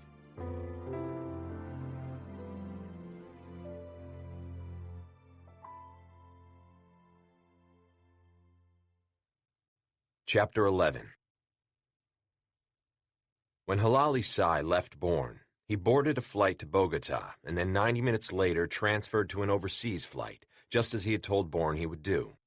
After that, however, it was a different story. He flew to Madrid and then to Seville, where he hired a car and began his journey to Cadiz on the southwest coast of Spain. Cadiz had a storied history. Depending on whom you believed, it was founded either by the Phoenicians or, following Greek legend, by Hercules. The Phoenicians called it Gadir, the walled city. The Greeks knew it as Gadira. According to legend, Hercules built the city after he had killed the three-headed monster Geryon, completing his 10th labor. In any event, Cadiz was Western Europe's oldest continuously settled city. It had passed through the hands of a number of legendary conquerors: the Carthaginians, Hannibal, the Romans, the Visigoths, and the Moors, who ruled Cadiz between 711 and 1262. It was from the Arabic that the modern name Cadiz was derived.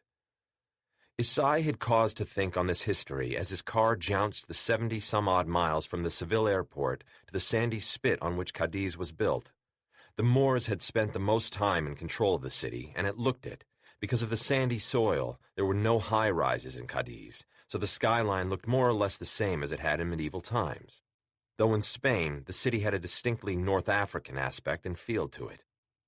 Following the map engraved in his mind, he entered the walls of Casco Antiguo, the old city. The cream-colored house off the Avenida de Duque de Najera overlooked Playita de las Mujeres, one of the city's most beautiful beaches. From the second-story rear windows, all of Casco Antiguo presented itself like the history of southern Spain. Isai had called from the airport in Seville.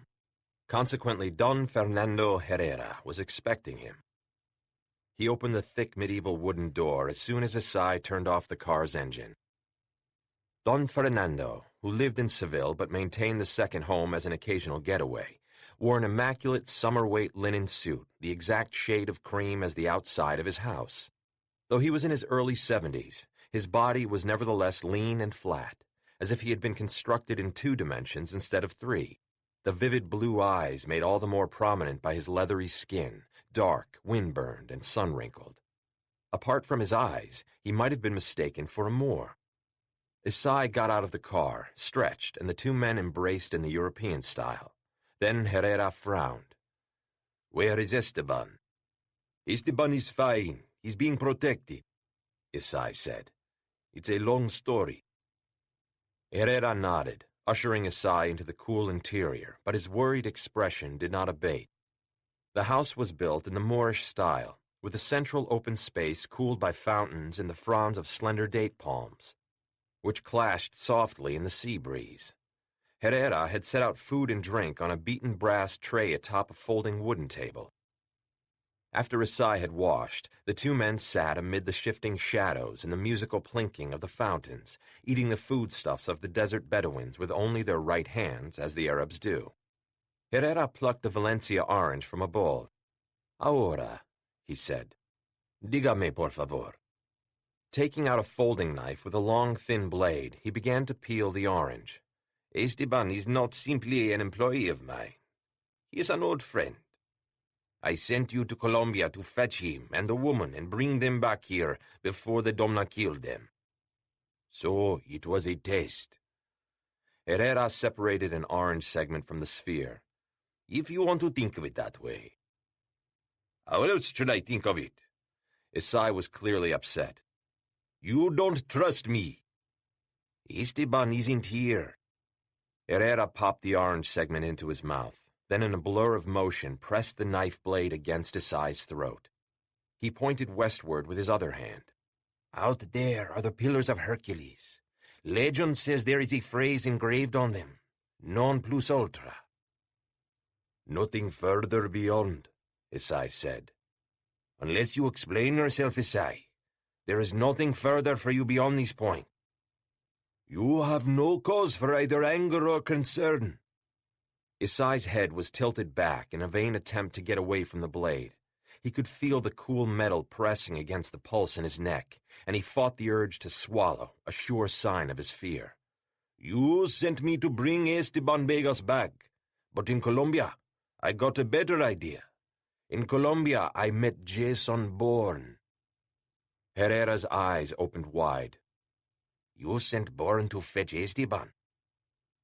You know Bourne personally, Don Fernando. Is there anyone better for the task? He's certainly a better choice than I am, especially once I discovered that the Domna had readied its attack on Vegas. Herrera's eyes darkened. He put the knife away, but he was far from relaxed. What did you tell Bourne? Not the truth, if that's what you're worried about. I told him that Vegas is a weak link in the Domna chain. That much is true. Lies require a certain amount of truth in order to be believable. Herrera stared at the incomplete sphere of the orange and shook his head. It's never wise to lie to Bourne. You'll never find out. Herrera's eyes flicked up. How do you know? Esteban Vegas isn't going to say a word to Bourne. He has no reason to, and every reason not to. Herrera appeared to consider this for a moment. I still don't like it. You'll have to contact Bourne. Tell him to bring Esteban and the woman here. He's too dangerous. There are tickets waiting for him in his name at the regional airport.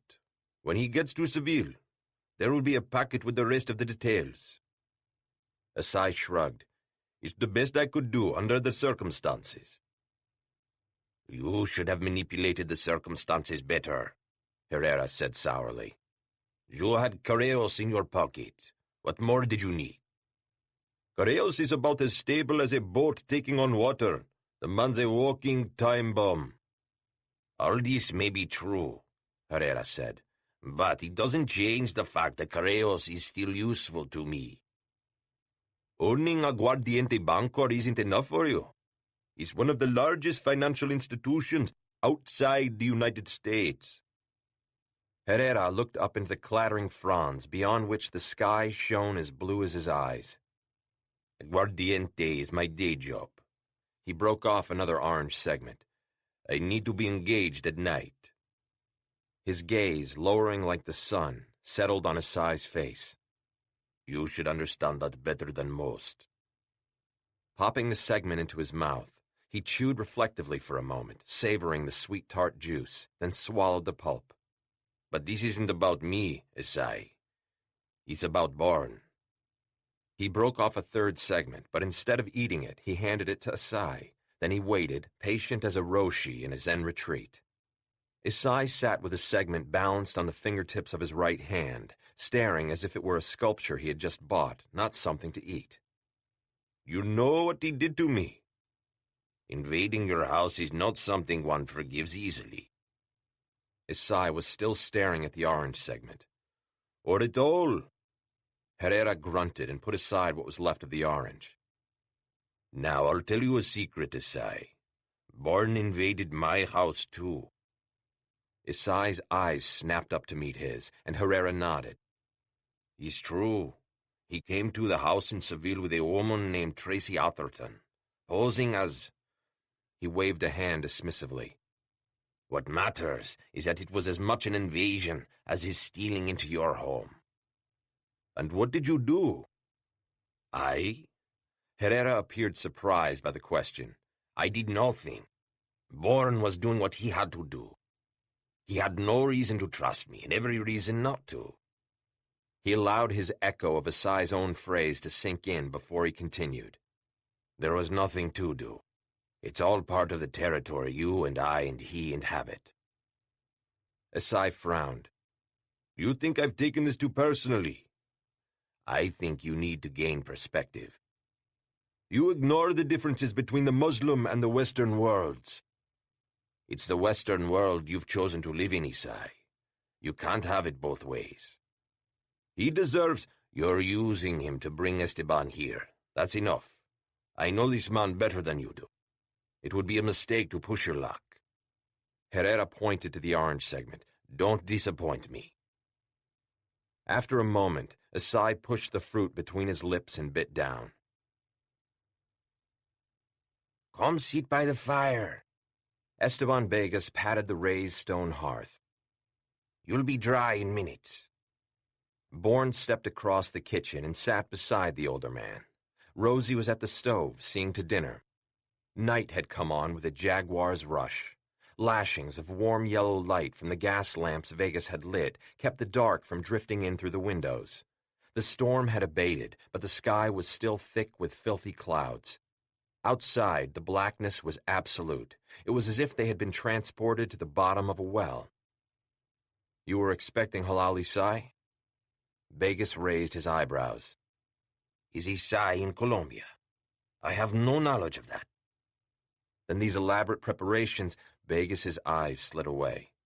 For others. Bourne took the older man's right hand in his, stretched out the forefinger. A pale circle of flesh bore witness to the ring that had been recently discarded.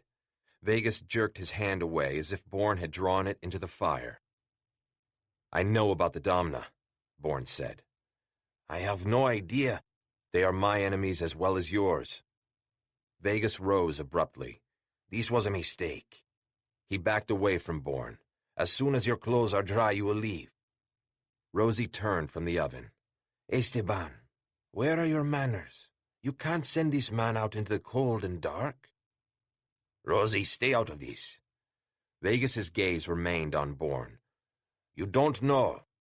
I know what it means to be a decent human being, mi amor.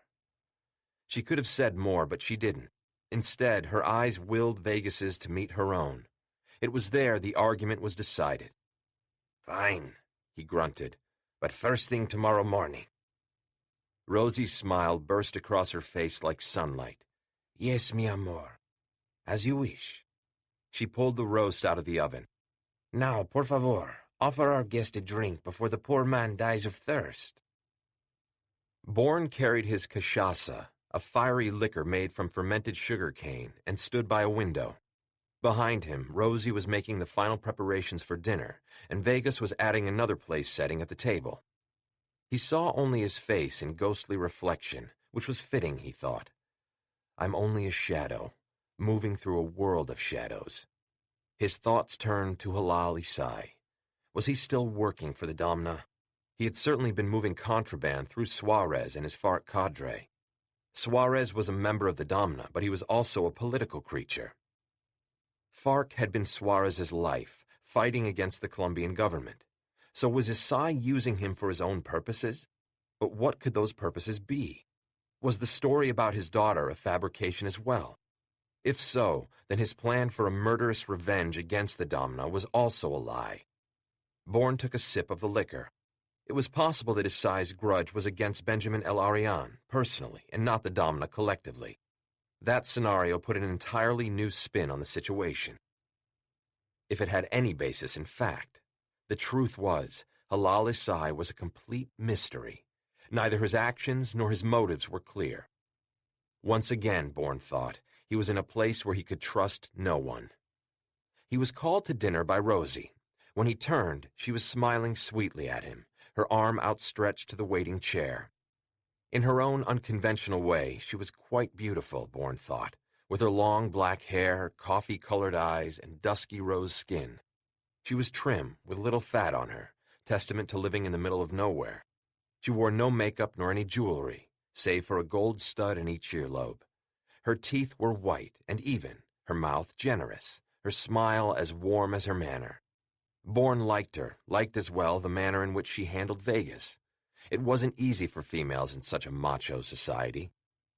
Vegas was already at the head of the table, which was laden with stew, potatoes, 2 green leafy vegetables, and fresh bread that, as Rosie explained, she had made that morning. Vegas said a brief prayer, then they ate in silence for some time. A carved wooden crucifix observed them coolly from its place on one wall. The food was delicious, and Rosie beamed when Bourne said as much. "So," Vegas said, wiping his lips with a soiled cloth. "Where is he?" Bourne looked at him. "Where is who?" "Isai." "Then you do know he was in Colombia." "I hoped as much anyway. I was told he would come and take us away before." With a quick glance at Rosie, he stopped short. "You can say the name, mi amor." She was eating slowly, with very small bites, as if afraid if she ate her fill, there wouldn't be enough to satisfy her man and their guest. "I won't curl up and die." Vegas crossed himself. "God forbid." He scowled. "Never say such a thing, Rosie. Never." "As you wish." Rosie lowered her gaze to her plate as she commenced eating again. Vegas redirected his attention to Bourne. "As you have witnessed, we are prepared for the inevitable, but I no longer want to stay where we will eventually become vulnerable." "But the Domna is everywhere." "Isai has promised us asylum." "And you trust him?" "I do." Vegas shrugged. "But honestly, what choice do we have?" Bourne thought about that and decided that they had no choice. Why is the Domna attacking you inevitable? He put down his fork. "What have you done?" Vegas was silent for a very long time. Just when Bourne was thinking he might not respond, he did. "It's what I haven't done that has the Maricons worried." Vegas shoveled food into his mouth and chewed contemplatively. Bourne waited in vain for him to finish. As Vegas took a swig of peasant wine, he said, "What did the Domna want you to do?" Vegas smacked his lips. "Spy. They wanted me to spy on my employer and one of my oldest friends. He's the man who gave me a job when I was broke, a drunkard being thrown out of bars in Bogota, and spending nights in one alleyway or another. I was young then, foolish and angry." He shook his head. "Dios, so angry." He took another swig of wine, perhaps to fortify himself. "I made my living, if you could call it that, putting my old trusty knife to the throats of nighttime passers-by and stealing their money." He looked up at the crucifix and scratched the back of his hand. "I was lost, a wastrel, no good for anything, or so I thought. One night, my fortune changed. This man, my intended victim, disarmed me in the blink of an eye. To tell you the truth, my heart wasn't in that business. It wasn't in anything. But I had nothing else." He shrugged, staring at the dregs of the wine in his glass. He moved to refill it, but Rosie slid the bottle out of his reach. He didn't go after it. Perhaps, Bourne thought, this was a daily ritual between them. What spark of life this man saw in me, I can't say, but see it he did. Vegas cleared his throat as if he was struggling to keep emotion at bay. He cleaned me up, took me to his oil field, trained me from the ground up. I found something within me, call it a home, I don't know. Anyway, it was a place where I felt safe, protected. I worked hard. I loved the hard work. It afforded me a pleasure so acute it was just shy of pain. And now here I am, many years later, having learned my lessons well, running his oil fields for him. I have an instinct for it. I believe he knew even when I did not. His eyes shone as his gaze centered on Bourne. And in all those years, it's decades now, he never told me why he took me off the street. You never asked. Vegas turned his head away, as if looking into Rosie's face would calm him. That would have been a breach of whatever it was that brought us together. He sighed now and pushed his plate away. This is the man I was ordered to spy on. His head swung around, and now there was the flint of genuine anger in his eyes. It was a test, you see, a test of my loyalty, and I passed. My loyalty, now and forever, is to Don Fernando. For a moment, Bourne thought he had misheard. What is Don Fernando's family name? Herrera. Don Fernando Herrera. Vegas continued eating. Bourne smiled, still trying to figure out the vectors and implications of this crucial nugget of information. Suarez was moving contraband for Isai. Isai was somehow tied to Herrera, who owned the oil fields Vegas was managing. Herrera had also somehow come under the scrutiny of the Domna. Still to be determined. Why? Not to mention how Halal Isai and Herrera had hooked up. Rosie cocked her head. Why are you smiling, senor? Don Fernando is a friend, Bourne said. Vegas looked up. How fateful. Isai did well in sending you here. You'll be our shepherd. Tomorrow we will begin our long journey to Don Fernando. After dinner, Hendricks offered to drive Maggie home. Let's go to your place, she said. I want to check up on the roses. Do I have to pay you overtime? She smiled. This is for me. She got out of the car as they pulled up to his townhouse. The following car slid to a halt a discreet distance down the block, but still well within range of getting to Hendricks before anything untoward could happen to him. He could imagine his guards worrying that Maggie would hit him over the head with one of her spiked heels. In fact, Maggie, on the grass, had just taken off her shoes. They dangled from the crook of her forefinger as she stepped lightly across the jewel-box lawn to the rosebed. Kneeling, she whispered to the bushes, touching each one as if they were her children. When she rose and turned to him, she was smiling. They'll be fine. Better than fine, you'll see. I have no doubt. Hendricks led her up the brick stairs and opened the front door. All the lights were off for security reasons, and as he shut the door behind them, they were bathed in a darkness striped intermittently by the street lights. Occasionally, a powerful beam from one of the guards' flashlights passed across one of the windows. Just like prison, Maggie said. What?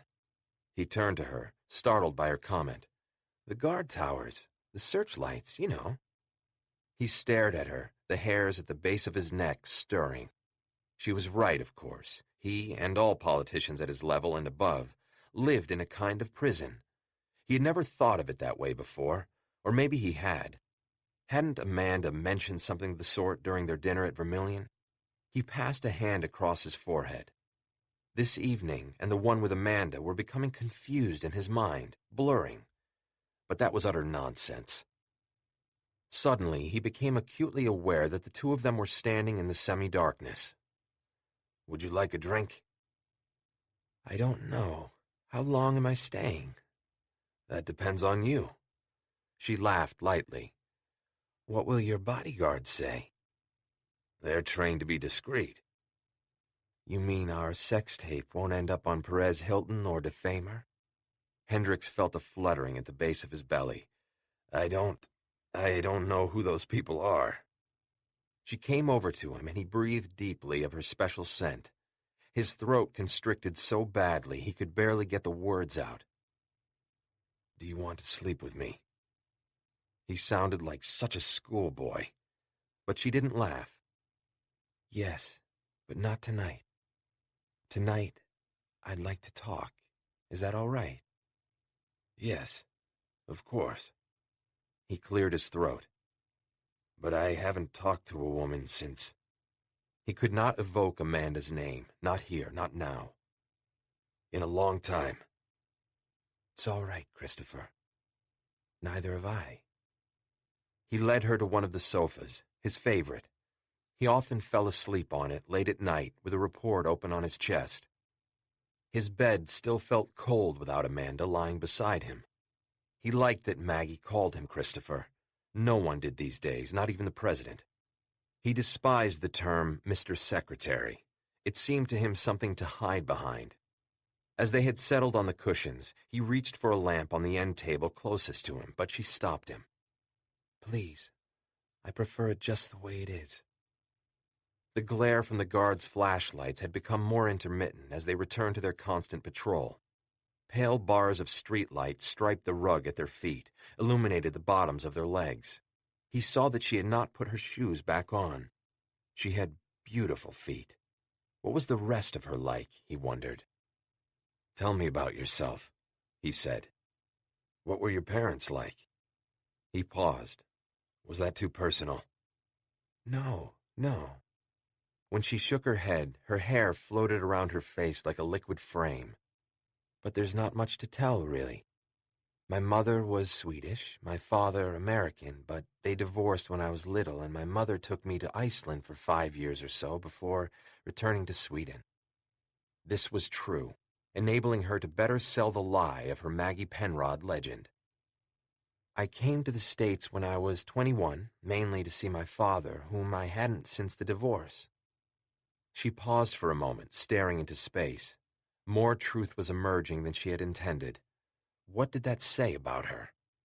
I don't know who or what I expected to find here, but my father wasn't happy to see me. Maybe it was the illness. He was dying of emphysema, but really it seemed to me that his imminent death would make him all the more grateful for my presence. Hendricks waited a moment before speaking. He wasn't, though. Something of an understatement. Her smile was grim. It did something to her face he didn't like. He wanted to put his arm around her, but he made no move. He had forgotten I existed. In fact, he denied who I was, said I was an imposter out to get his money after he died. He said he'd never had a daughter. In the end, his nurse showed me the door. She was big and burly. I guess she had to be in order to carry him around. But she was so intimidating that I left without saying another word. Did you try to go back? I was so hurt I couldn't make up my mind. By the time I decided to try again, he was already dead. She hated her father, hated everything about him, including his American crudeness at fucking another woman while he was still with Skara's mother, his arrogance at leaving her alone in Sweden with a small child he cared nothing about, his narcissism that insisted he had never given life to her. Leaving a wife was one thing, and might under any number of circumstances be excused, but to deny your child's existence was unforgivable. Much to her dismay, she discovered tears rolling down her cheeks. Leaning over, elbows on thighs, she put her face into her hands. Her head was about to explode. She felt crushed underfoot, as if her heart was breaking all over again. But so strangely that it made her dizzy. A part of her had separated itself, as if she were watching her own grief the way she might watch the rushes of a film, raw and overfilled with emotion. Now Hendricks did touch her. He put a hand lightly on her shoulder. "I'm so sorry," he said. "Don't be," she said, not unkindly. I won't be sorry for myself." Picking her head up, she turned to him. Her tear-streaked face seemed suddenly very young and vulnerable. "I don't often remember the past, and I never tell anyone about it." Naturally, Hendricks was flattered. Recognizing that, she felt the divide within herself widen.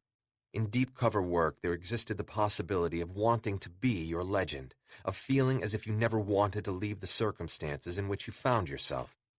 This, Skara sensed, was what might be happening to her now. She was being drawn toward her Maggie identity and away from Skara. She was comfortable in this house, comfortable with Christopher Hendricks. He was not at all how she pictured him, the cynical, double-dealing, greedy American politician. The human face on the target was, she knew, the most dangerous aspect of cover work.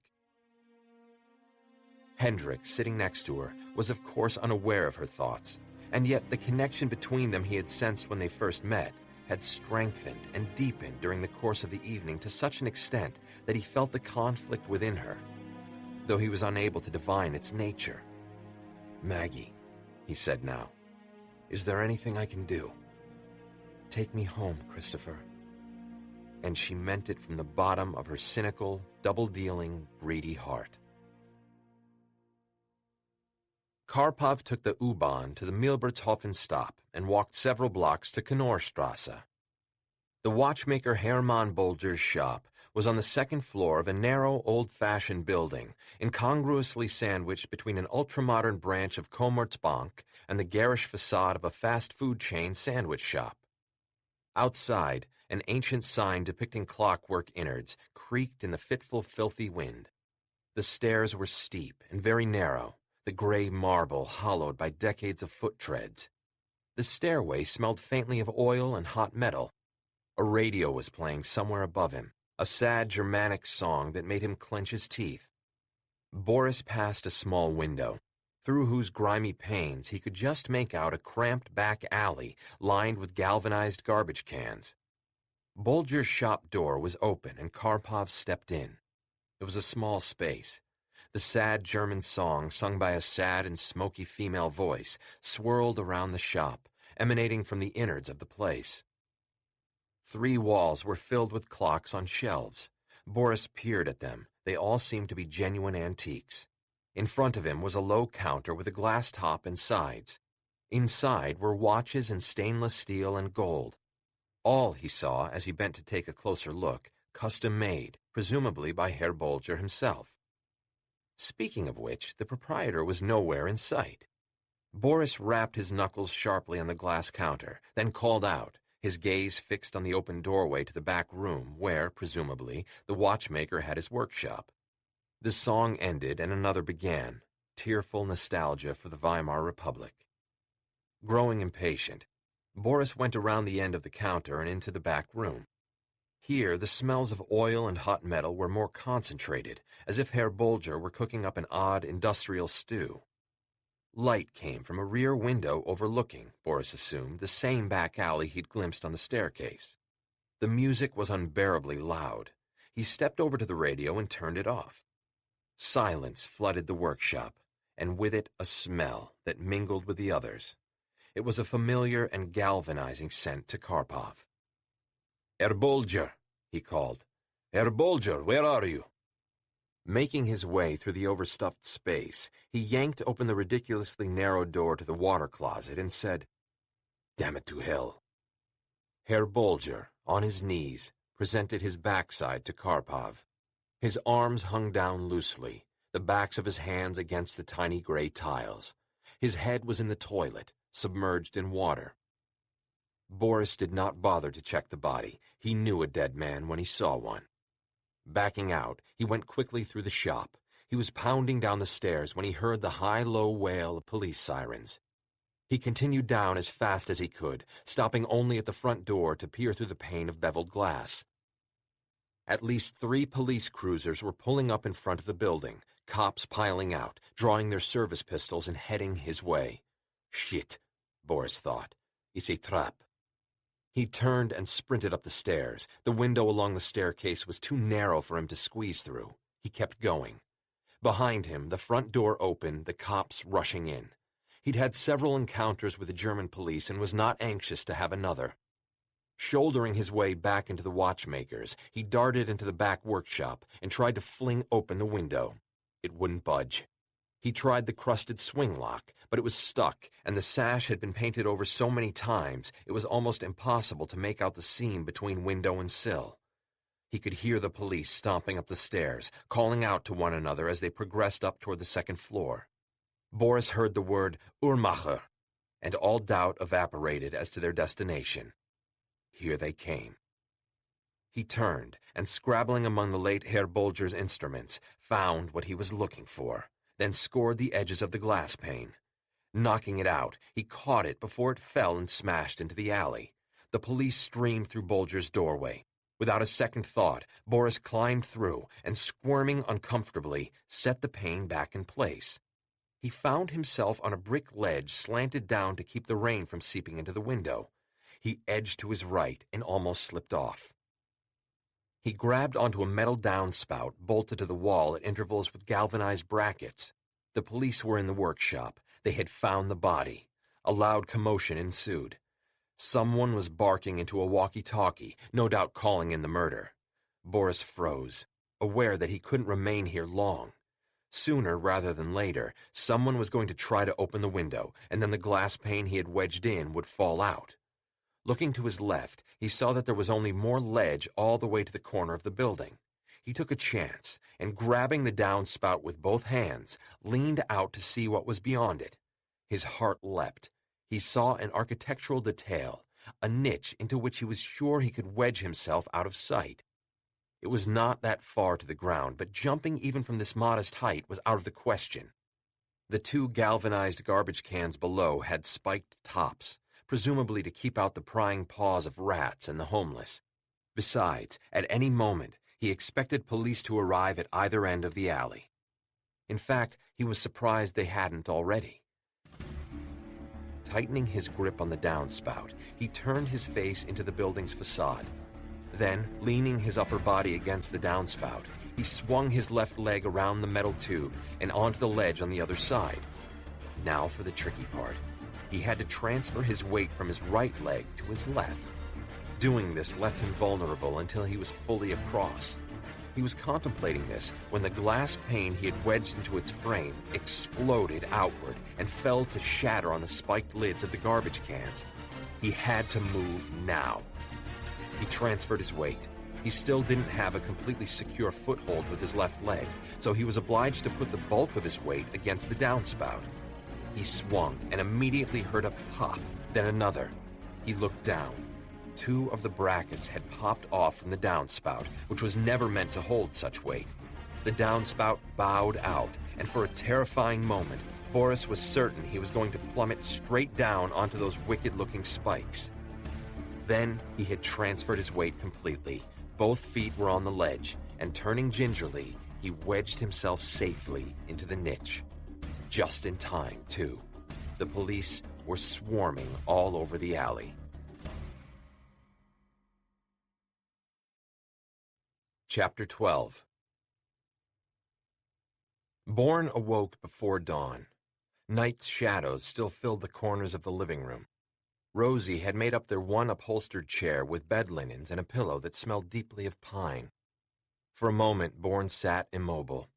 He had been dreaming of the Nordic disco, of the bright lights, the pounding music, and the woman in the bathroom stall. But instead of pointing a gun at him, it was her finger.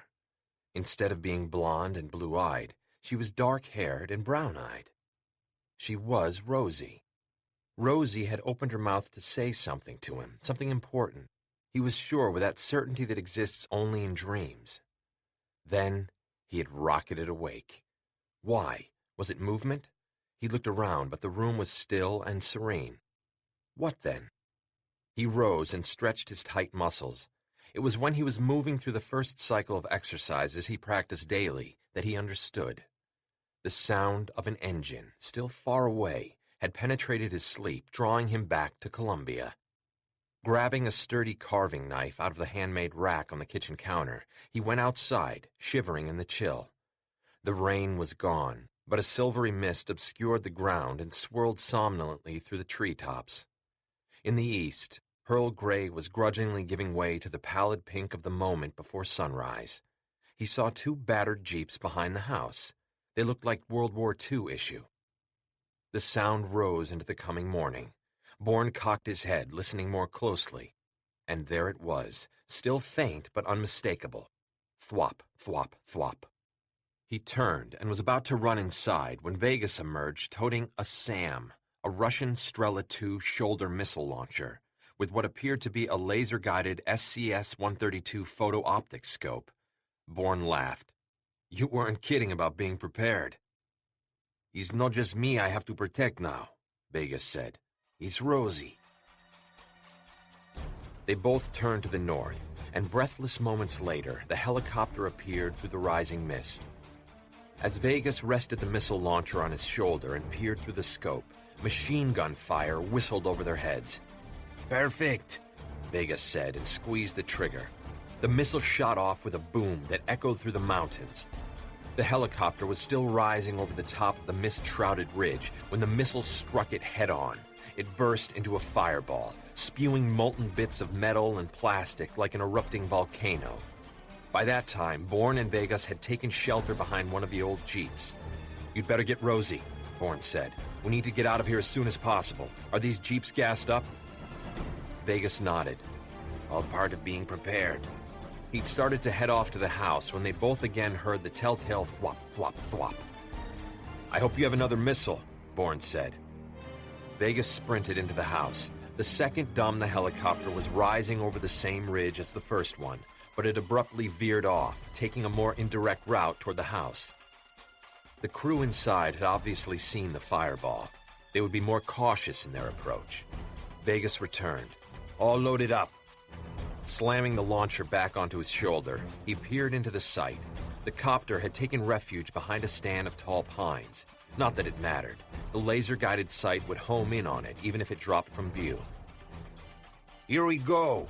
Vegas cried, and Bourne took a step away from him. He squeezed the trigger.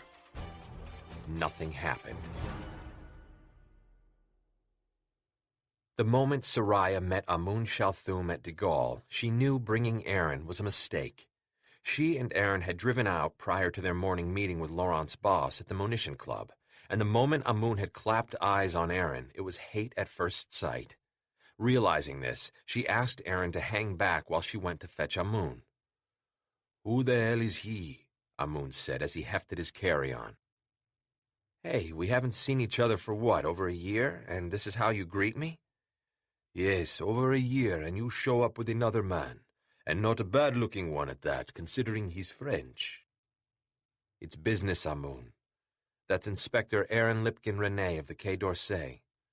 The moment she said Aaron's full name, she knew she had made another mistake. "What's a Jew doing in the Quai d'Orsay?" Amun's black eyes looked hard as marbles. He was a tall man, trim but well-built, with wide shoulders and powerful arms. He was both charismatic and forceful in his opinions and orders. His men obeyed him instantly and unquestioningly. "He's a Frenchman who also happens to be Jewish." Soraya leaned in and kissed him on the mouth. Then she linked her arm in his. "Come along and meet him. He's smart and quick. You'll like him." "I doubt that." Amun grumbled, but he allowed her to lead him across the concourse to where Aaron was patiently waiting. To Soraya's dismay, the energy between the two men seemed both electric and toxic, and she knew that she had brought oil and water together, trusting that, contrary to the law of physics, they would mix. No such luck, and as the three of them walked in silence to Aaron's car, she felt her heart sink. A triangle had already formed, with her at the crucial axis point. During the equally silent ride back into Paris, Soraya had time to observe this thoroughly distasteful side of Amun. True, he had been trained as a clandestine field agent, ordered to break up spy rings, including, she had to assume, those controlled by the Mossad from Tel Aviv. But having been born and raised in Cairo, he had been inculcated from a very early age in a hatred of Israelis and, by extension, all Jews. The Jewish question was a topic she had never bothered to bring up with him. Or, she wondered as she squirmed in her seat, had she deliberately shied away from the topic because she did not want to face what must inevitably be his bias? The possibility shamed and diminished them both. She felt sick at heart. It was then that she felt the loneliness assail her. She had chosen this life. No one had forced her into it, but there were times, like now, when she felt as alone as an old woman at the end of her life. Aaron's voice cut through the uncomfortable silence. "I think we ought to drop Monsieur Shalthum at his hotel.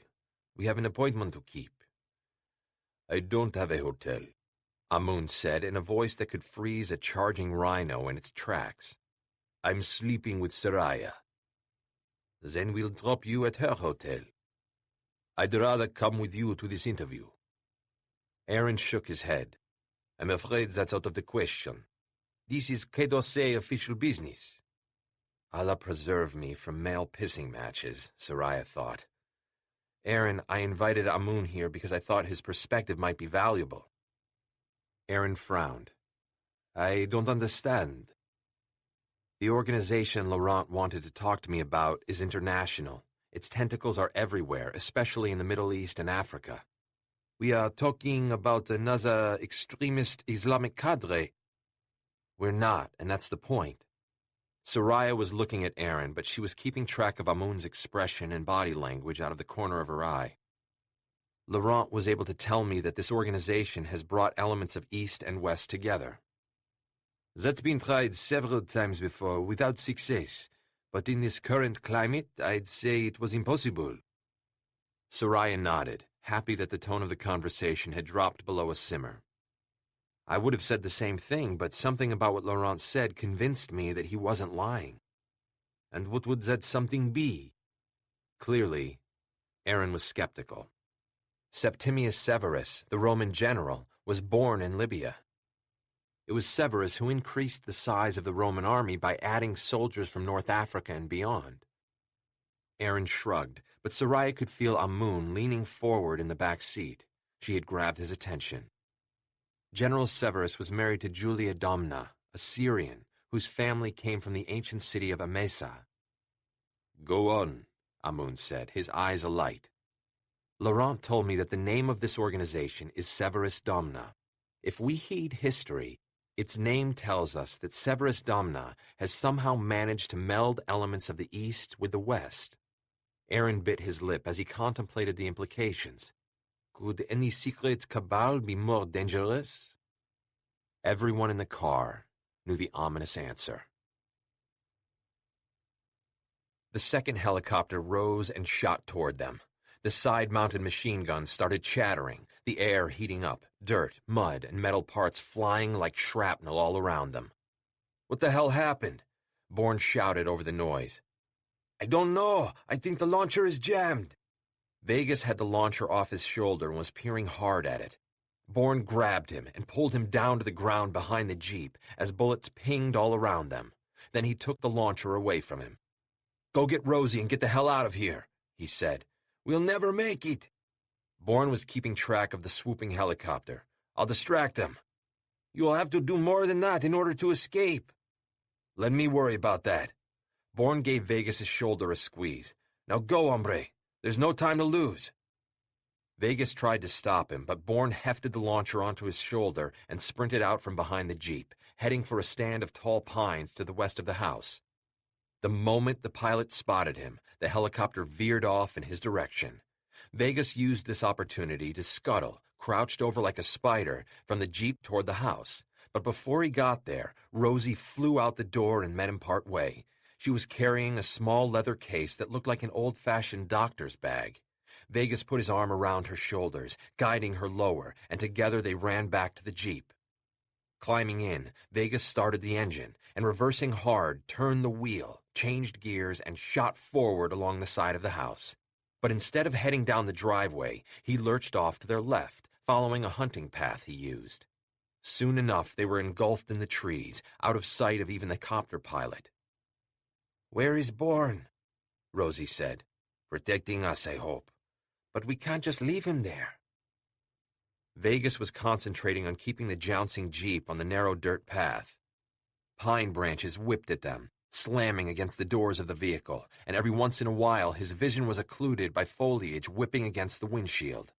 Had he not known the path so well, traveling it many times at night without a flashlight, he surely would have crashed by now. Esteban, Rosie prompted. What would you have me do? Turn around and go back? She said nothing, just stared straight ahead. We must trust him, he said, just as we trust Don Fernando. I think maybe you put too much trust in people, mi amor. Not people, friends.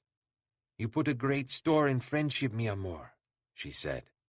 Without friendship, what are we? Vegas said.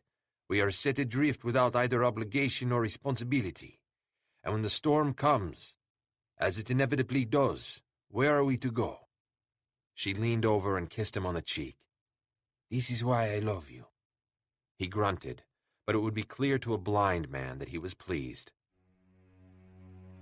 A double line of tracer bullets tore up dirt, grass, and the thick mat of pine needles on either side of Bourne. He made it into the relative safety of the trees with seconds to spare. The young pine right behind him crashed down, sawn in half by the rip of machine gun fire from the copter. Once beneath the branches, Bourne knelt down and checked the launcher. Vegas was right. It was jammed, and he hadn't the time to try to fix it. Instead, he ejected the missile. It was an SA-7 Grail with a powerful fragmentation warhead, an older version Bourne saw. The warhead used a 370-gram TNT charge. Carefully, he took apart the missile, separating the TNT and the container of rocket fuel. Then, he searched through the underbrush looking for a branch. The first was too long, the second too wet, but then he found a broken branch of the right thickness and length. It was knobbed like a medieval mace. Bourne hefted it, then swung it over his head several times. He thought it would do. Stripping off his jacket and shirt, he tied the sleeves of his shirt to two knobs on either side of the broken branch, then placed the TNT and the rocket fuel gingerly in the fabric. The sling he had made from his shirt held them both securely. Separating the items, he launched himself up into the thickest pine, moving nimbly, but mindful of the payload he carried, extremely cautiously from branch to branch, rising higher and higher. As he climbed, he could hear the helicopter's engine more clearly. It was hovering, waiting him out. Every once in a while, the pilot sent a volley of machine gun fire into the copse, perhaps hoping for a blind hit or to flush Bourne from his sanctuary. Bourne needed a place where he would become a visible target and also give himself sufficient room. It took him some time to find the right spot, but at last he did, a delicate crotch just beneath the tip of the pine. There, he balanced himself, then raised his head, waiting to be spotted. The pilot, possibly emboldened by the fact that Bourne no longer carried the Strela 2 launcher, moved the copter in for the kill. With the TNT and the rocket fuel loaded into his shirt sling, Bourne cocked his arm and waited. The few seconds as the copter maneuvered to get the kill shot were nerve-wracking. Bourne judged the distance. He needed the copter in closer. Just a few feet now. 3, 2, 1.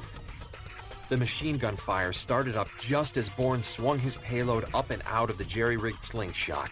The combined payload struck the helicopter's shiny metal skin, where the TNT ignited, setting off the rocket fuel. Bourne ducked as the explosion ripped through the body of the aircraft, tearing it into pieces. He began to climb down, but the stricken copter came out of the sky with appalling speed. Its still spinning rotors snapped off the tops of the pines and continued to saw into the trees, following the body as it crashed into the copse.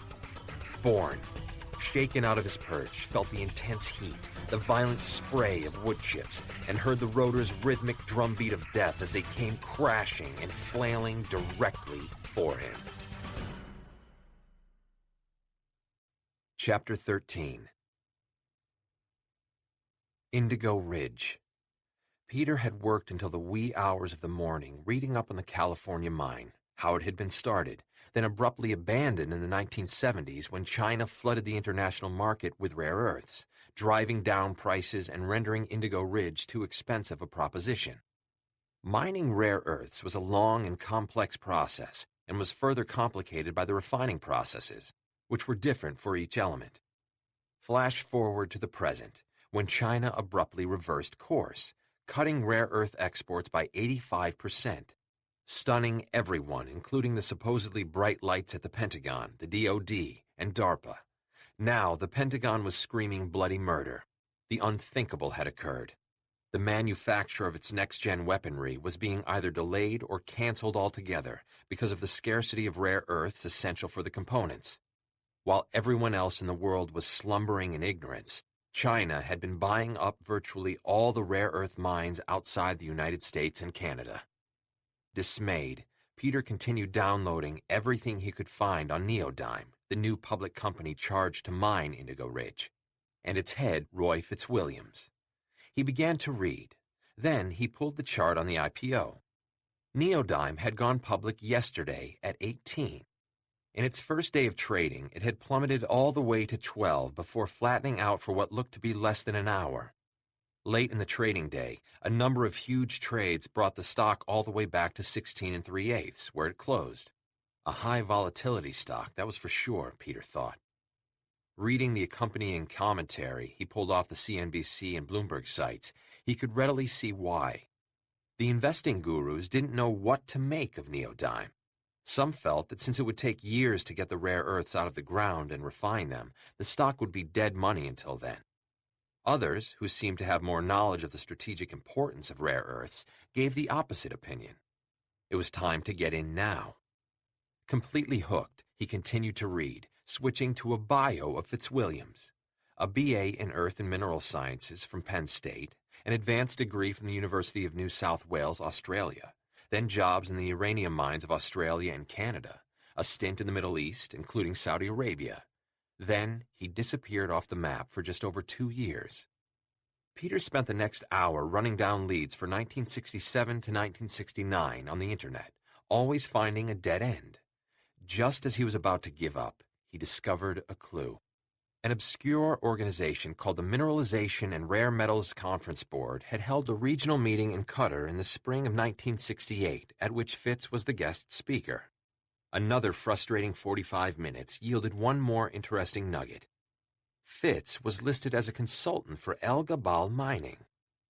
Peter immediately looked up El Gabal, a Syrian company, only to discover it was now defunct. There was precious little known about it, or indeed any business in Syria. The country was not a member of the World Trade Organization, and every large business like El Gabal was controlled by the government, so accurate assessments of Syria's export profits, let alone a single company's, were impossible to find or even guess at. A dead end, Peter thought, returning to Fitzwilliam's CV. He returned from the Middle East to run Indigo Ridge, keeping his job even when the mine went more or less dormant in the 1970s. He'd been there ever since, and now, riding the stratospheric resurgence of rare earth metals, had returned to an almost princely prominence as a major player in the rapidly emerging strategic field. Peter sat back and pressed his thumbs into his bloodshot eyes. He was exhausted, and would have dearly loved a cup of coffee, but at this hour the machine was out, and anyway, he didn't want to get up for fear of breaking his train of thought. He considered for a moment more, then called one of Soraya's assets in Syria, gave him the rundown on Fitz and El Gabal, and asked for as much intel as he could unearth.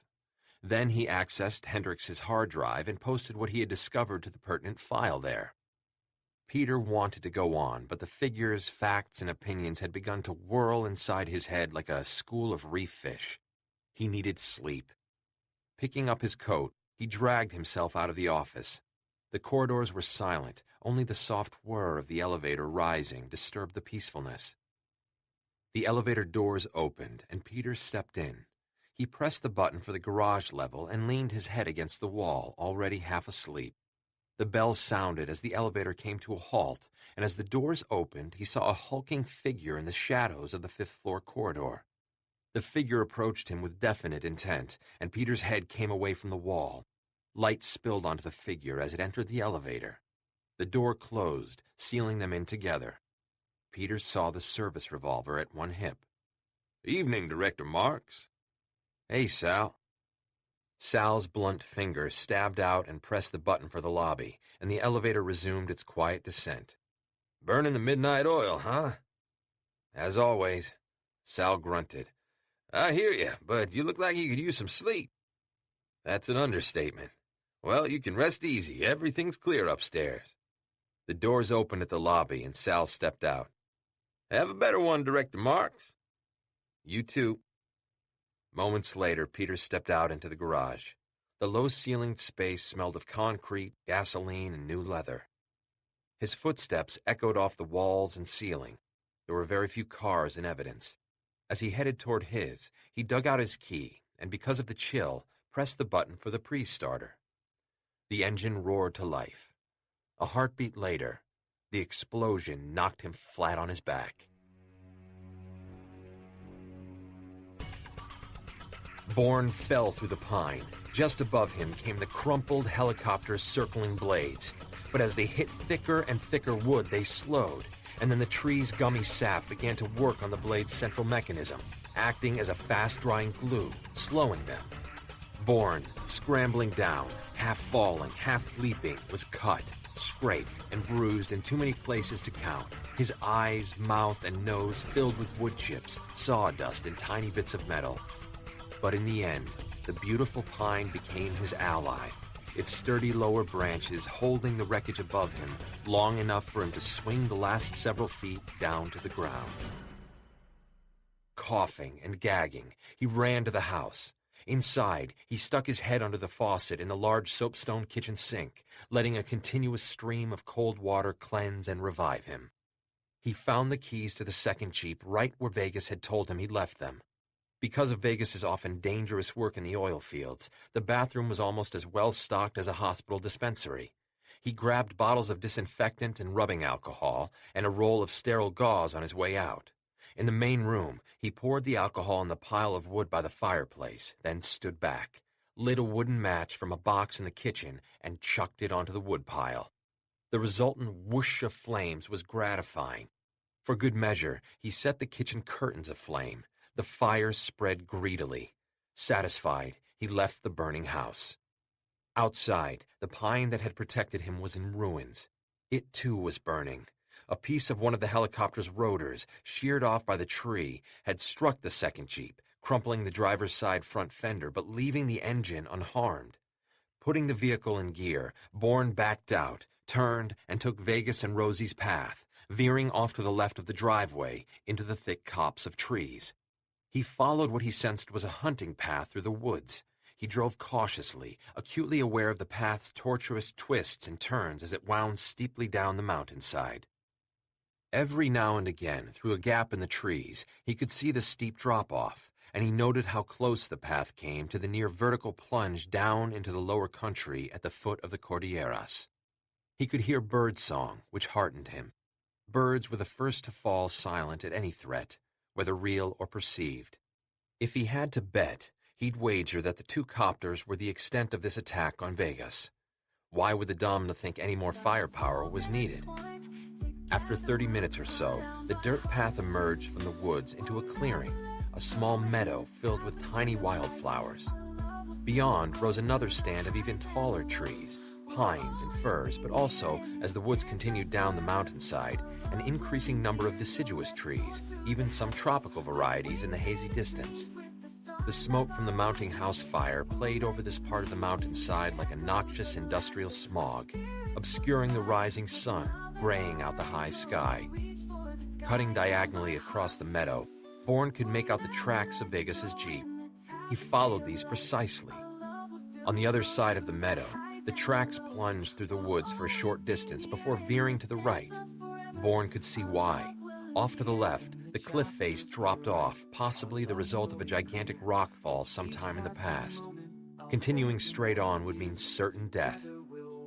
This new trail was narrower and rougher, the Jeep jouncing precariously as it twitched and whipped branches that sometimes obscured Bourne's vision. 15 minutes of this ended just as abruptly as it had begun, and Bourne found himself on a snaking two-lane paved road. He recognized it as the one he and Suarez had taken up to Vegas's house. Another Jeep with Vegas and Rosie in it was waiting for him on the gravel of the inner shoulder. Fantástico! En verdad me sorprende. Vegas was grinning. Fantastic. Truly, I'm surprised. Rosie smiled at him. Pero yo no lo soy. But I'm not. You'll have to tell us about your escape. But not now. Vegas slapped the palm of his hand against the Jeep's door.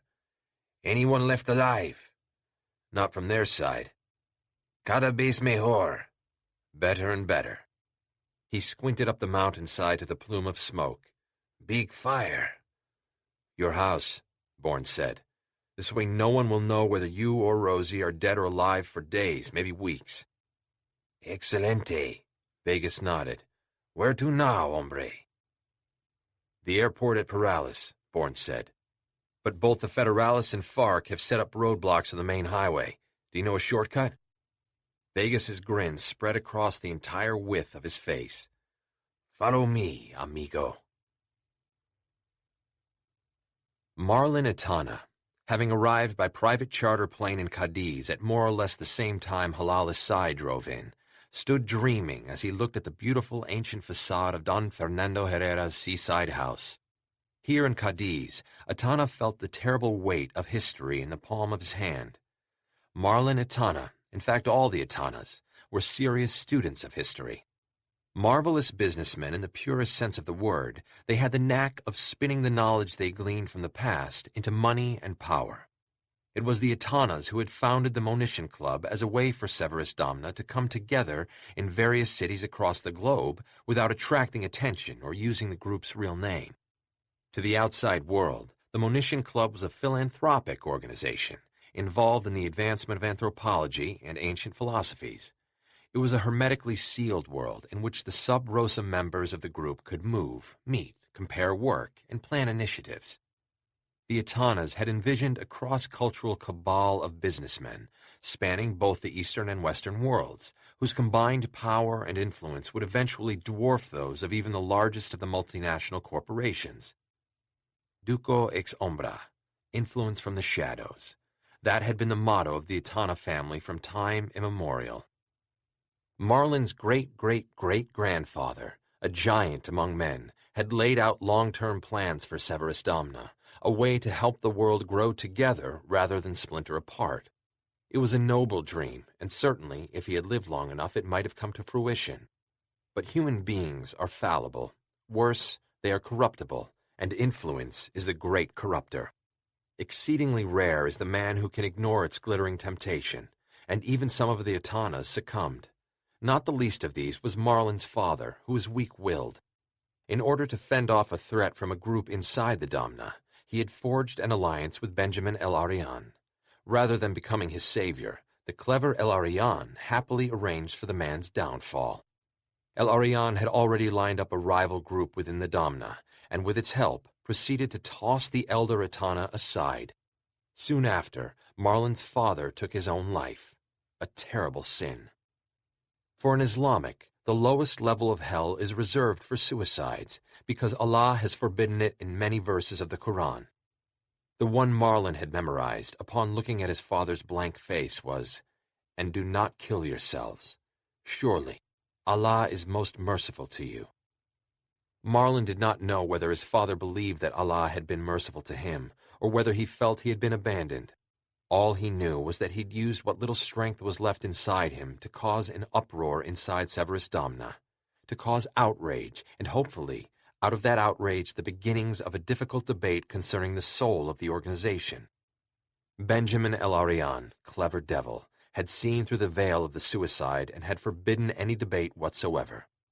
And so, Marlin, all that was left of the once mighty Etana dynasty, without whose vision the Domna would not exist, had been reduced to taking orders from Benjamin El Arian.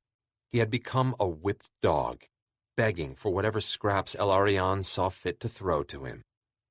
Just after noon, Marlin saw movement at the front door to Herrera's house. Halal Isai and Don Fernando emerged. They spoke for a few minutes before shaking hands in the Western style. Herrera climbed into a car parked at the curb and drove off alone. When the car was out of sight, Isai turned and began to walk toward the water. Marlin followed at a discreet distance. Isai's pace was no more than a casual stroll. He gave the impression that he had nothing to do and nowhere to go. He followed Isai along the Crescent waterfront, where Isai picked up several newspapers from a kiosk vendor. About a mile farther on, he approached a cafe with a blue and white awning. A red anchor logo was stitched onto the awning's center.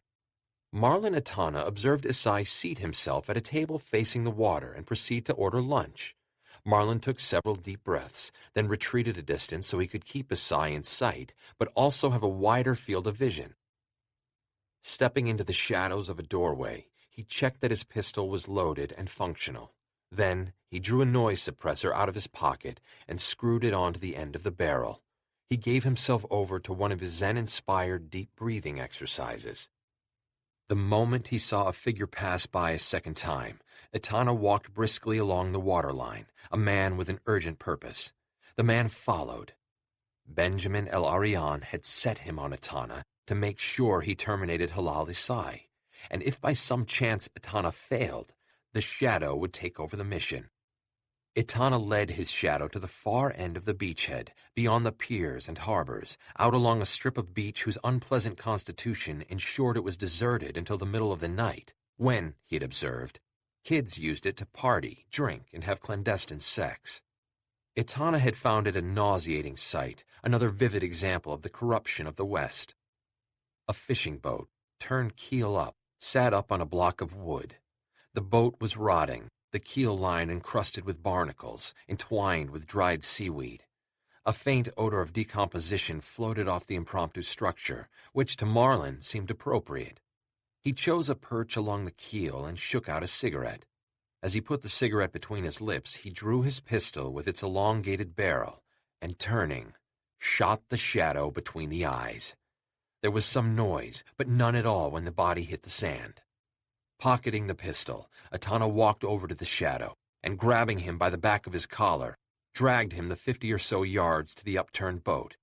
With some difficulty, he jammed the corpse into the open space beneath the craft. It already smelled bad enough that a decomposing body would not arouse any attention for days, maybe a week. By then, the seagulls would surely have done their work, and no one would be able to identify the corpse. Dusting off his hands, Marlin Atana drew smoke deep into his lungs and started back the way he had come. There was no one around, no one to see him. Best of all, there was no one to report back to Benjamin El-Arian. Now it was time, he thought, to engage with Halal Isai. Boris Karpov wanted to murder someone. If one of the German cops was still stalking the back alley, as they had been for the past 3 hours while the forensics team in the watchmaker's shop methodically went about its business, the German would have been a dead man. In the darkness that had descended over Munich, Boris had found his legs spasming, cramping, then, worst of all, growing weak. His head pounded with his need to urinate. He felt that if he didn't pee soon, his bladder would surely burst. And yet his mouth was as dry as a desert, his lips all but pasted together. At last, the lights had gone out in Hermann Bolger's shop. The flashlights of the alley cops were extinguished, and save for a dog barking hoarsely, all fell silent. Boris made himself wait another agonizing 30 minutes. Toward the end, he'd had to bite his lip to keep from moaning. Finally, when he judged it safe, he swung onto the downspout and shinnied down. It was tough going because his legs were all but useless. Twice he felt his hands, slippery with sweat, lose their grip, and he was obliged to try to clamp the metal with his knees. This worked, but just barely. On the ground at last, he squeezed between 2 garbage cans and, crouching down, peed like a female. He let out a soft groan of relief. The pent-up water went on, creating a veritable lake. Getting his legs to work was a different matter. His muscles were so tight that the pain almost overwhelmed him when he stood up. Acutely aware that he needed to put as much distance as he could between him and Bolger's shop, he nevertheless spent the next several minutes stretching gingerly and then more vigorously. He had no choice, really. His legs wouldn't have taken him to the end of the alley without giving out. He cursed his time as an administrator when he'd failed to keep up with his often brutal exercise routine. While he worked out, silently and without respite, he concentrated on breathing slowly and deeply. When his legs had returned to a semblance of normalcy, he set out for the far end of the alley. He heard the soft swishing sounds of traffic, and now and again a drunken laugh or two. At the mouth of the alley he stopped, more cautious than ever. A slow, dull drizzle wet the streets, just like in those American spy movies. The city was filled with a throaty rumble of approaching thunder. All of a sudden, the rain came down harder, bouncing off the concrete sidewalk and the asphalt street. He put up the collar of his coat and hunched his shoulders. He looked and listened for anything anomalous. He'd been blindsided. A trap had been sprung where there should have been no trap. His security had been breached. How had it happened? There was only one person he had come into contact with since he had arrived in Munich. Wagner, the contact he had met at the Noea Pinakothek Museum. And unless Karpov had been shadowed from the airport to the watchmakers, it was Wagner who had informed someone at the mosque of Boris's inquiries. Sensing a tale was more art than science, and Boris was a master at smelling a shadow. He was certain he had not been tailed. That left Wagner, or whatever his real name was, and Karpov would be in danger until he terminated the security breach. The sensible thing to do was to call Ivan and inform his friend that Wagner was playing both sides. If anyone knew Wagner's real name and whereabouts, it would be Ivan.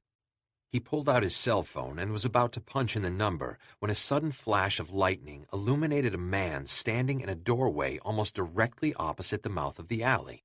A moment later, thunder cracked and boomed. Boris put the phone to his ear as if he were actually making a call and spoke as if in a conversation with someone. Meanwhile, he forced his eyes to look left and right down the street, ignoring the now heavily shadowed doorway dead ahead. He pocketed the phone, then, hands deep in the pockets of his coat, emerged from the alley and headed left, hurrying through the rain. 3 blocks along, he entered a beer garden. It was warm and bustling and smelled of wurst and sauerkraut and beer. An enormous skylight ran the length of the establishment, giving the illusion of being outdoors without the weather problems. Shaking off the excess wetness, he wound his way around patrons and servers and took a seat at a long table near the rear. Abruptly famished, he ordered everything he had smelled when he came in. The beer arrived almost immediately in an enormous ceramic and metal stein. He took 2 quick gulps and set the stein down. On either side of him, jolly Germans were drinking and eating, but mostly shouting, singing, and laughing, obnoxious as hyenas. It was all Karpov could do not to get up and walk out. But he was here for a reason, and he wasn't going anywhere until he ascertained whether or not the man in the doorway had followed him. Since he had sat down, almost a dozen people had entered the beer garden, none of whom had set off any alarms. Mostly they consisted of families or young couples arm in arm. Watching them, Boris strained to remember the last time he had walked arm in arm with a woman. He doubted he was missing anything. His food came, and just as he was tucking into his gleaming, fragrant bratwurst, a figure stepped through the front door. The hair on the backs of his hands stirred. He put the bite of wurst into his mouth and chewed meditatively. He had expected the man from the doorway across from the alley, but this was a woman, a young one at that. Boris watched her covertly as she shook out her umbrella, then collapsed it before taking a look around the restaurant. He was careful not to meet her gaze, concentrating on spearing a potato slippery with grease. He popped the morsel into his mouth, washed it down with some beer, and looked up. The young woman had taken a seat at the end of a table, on the side facing him. She was between him and the front door. Karpov had had enough of this nonsense. These people were either bad at their job or amateurs. He laid his knife and fork on his plate, took the plate in one hand, his beer stein in the other, and got up. As the hour had grown later, the beer garden had become downright raucous, more and more of the patrons transformed into red-faced drunks. Threading his way through the crowd, he decided amateurs were the worst kind of adversary. They didn't know the rules, which made them unpredictable. There was a small gap between the young woman and her neighbor, a thick-necked German, stuffing his face and guzzling beer. When Boris nudged him to move over, the fat German looked up, his eyes glaring. He was about to say something, but Karpov beat him to it. Sie haben Fett über ihr ganzes Gesicht. You have grease all over your face. Fatty grunted like a pig, and wiping his mouth with the back of his hand, heaved his bulk over. Danke, mein Herr, Karpov said, climbing into the space rather clumsily so that he deliberately jostled the young woman slightly. Je suis désolé, mademoiselle. Her head jerked around. He was gratified to see that his French had startled her. Then a door slammed shut in her eyes, and she turned away, staring down at a magazine she was holding. It was in English, Boris saw, not German. Vanity Fair. She was reading a story on Lady Gaga, one of those perfectly idiotic pop stars who could exist only in America. He returned his attention to his meal. Sometime later, she lifted the magazine so a plate of Wiener Schnitzel could be placed in front of her. She took a look at it, wrinkled her nose in distaste, and pushing the plate away, resumed her reading. Boris swallowed a chunk of bratwurst and hailed a passing server. Noch ein Bier, bitte. Another beer, please. The server nodded. Just as she was turning away, Boris added, Und eine für die junge Dame. The young woman turned to him and said more tartly than sweetly, Thank you, no. Bring it anyway, Karpov shouted to the back of the disappearing server. She had dark hair and a cream complexion, with that quintessentially pretty look only American women have, healthy, vibrant, with perfectly symmetrical faces. In other words, bland as Wonder Bread. Once, several years ago in New Jersey, he had actually eaten a couple of slices of Wonder Bread spread with Peter Pan peanut butter. The cloying sweetness of the sandwich had dissolved into an unpalatable paste in his mouth, and he had gagged. He turned to the young woman and said in English, "Aren't you going to eat your schnitzel?" "Please." She dragged out the word please. Boris eyed the breaded veal cutlet. "Yeah, that'll put a couple of pounds on you for sure." This use of American slang caused her to finally look at him. "What's your story?" "Gosh, Midge," he said with a plastic malt shop accent, "I was just about to ask you the same question." She laughed. "Midge, I haven't heard that name since I stopped reading Archie comics." She apparently made a decision because she held out her hand. "Lana Lang."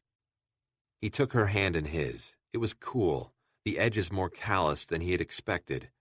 Maybe not an amateur, he thought. "You're joking, right?" Her smile could be wicked.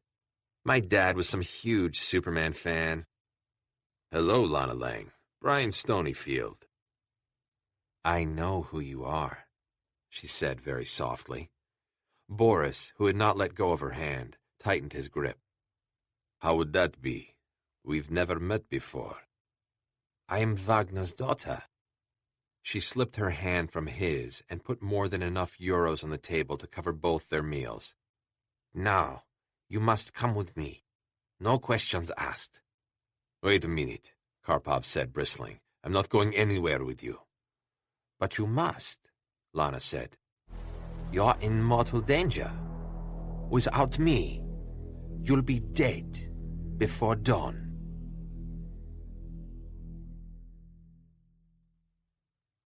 Chapter 14.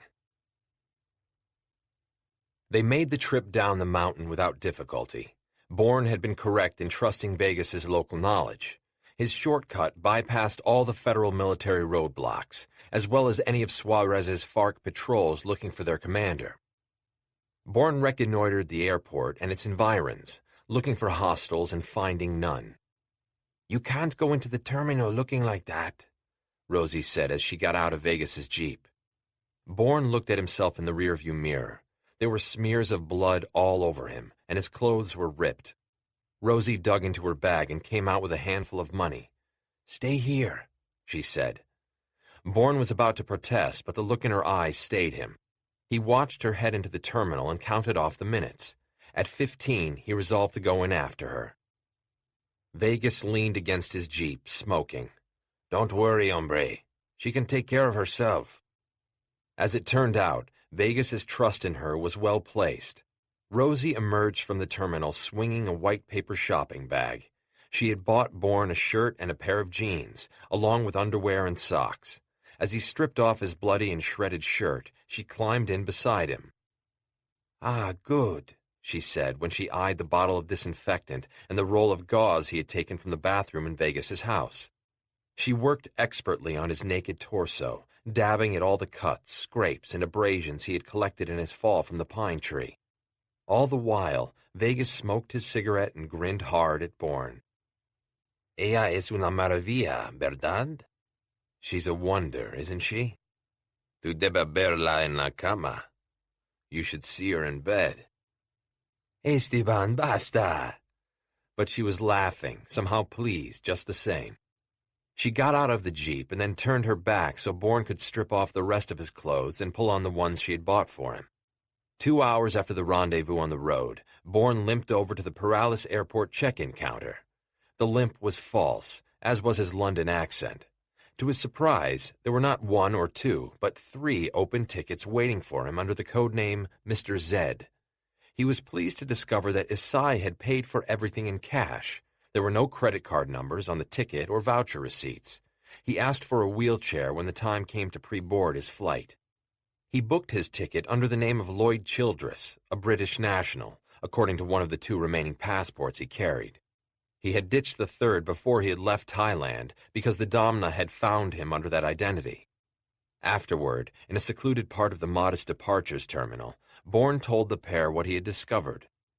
"Isai left tickets for all 3 of us to Bogota. with a connecting flight to Seville via a stop in Madrid, Bourne said quietly. There's also a rental car voucher for when we arrive in Seville. Isai says final instructions will be with the rental car agreement. He looked from one to the other. You have your passports? Rosie held up her satchel. Packed days ago. Good. Bourne was relieved.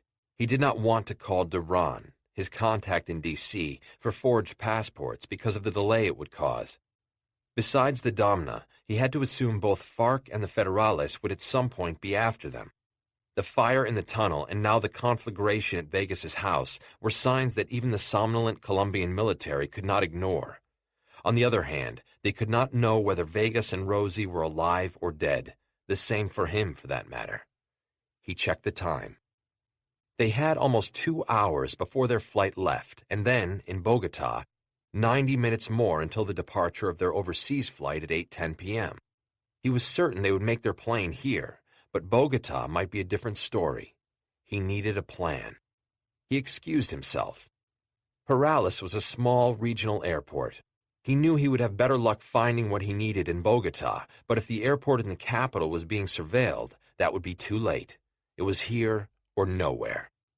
There were 4 shops in the departures terminal, a drugstore, a clothing store, a newsstand that also sold sundries aimed at travelers' needs, and a souvenir shop, the bright yellow, blue, and red horizontal strips of Colombia's flag in evidence on everything from T-shirts to bandanas to pennants.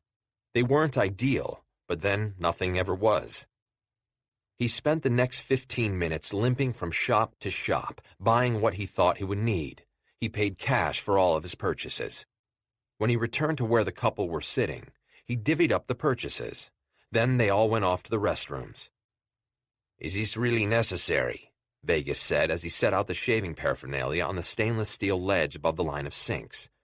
Get on with it, Bourne said. Shrugging, Vegas splashed his face with hot water, applied shaving cream, and began to take off his beard and mustache. I haven't seen this part of my face in maybe 30 years, he said as he rinsed off the disposable razor. I won't recognize myself. No one else will either, Bourne said. He took the buzzer he had bought and began to give himself a high and tight, the military haircut preferred by Marines. Then he opened up the various pots of cosmetics he had purchased and started applying color to darken the lower half of Vegas's newly shorn face to match the rest of it. He made his own lips ruddy, his cheeks hollow and sunken. By the time he was finished, Vegas had emerged from a stall in the new outfit Bourne had picked out for him. Shorts, flip-flops, a straw pork pie hat with a yellow, blue, and red band, and a T-shirt with Member, Colombian Cartel, emblazoned across the chest. Hombre, what have you done to me? He complained. I look like a fool. Bourne had to stifle a laugh. All anyone will notice is the T-shirt, he said. Taking up a pair of scissors, he slit the left leg of his new jeans. He threw a new roll of gauze at Vegas and said, "Bind up my leg from just below the knee to the bottom of my calf." Vegas did as he asked. Bourne put on the pair of magnifying glasses he had bought and said, "Let's go see how Rosie looks." I can't wait, Vegas said with an exaggerated grimace. At the last moment, he pulled Bourne away from the door and said in a low voice, Hombre, escúchame. If anything should happen to me, "Nothing's going to happen to you. We're all going to talk to Don Fernando together." His grip on Bourne's elbow tightened. You'll take care of Rosie. Esteban, What happens to me is of no concern. You'll protect her no matter what. Promise me, amigo. The intensity in Vegas's voice struck Bourne hard. He nodded. "You have my word." Vegas withdrew his grip. Bueno, estoy satisfecho. Bourne opened the door and they stepped out into the terminal, Bourne limping noticeably. Rosie was waiting for them. The clothes Bourne had bought for her fit her perfectly, maybe too perfectly, as Vegas's eyes seemed about to pop out of his head when he saw her standing there, hands on shapely hips.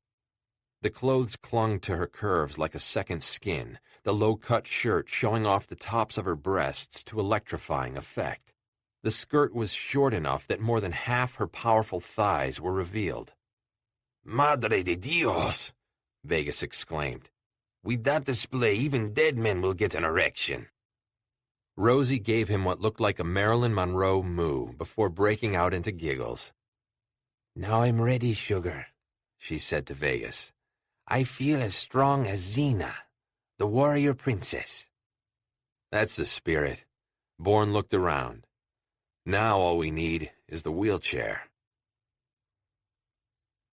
Hendricks, on his way to the conference room a floor below his office, was possessed with the desire to call his son Jackie. Instead, he was stuck in his meeting with Roy Fitzwilliams, the head of Indigo Ridge, who it seemed already had some problems with the details of Samaritan.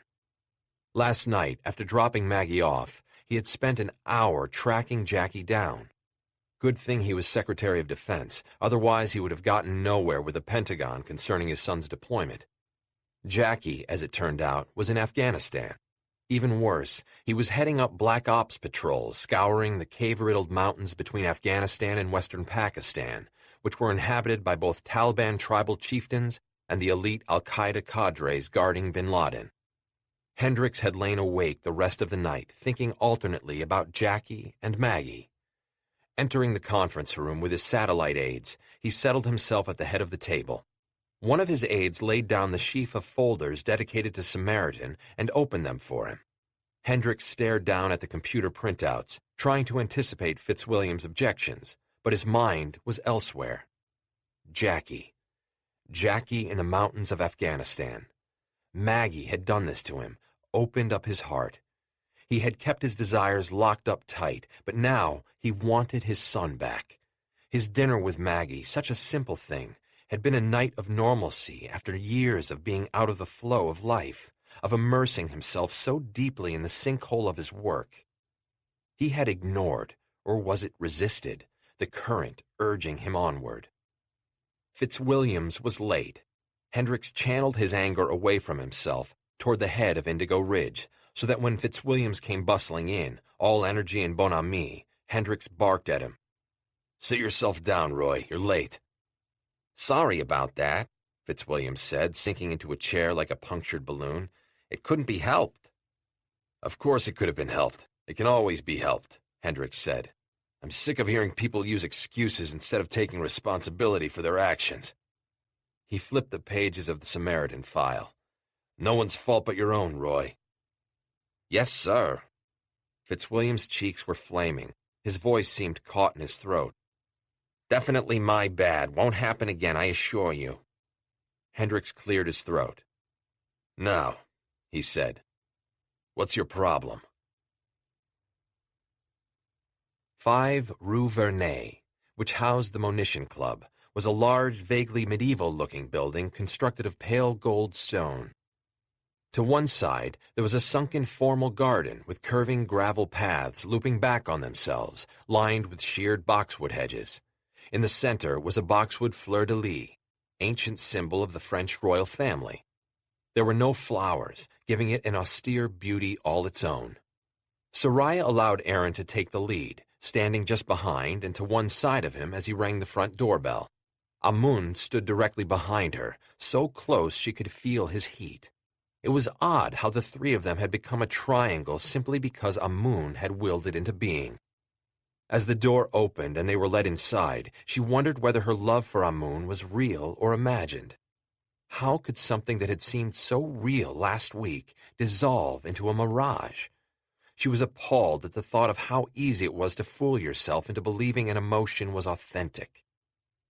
They were led through the interior of the building by a young woman unremarkable in every way, medium height, medium build, dark hair pulled back in a severe bun, a detached expression that squeezed all personality from her face. Soft, indirect light illuminated their way down corridors lined in expensive wood and small-framed illuminated manuscripts, which were hung at precise intervals. Their footfalls made no sound on the plush charcoal-colored carpet, into which they sank as if in a marsh. At length, the young woman stopped before a polished wooden door and rapped softly. She responded to an answering voice and opened the door. Stepping aside, she waved them into the suite beyond. The first room of the suite appeared to be a study as well as an office. It was dominated by a hardwood refectory table and floor-to-ceiling library shelves filled with oversized tomes, some of which looked very old. A number of chairs upholstered in fragrant leather were scattered around the room. To one side was a large globe showing the world as it was known in the 17th century. Beyond this space was another distinct room that appeared to be a living room in a residence, modern and lighter in tone and decoration than the study. When they entered, a man atop a low-rolling stepladder twisted his torso, peering at them over a pair of old-fashioned half-spectacles. Ah, Inspector Lipkin-René, I see you have brought reinforcements. Chuckling lightly, he came down off his perch and approached their group. Directeur Donatien Marchand, at your service. Amun shouldered past, interrupting before Aaron could complete introductions. Amun Shaltum, head of Mokhabarat, Cairo. His stiff, formal bow had about it a vaguely threatening aspect that caused Marchand a brief hesitation, a startle in the depths of his black eyes before his mouth returned to its businesslike smile. I understand you've come about Monsieur Laurent's unfortunate demise. Aaron cocked his head. Is that how you would characterize it? Is there another way? Marchand meticulously dusted off his fingertips. How may I help you? He was a shortish man whom Soraya judged to be in his mid to late 50s, but quite fit. His long hair was graying at the sides, but his widow's peak was still pure black. It possessed the peculiar metallic gloss of a raven's wing, spinning invisible light into an oil slick of colors. Aaron consulted his notes. Laurent was run down on Place de la Rue, à la Défense, at 11:37 in the morning. He looked up abruptly into the director's eyes. What was he doing there? Marchand spread his hands. I confess I have no idea. You didn't send him to La Défense. I was in Marseille, Inspector. Aaron's smile was sharp as an arrow. Monsieur Laurent had a cell phone, Director. I assume you do too. Of course I do, Marchand said, but I didn't call him. In fact, I had no contact with Laurent for a number of days prior to my leaving for the south. Soraya noticed that Amun seemed to have lost interest in the conversation. He had broken away and was studying the books that lined the director's study. Aaron cleared his throat. So what you're claiming is that you have no knowledge of what business Monsieur Laurent had in the Ile-de-France Bank building 2 days ago. Very clever, Soraya thought. Aaron waited until now to mention the Ile-de-France Bank. Marchand blinked as if blinded by a very strong light. I beg your pardon? Until Monsieur Laurent's murder. Murder? Marchand blinked again. Now Aaron had him, Soraya thought. Until his murder, Monsieur Laurent was your assistant, is that not correct? It is. Well then, Monsieur Marchand, the Ile-de-France Bank. There was a slight edge to Aaron's voice, and he had picked up the pace of his questioning. What was Monsieur Laurent doing there? Marchand's voice turned abrupt, waspish. I have already told you, Inspector. He seemed to be losing his temper, which was the point. Yes, you claim you don't know. I don't know. Aaron consulted his notes, flipped a page, and Soraya felt a little spark of glee rise up in her. Aaron opened his mouth. Here it comes, Soraya thought. Your answer interests me, Director. My research has revealed that much of the funding for this branch of the Munition Club comes from accounts in the Brive Bank. Marchand shrugged. What of it? A number of our senior members have their accounts at Brive. These men are large annual donors. I applaud their altruism, Aaron said lightly. However, after no little digging, it has come to my attention that the Brive Bank is a subsidiary of the Netherlands Freehold Bank of the Antilles, which in turn is owned by, well, the list goes on, and I don't want to bore you. But at the end of the list is the Nymphenburg Landesbank of Munich. Here Aaron took a breath, as if to emphasize the exhaustion brought about by the amount of digging he'd had to do. Is Nymphenburg Landesbank wholly owned? Indeed it is. And for a time this stopped me in my tracks. But then I decided to turn my supposition upside down. And what do you know? Early this morning, I discovered that for the past 5 years, the Nymphenburg Landesbank of Munich has been quietly buying up pieces of... Now he shrugged. Need I say it, Director? Marchand was standing stock still, his hands in midair. Soraya, looking at them, had to give the man credit. His hands were rock solid, not a tremor to be seen. Aaron grinned. Nymphenburg Landesbank now owns a controlling interest in the Ile-de-France Bank. The takeover was devilishly difficult to detect, mainly because both the Landesbank and the Ile-de-France are private institutions. As such, they are not required to divulge changes in policy, key personnel, or control. He stepped toward Marchand a pace and lifted a forefinger. However, it occurred to me that there might be another reason for my difficulty in unearthing the connection. The silence grew so thick that finally Marchand said through gritted teeth, And what would that be, Inspector? Aaron closed his notebook and put it away. À bientôt, Monsieur Marchand. Until next time. With that, he turned on his heel and left. Soraya followed in his wake, but not before grabbing a handful of Amun's jacket and dragging him away from his study of the book spines. Outside, the sun was shining and the birds were chirping, flitting from tree to tree. How about some lunch? Aaron said. My treat. I'm not hungry. I'd rather get back to our hotel room, Amun replied. Well, I'm hungry enough for two, Soraya said, avoiding Amun's dark glare. Aaron clapped his hands. Splendid. I know just the place. Follow me. Soraya sensed that Amun didn't want to follow Aaron anywhere, but unless he could find a taxi station, he had no choice. Why didn't you tell me what you had discovered? Soraya said as she came up alongside Aaron. There wasn't time. Soraya suspected this was only partially true, but she held her tongue because she sensed that Aaron hadn't wanted her to say anything to Amun. They returned to the Citroën, and when they were all settled in, Soraya next to Aaron up front and Amun in back with his carry-on bag, Aaron fired the ignition. But before he could put the Citroën in gear, Amun leaned forward and put a hand on his arm. Just a moment, he said. Soraya, acutely attuned to both these men, felt immediate alarm. If Amun was going to start a fight, she had to find a way to head it off. Amun, let's just go, she said in as even a voice as she could muster. She had been witness to Amun's temper. She did not ever wish to be on the receiving end of it. I said wait, he said in that tone of voice that turned lesser human beings to stone. Aaron took his hand off the gear shift and half turned in his seat. To his credit, he was content to be patient. That was a good piece of work in there. Amun stared straight into Aaron's eyes. I admired the technique. Aaron nodded. Thank you. It was clear he had no idea where this was going. Neither did Soraya. You hit a nerve with Marchand, and you left him wondering and frightened. Amun continued. It's too bad you didn't plant a bug in his office. Then we could have found out who he's calling right now. Aaron appeared slightly put out by Amun's denseness. This isn't Egypt. I'm not allowed to bug people's offices or homes without proper authorization. No, you aren't. Amun unzipped his bag and pulled out a dull black box about the size of a first-generation iPod.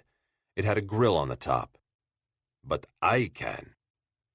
He flipped a hidden switch, and at once they heard Donatien Marchand's voice caught in mid-sentence. They were able to listen to the rest of the phone conversation. God alone knows. Not really, no. It's not the first time I've had an inquiry from the Quai d'Orsay. Certainly, but I tell you, this one feels different. No, I don't know why. An unusually long silence. Is the Egyptian having the head of Al-Makhabarat? Bullshit, you wouldn't like it either. The guy gave me the creeps. Now, I don't know what. You try that then. You didn't look these people in the eye. Really? I haven't even mentioned the woman, Soraya Moore. Well, you may know her, but I don't. She worries me most of all. Because she says nothing and sees everything. Her eyes are like X-ray machines. I've had the misfortune of meeting several people like her. Inevitably, it's gotten messy, very messy. And with this Laurent business, messy is the last thing we need. Oh, you do you? And who would that be? There ensued what seemed to be a shocked silence before Donatien Marchand's voice started up again. You can't be serious. Not him. I mean to say, there's got to be another alternative. I see. Marchand sighed in what sounded like resignation. When? And it has to be me. All right, then. Marchand managed to inject a girder of steel into his voice. I'll give him his orders immediately. The usual price. A moment later, the connection was broken. The three eavesdroppers sat in silence, their bodies very still. The atmosphere was suddenly stifling, the musk of men and women mingling into a thick stew. Soraya felt the slow, heavy beat of her heart. It was one thing listening in on a conversation, quite another when a key part of that conversation concerned you. Interpretation, Aaron said a bit breathlessly. It sounds as if Marchand has been ordered to contact a hitman. Aaron nodded. That was my take as well. He turned his head. Amun? The Egyptian was staring out the Citroën's window and didn't bother to answer. Here he comes, he said, pointing to Marchand, whom they could see emerging from the munition club. He got into a black BMW and took off. As Aaron put the Citroën in gear and pulled out after him, Amun said, I assume you've both lost your appetite.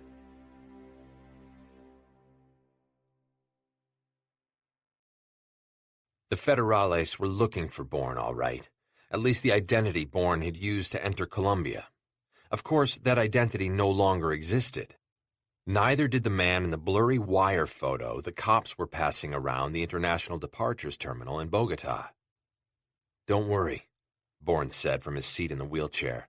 It's me the Federales have an interest in, not you or Rosie. But the Domna has connections. In this case, Bourne cut in. I very much doubt they'd want the Federales involved. Too many questions would be asked. Nevertheless, as Vegas pushed Bourne across the concourse, he exuded nervous energy the way the sun generates heat. This was a problem. Of what magnitude, Bourne could not yet determine, for cops could smell fear from 1,000 yards away. Directing them to the business class lounge, Bourne presented their tickets to one of the attendants, a slim, deeply tanned young woman who personally showed them the best place to park the wheelchair, then went to get a server for them. There were definitely perks to being perceived as disabled, Bourne thought, but right now, the most important one was throwing the Federales off his trail. When the server appeared, Bourne ordered a stiff drink for Vegas to calm him down. Rosie ordered her own. Bourne wanted nothing. I'll be fine once I see Don Fernando again, Vegas said. Stop looking around, Bourne said. Concentrate on me. He turned to Rosie. Hold his hand and don't let go, no matter what. Rosie hadn't said a word since they disembarked their regional flight from Perales, but Bourne sensed little fear in her. Her innate trust that Vegas would protect her, come what may, appeared to insulate her from their precarious situation. The moment she gripped Vegas's hand, he relaxed visibly, which was lucky since at that moment a pair of Federales stepped into the lounge and started querying the receptionists. Both of them shook their heads when they looked at the photo of Bourne. Nevertheless, the two cops decided to make a circuit of the lounge. Vegas had not yet seen them, but Rosie had. Her eyes locked on Bourne. He grinned at her. He laughed as if she had made a joke. Understanding, she laughed back. What's going on? Vegas said. What the hell is so damn funny? In a minute or two, a pair of Federales will pass by here. Bourne saw the fear bloom anew in the older man's face. He was a country fellow, unused to the confines of the big city, and here in the lounge there was nowhere to run. He had already consumed more than half his drink. His face was pale. Bourne could see the bones of his skull clearly beneath the suddenly waxy skin. Dead men looked better. Seeking to distract him, Bourne asked him about the oil fields, his early days when he was learning the trade, when the danger was the most acute. He became animated, as Bourne had hoped. Clearly, he loved his work and was adept at its every nuance. All the while, Rosie listened as attentively as if she were a geological engineer. The federales were fast approaching their area, strutting with their chests out, their hands on the butts of their sidearms. Tension ratcheted up. Even Rosie was not immune, Bourne saw. "I saw the tamarind tree out back," Bourne said, "and the cross that marked the grave." "We do not speak of this," Vegas said, shaking. "Mi amor, calmate." Rosie kissed him on the cheek. "He couldn't know." "I had no intention." Rosie lifted a hand to stop him. "You couldn't know," she said grimly. She offered Vegas a wan smile that guttered like a candle in the wind. She turned back to Bourne. "Our son, 9 days old, and already he held the entire world in his eyes." A tear slid down her cheek, which she immediately wiped away with the back of her hand. "This is how it is with children, before they are corrupted by the adult world." "His death was a complete mystery." Vegas's words seemed squeezed out of him, as if each one gave him pain. "But what do I know? Only where I've been. I don't know where I'm going." "They have to be protected, the children," Rosie said. Something in what Vegas had just said disturbed her deeply. The federales were only steps away. Bourne said, "You can have the chance to protect another one." They both stared at him. It was Rosie who spoke. "But the doctor said—" "That was a doctor in the middle of Colombian nowhere. There are specialists in Seville and Madrid. If I were you, I wouldn't give up hope." The pair of federales swaggered past, their eyes glancing over the tourists, the man in the wheelchair, whom they took to be an American war vet, the old man with the T-shirt emblazoned with its stupid logo that set them laughing. But mostly, they let their gazes linger over the high breasts and long legs of the woman whose sensuality took their breaths away. And then, like a storm cloud passing, they were gone, and the entire lounge seemed to breathe a sigh of relief. Maggie, Scara thought of herself as Maggie now, it was effortless, was due for her daily report to Benjamin El Arian. She luxuriated in bed, only a top sheet covering her naked body, and regarded the encrypted cell phone she used only for communicating with El Arian. Then she turned away and stared at the pale blue-gold light of morning, purling the loose weave curtains of her bedroom. At this hour, it was so quiet she could almost hear the faint crackle and spark of the light, as if it were the only thing stirring, shifting easily as the sun slowly dissolved the darkness. Her mind was filled with many thoughts, some of them conflicting. But mainly she knew she did not want to speak with Benjamin. He was like a tether, dragging her back to another life, one she had chosen, true enough, though far from willingly. It was funny, she thought now, how the exigencies of life forced you to make decisions. That there could be any form of control was an illusion. Life was chaos. Attempts to control or even contain it could only end in tears. She had shed enough tears for several lifetimes. The last time when she saw her mother on the coroner's slab in the chill house of the dead, when she broke down sobbing with her 2 sisters, she had promised herself she would never shed another tear again, and she had kept that promise until last night. What was it about Christopher Hendricks that had shattered her resolve? For hours, while his presence still throbbed through her like a fever, she had lain awake thinking about this question. She had traced and retraced their evening together, combing through each nuance of voice and gesture like a starving tramp pawing through bags of garbage. Around 4 o'clock she had finally given up, turning on her side, curling up and closing her eyes, willing herself to drift off, as she often did, by thinking of her 2 sisters. Michaela was dead now, killed in the pursuit of their revenge. But Kaya was very much alive, though by mutual agreement they'd had no contact with each other for years. Maggie imagined the 2 of them together, touching foreheads as the triplets had done when they were very young, that particular feeling of a shared warmth flowing through them, a closed circuit that made them special and kept the outside world, the hateful world of their childhood, of Iceland, the betrayal of their father, at bay. He'd left them and their mother to kill, to finally be killed, all in the name of what? the shadow organization to which their father belonged. She thought of their father now, walking out the door into the snow glare of a Stockholm winter. She had watched him go, never to return. And then, nothing, until she had uncovered the news that he had been killed by his intended target, Alexander Conklin. A chill had flashed down her spine, a feeling she had not been able to share with her sisters. She closed her eyes on the bleakness of Stockholm, on the image of her father walking away from her, from all of them.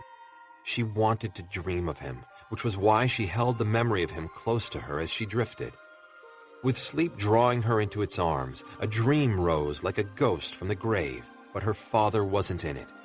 She and Christopher were at a sports complex. It was completely empty, save for them. Moonlight shone on a vast pool. She looked down and saw Christopher smiling at her. He waved up to her, and she realized that she was standing on a high dive board. "Go on," he said. "You needn't wait for me." She had no idea what he meant, but she knew she was going to dive. She stepped to the end of the board and curled her toes around the edge. She flexed her knees, felt a spring in the board, the coiled power of it, and it gave her great courage. She sprang up and out in a beautiful arc. Her arms were in front of her, her palms together as if in prayer. She saw the water coming to meet her as she dropped through the night. Moonlight silvered the pool, turning it into glass, into a mirror. She saw herself diving down to meet the water, but it wasn't her she saw just before she cleaved the water. It was Christopher. That's when her eyes flew open. Across the room, she saw the curtains pattern with dawn light, which to her half-dreaming mind looked thick and aqueous. For a moment, she thought she was underwater, deep in the belly of the pool, on her way up. Then recognition flooded her, and she knew with a certainty she felt in her bones. She and Christopher were so alike, she felt chills ripple through her.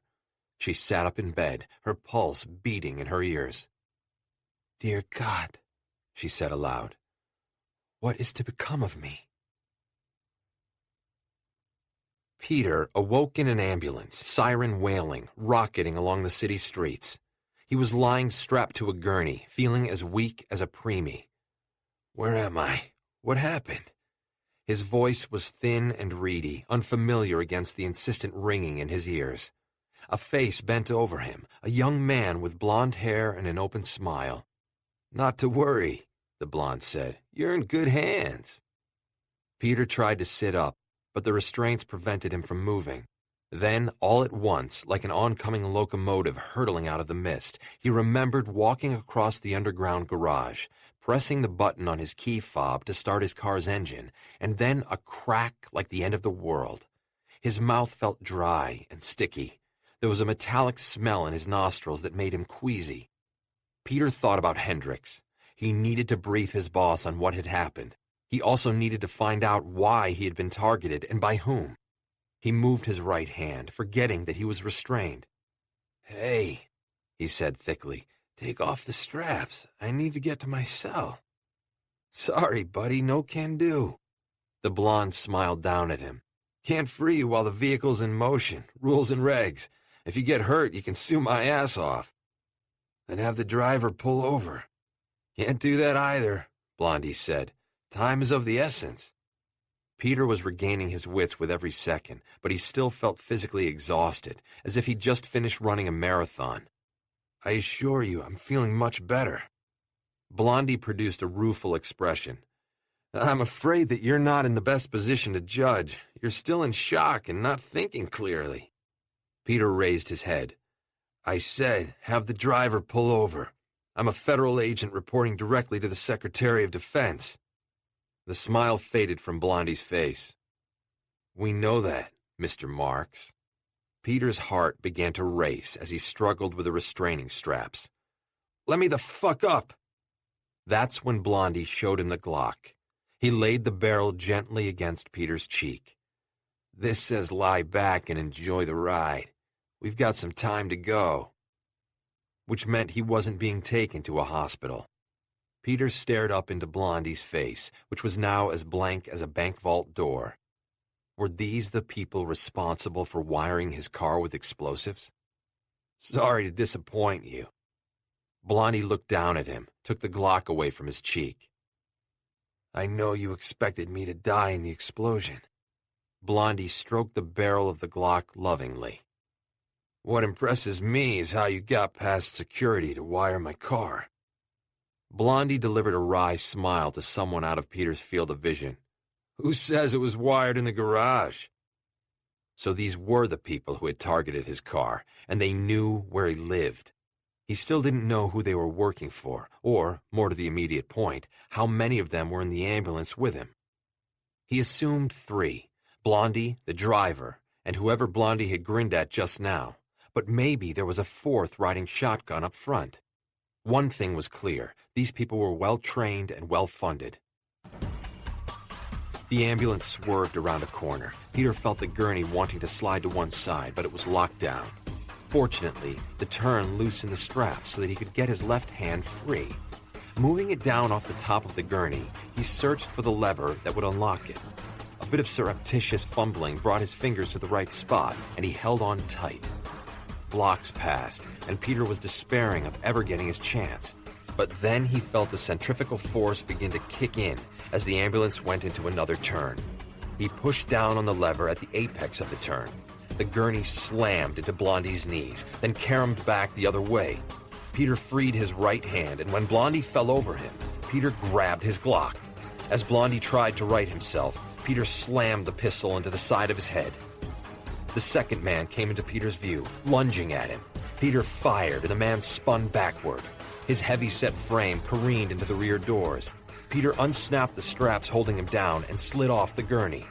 At the same time, the ambulance was slowing. The driver was probably alarmed by the gunshot. Peter wasted no time. Leaping over the 2 bodies, he wrenched open the doors and jumped out. He hit the ground and rolled on his hip, but having used the last reserves of his strength, he was having difficulty even getting to his knees. Several yards farther on, the ambulance had pulled over. The driver jumped out, running back toward where Peter lay. Peter knew his only chance was the Glock, but he had lost it during his fall. He desperately looked around and saw it lying in the gutter.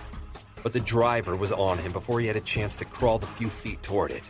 He was plowed under by the driver's fists. He had no strength left with which to adequately defend himself, let alone retaliate. Bright spots of light exploded behind his eyes, and waves of blackness rolled over him.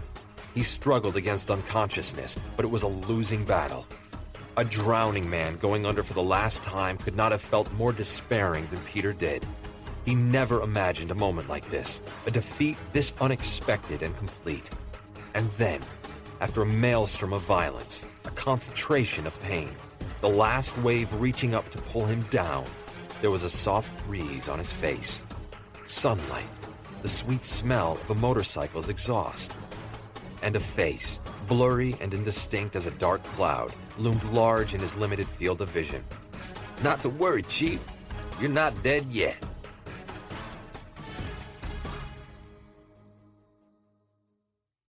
Chapter 15. In the dewy light of morning, Halal Isai went for a walk along the curving seaside streets of Cadiz. The day was already bright, with only a handful of white fluffy clouds way off to the south. The air was fresh, tangy with salt and phosphorus. Out on the water, several sailboats tacked, taking advantage of the wind. Many of the tourist shops were still closed, their metal gates rolled down like castle walls, and Isai caught a glimpse of the melancholy that invades coastal cities in the winter. He carefully chose the seaside cafe, passing up a cluster of others nearer to Don Fernando's house, for the one with a blue and white striped awning emblazoned with a red anchor. Seating himself at a small round table in the second row from the sidewalk, he ordered breakfast. Bicyclists whirred by like giant insects, and occasionally a car or a delivery truck rumbled past. Otherwise, the early hour had scoured the sidewalks clean. His coffee and pastry arrived. He sipped the coffee tentatively, deemed it good, and added just a touch of milk. Then he bit into his chewy, sweet pastry and sat back, breathing the humid air deep into his lungs. He began his ritual of plan review. Every day, variables cropped up that interfered with a plan or caused it to be altered in vital ways. It was like working out a delicately balanced puzzle that subtly changed each time you looked at it. Human beings were usually at fault, those involved both voluntarily and unwittingly. They were far too often unpredictable in their responses, and therefore had to be monitored carefully. It was exhausting work, worth the trouble only if the payoff was sufficiently valuable or desirable. In this case, Isai thought, the payoff was both. Unfortunately, monitoring each human element was not always possible.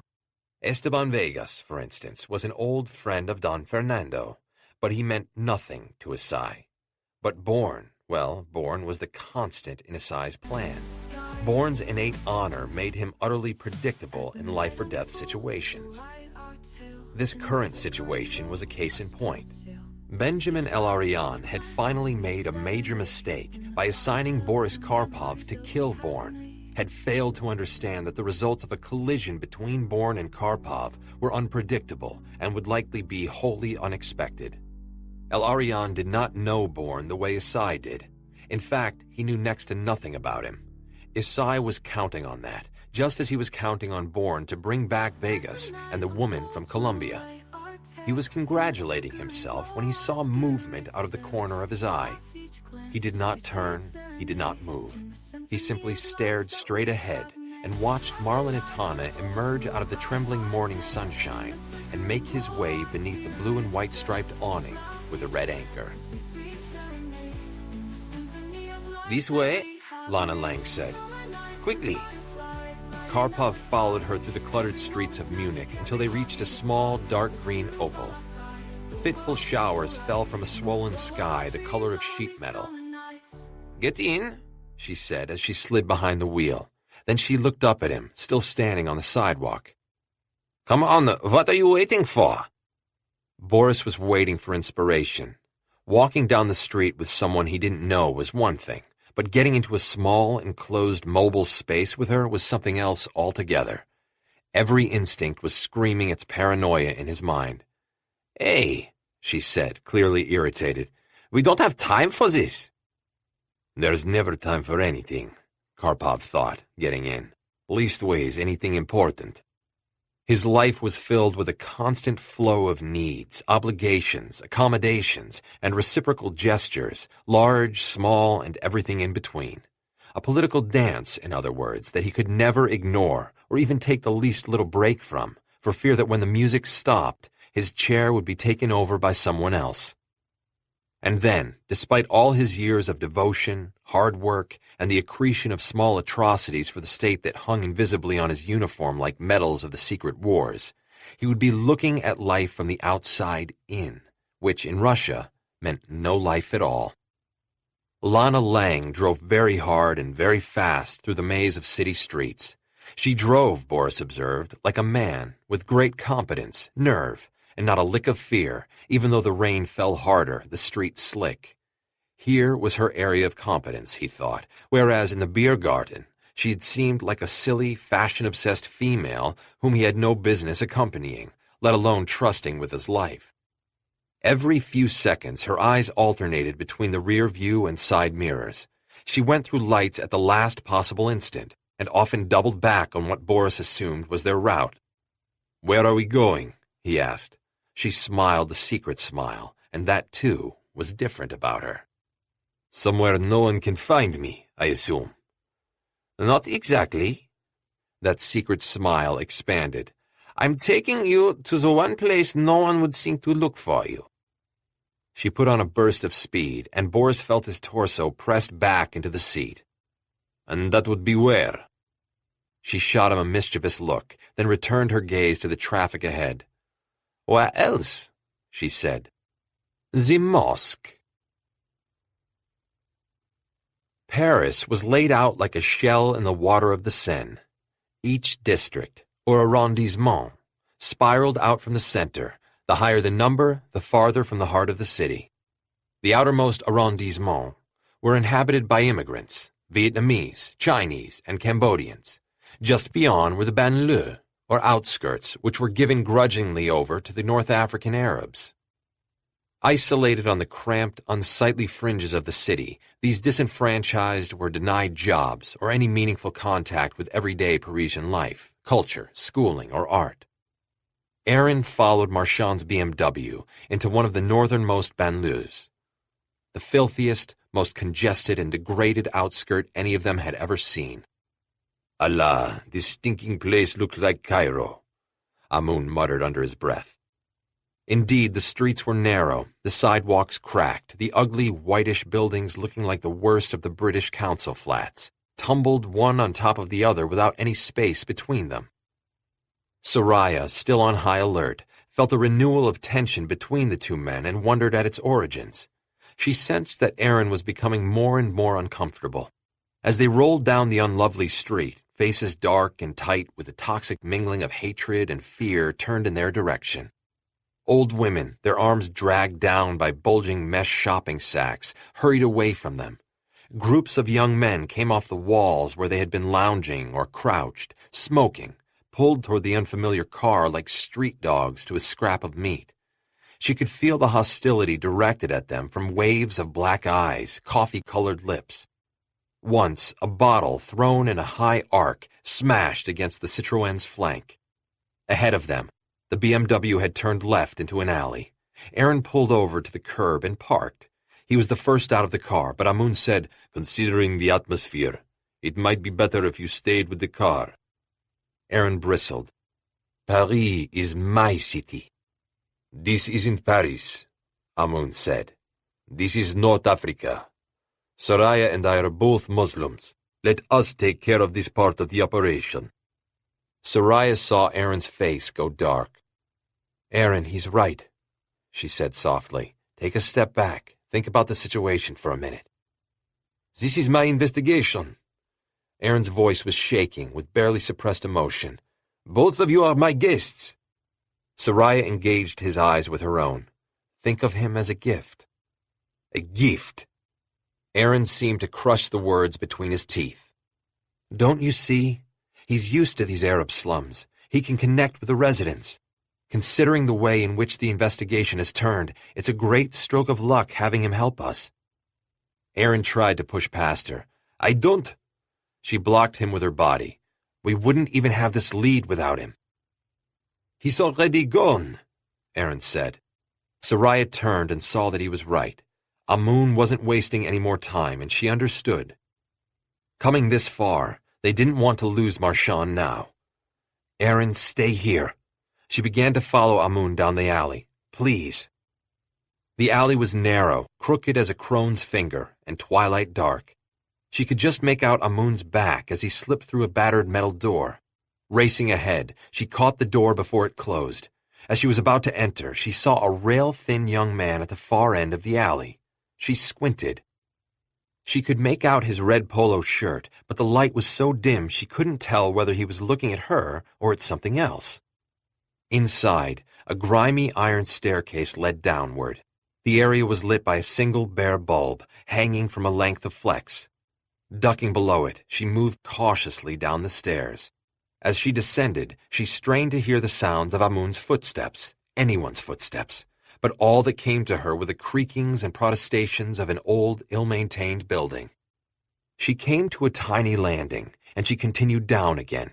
She could smell the dampness, mold, the sharp odors of decay and decomposition. She felt as if she had entered a dying body. Approaching the end of the stairs, she found herself on slabs of rough concrete. Cobwebs brushed her face, and now and again she could hear the click and chitter of rats. Soon enough, other small noises came to her. Hushed voices opened up the darkness. Doggedly, she groped her way forward, guided by the voices. Within 50 feet, she began to make out a wavering light that illuminated what appeared to be a warren of cave-like rooms. She paused for a moment, struck by the similarity between these spaces and those used by Hezbollah when they were preparing to cross the border for a raid into Israel. There was the same stench of sour sweat, anticipation, forgotten hygiene, spices, and the bitter, metallic smell of ordnance being prepped for detonation. She was close enough to make out the voices. There were 3 of them. This brought her up short. Had Amun engaged them already? But no, Now that she had crept close enough, her ears told her that only one of the voices was familiar. The miserable liar, Donatien Marchand. Approaching a corner, she peeked around. 3 men stood in the dim, fizzy light of an old-fashioned oil lamp. One was very young, thin as a reed, dark-eyed and hollow-cheeked. The other was only a bit older, with a full beard and hands like axe heads. Facing them was Marchand. From the tone of their voices and their body language, it appeared they were in the middle of a difficult negotiation. She risked a glance around. Where was Amun? Somewhere close, she had to assume. What was his plan, and how could she get close enough to hear what the men were arguing about? Looking all around, she saw nothing that would help her. Then, directing her gaze upward into the shadows, she saw the massive beams that crisscrossed the space, keeping the entire building from collapsing into the Arab's basement lair. Using a series of boxes she found strewn over the floor, she climbed up until she could loop her arms around one of the beams. Hauling her torso upward, she wrapped her ankles across the top of the beam, and using that leverage, swung fully up. She had to be careful not to disturb the accumulated filth. Grime, sticky cobwebs, iridescent insect shells, and rat droppings, which, raining down, would announce her presence. On her belly, Soraya inched along the beam until she was more or less above the 3 men. "No, man, I say triple for that." "Triple is too much," Marchand said. "Shit, for that bitch triple's too little. You got 10 seconds, then the price goes up." Okay, Marchand said after a short pause. Soraya could hear the slither of bills being counted out. "I'll have a photo downloaded to your cell phone," Marchand said. "Don't need no photo. That Moor bitch's face is etched in my brain." Soraya shuddered. There was something grimly surreal about eavesdropping on the plans for her own imminent demise. She could feel her heart hammering in her throat as the meeting broke up. She hated these Arabs, but she remained motionless. The mission was to discover whom Marchand had called after they had scared him half out of his wits. These Arab thugs couldn't tell her. Only Marchand could do that. He would never have talked on his own territory, but now that she had caught him in a compromising position with these hitmen, he might be more inclined. She started as Amun came racing out of the shadows. The older of the Arabs turned, a switchblade already in one hand. He stabbed outward, forcing Amun to change direction. The younger Arab smashed his fist into the side of Amun's head, knocking him down. Soraya dropped feet first from the beam, her knee catching the younger Arab in the small of the back. He went down, his head striking the concrete, which shattered his front teeth. Blood spattered from his split lip. He groaned and lay still. Amun scrambled away from the older Arab's knife, and they both vanished into the darkness. That left Soraya and Donatien Marchand. He stared at her with the fixed intensity of a trapped wolf. His eyes seemed yellow with hatred. "How did you know where I was coming?" When she didn't answer, he glanced around. "Where's the Jew? Too timid to make it down here." "You're dealing with me now," Soraya said. Before she could say another word, Marchand bolted away. She tore after him, back toward the stairs. Part of her mind was with Amun and his fight with the Arab. Were there more down here? But she couldn't think of that now. She couldn't let Marchand get away.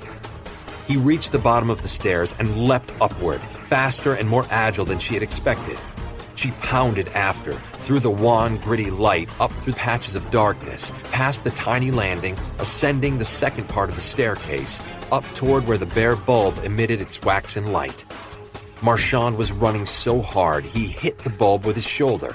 It swung back and forth on the end of its flex, casting wild and disorienting shadows across the stairs. Soraya redoubled her pace, closing the distance to her enemy. All at once, Marchand stopped and, whirling, drew a small .22 with silver grips.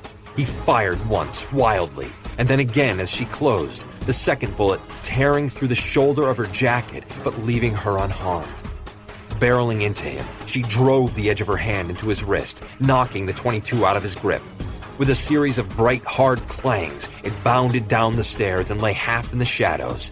Soraya grabbed the front of Marchand's coat, drawing him to her, but he had reached up, and before she knew what had happened, looped the electrical flex around her neck. He pulled tight and she gagged. Her hands reached up to loosen the flex, but Marchand, standing behind her, only pulled it tighter. Her fingers scrabbled futilely at the flex cutting into her neck and throat.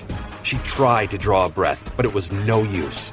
A moment later, she began to lose consciousness. Chapter 16. Bourne arrived in Seville with his 2 passengers without further incident. Interpol hadn't been waiting for the plane in Madrid, and in Seville the trio passed through the arrivals terminal unnoticed. As promised, a rental car was waiting for them along with an internet address. Bourne entered it into his cell phone's browser, and up came a map of the area from Seville to Cadiz. A purple line indicated the route Esai expected them to take.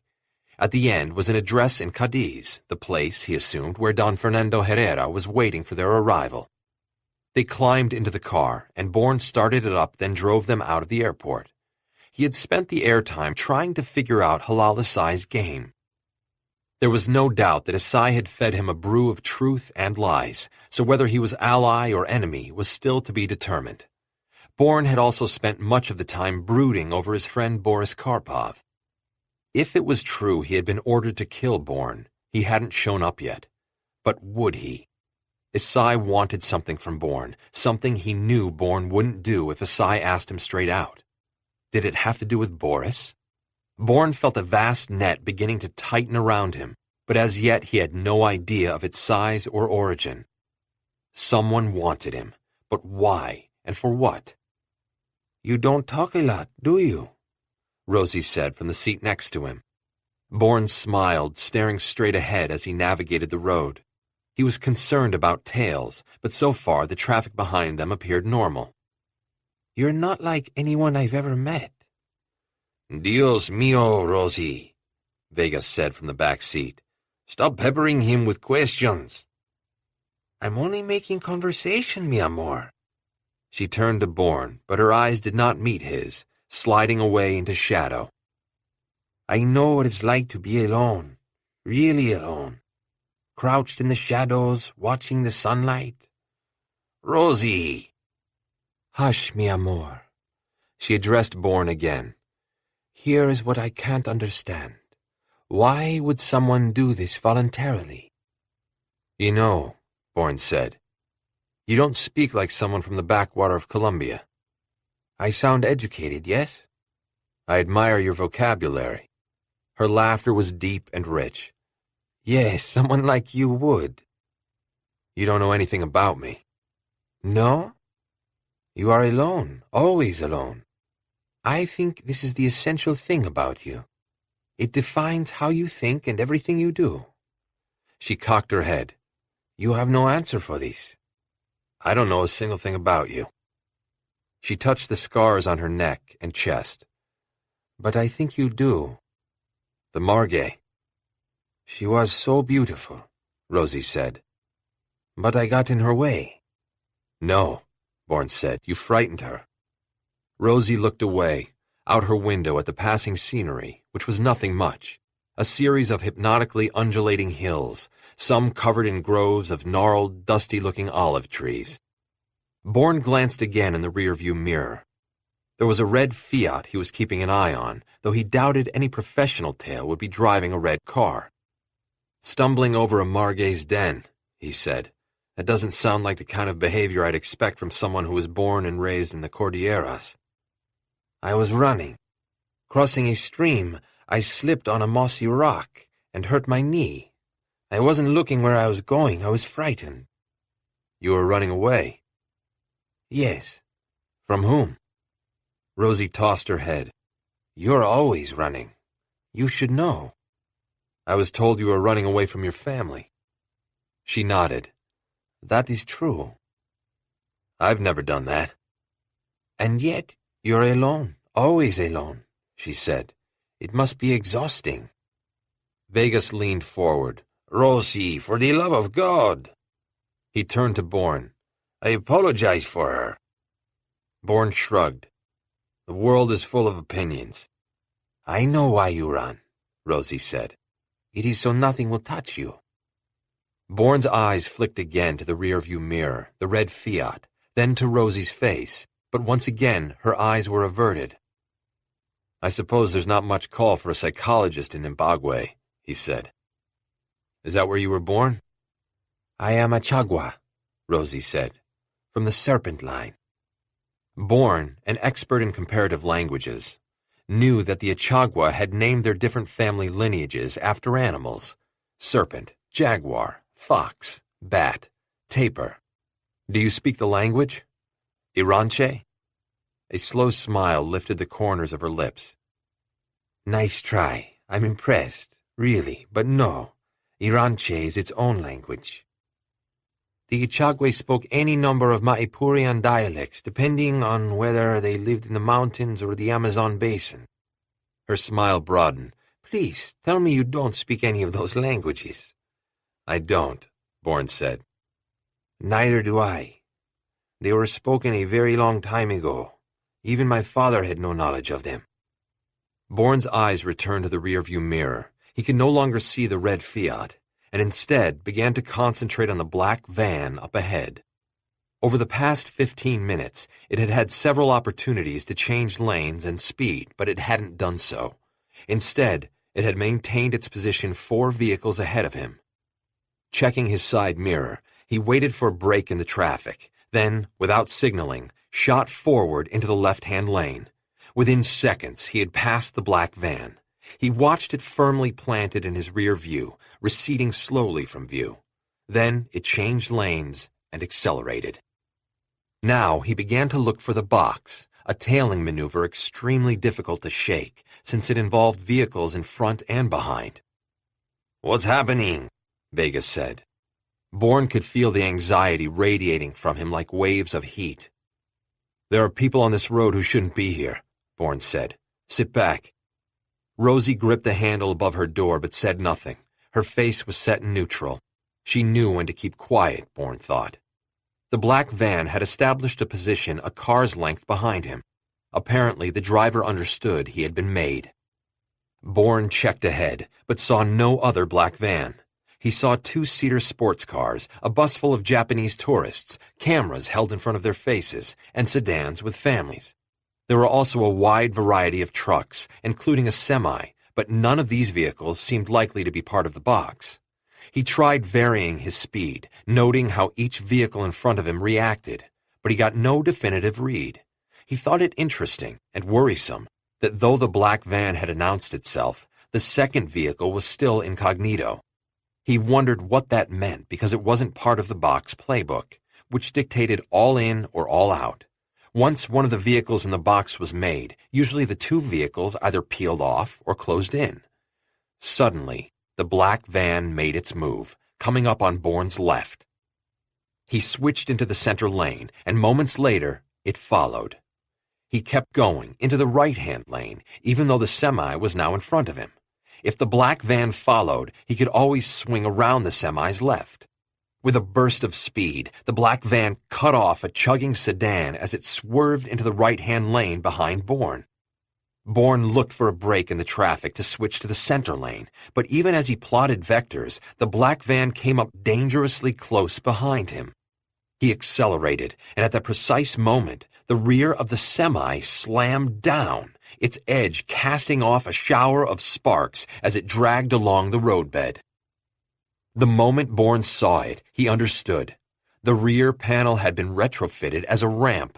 The black van then gently rear-ended him, urging his rental car farther toward the ramp and the yawning, empty interior of the semi, the box's second vehicle. These people never meant to tail him, never meant to kill him. They meant to capture him, seal him in, and take him out of the field permanently. Soraya, struggling to stay conscious, dug her heels into the grit of the staircase. At the same time, she swiveled her hips to the left, moving them out of the way of her right elbow, which she drove into the soft spot of Marchand's throat. Marchand reared back, so shocked that he took his hands off the flex to belatedly protect his vulnerable throat. With her right hand, she tore the flex away from her throat. She slammed her knee into Marchand's crotch. He gasped, bent over double, and she wrapped the flex around his neck, pulling on both ends so hard he collapsed to his knees. He made little gasping sounds like a fish on the deck of a boat. He looked up at her, his watering eyes bloodshot and bulging. He tried to swipe at her with his right hand, then his left, but her grip on him was terminal. She bent over, shoving her grim face in his. "Now, Monsieur Marchand, you're going to tell me what I want to know. You're going to tell me now, or by Allah, I will take your life and your soul, and I will grind them both to dust." He stared at her. His face was becoming bloated, dark with pooled blood. Tears of pain spilled out of his eyes. She could see the whites all the way around. "Ach, ach, ach," was all he could manage. The moment she loosened the flex, the smallest amount, he lashed out at her, but she slammed her forehead into the bridge of his nose, resulting in a spray of blood that covered his upper lip, cheeks, and chin. "Now talk," she said. "Who did you call after we left your office?" His eyes opened even wider. How did you know?" "Tell me." "Why bother? You will kill me anyway." His voice sounded sodden, as if he were speaking to her from underwater. "And why not? You were planning my death," she said. "But unlike you, I might have a measure of mercy inside me. That's the chance you'll have to take." All of a sudden, his shoulders slumped, and he shrugged. "So I tell you. What does it matter? You won't get out of here alive." Soraya had had enough of him. Her desire to break him into little pieces became overwhelming. Taking his broken nose in her hand, she turned it like a water faucet until new tears sprang from his eyes, and he was panting like a pack animal about to collapse. Then, and only then, did she loosen the flex sufficiently. She stared hard into his eyes. 5 seconds. 4. 3. He jabbed upward, his fist connecting with her left breast. Soraya saw stars and, staggering back, almost pitched off the stairs. Seizing his moment, Marchand sprang at her, his face purple, his cheeks blotchy, and his breath sawed raggedly from his throat. His hands throttled her, bending her backward as he attempted to pitch her off the staircase down into the blackness at the bottom. Also struggling for breath, Soraya cursed herself for letting down her guard while working to spread his forearms and mitigate his attack. But Marchand was out for blood. Soraya punched and punched, but she lacked leverage, so her blows were having a minimal effect. Lights were bursting behind her eyes, and she was having trouble thinking. She struggled mightily, but that only seemed to worm her deeper into his grip. Slowly, inexorably, he pushed her backward against the railing until her back was arched painfully. Light and shadow danced spastically, eerily, as the bulb swung to her ever more desperate movements. She found herself staring at the light bulb, a miniature sun emanating from the coils. Then she blinked. She was at the tipping point and felt him marshalling his energy to heave her over the side. Her arm shot up. Grasping the base of the bulb, she slammed it into Marchand's left eye. He screamed as the glass shattered, piercing his eyeball. Soraya, feeling the pressure come off, shoved the broken base deeper in. The corona of the electric shock spun her backward like a giant hand slap. She sucked in deep, shuddering breaths, desperate to return oxygen to her system. She felt harrowed, hollowed out. Then she smelled burning flesh and almost gagged. She stood up straight, groaning, every muscle in her torso sore and aching. Marchand was on his knees. His hands were glued to the base of the bulb, which was buried in his eye socket. Muscles jumped and spasmed even as he fell over, his heart short-circuiting. Chapter 17. The oncoming black van was behind Bourne, the semi ready to scoop them up in front. To the right was a 2-foot shoulder ending in a galvanized steel guardrail, beyond which was a steep drop-off into an olive grove clinging to the side of a hill. On his left was a convertible Mercedes, the oblivious driver bobbing his head to the music pouring out of his speakers. There was no time for thought, only instinct forged by years of training and hard experience. Bourne accelerated, closing the car's length distance between him and the ramp. Then he was on the ramp itself, the nose of the rental car pointed up. "What the hell are you doing?" Vegas shouted. Halfway up the ramp, Bourne turned the wheel hard to his left and at the same time stamped the accelerator to the floor. The car shot up and off the ramp. Airborne, it passed over the Mercedes, the undercarriage clearing the driver's head by inches even before he instinctively ducked. Horns blared, brakes screeched. Bourne clipped the rear end of the car in the far left lane, regained control, and kept going. Behind him, cars piled into one another in a chain reaction, but the rental car was free now, accelerating away from the semi and the black van, both of which were caught in the expanding chaos of a massive crash. "Madre de Dios!"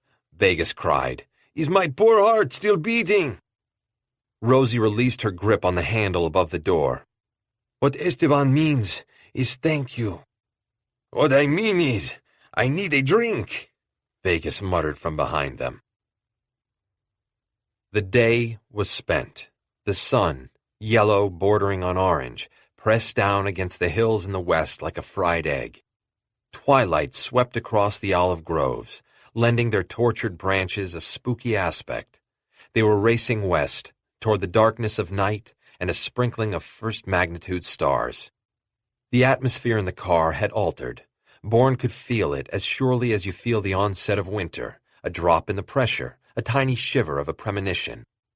Following their escape from the box, a subtle shift in the balance of his two charges had occurred. It was as if Vegas, the competent oil man, felt like a fish out of water away from his mountains and his oil fields, whereas their journey away from Ibagué had caused Rosie to blossom like a flower in sunlight.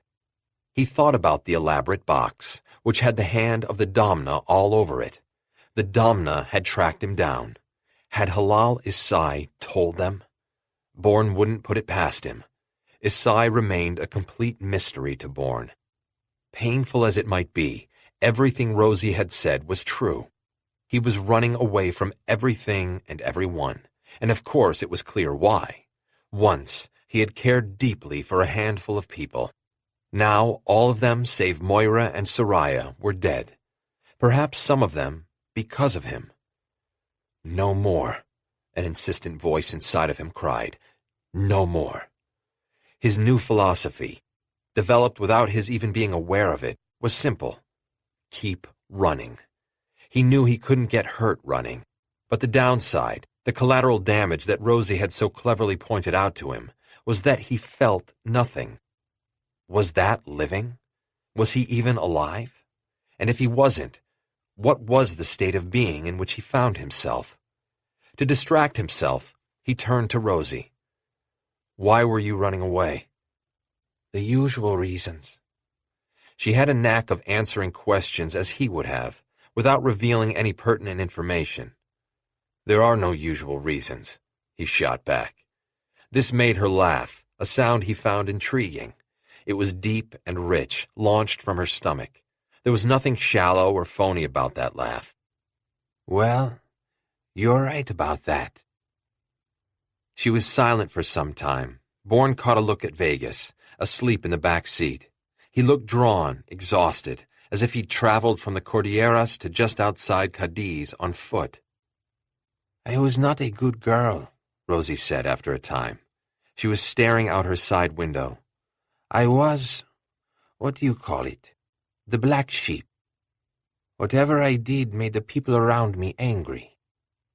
Your family? Not just my family. There were friends affected too. That was one of the things my family couldn't forgive me for. They rode on in silence, the wind cracking and moaning through the car. Rosie pushed her hair back behind her ear, revealing a small tattoo on the inside of one of the whorls. I see you keep a serpent with you at all times, Bourne said. The snake was striped orange and black. She touched the pink shell of her ear.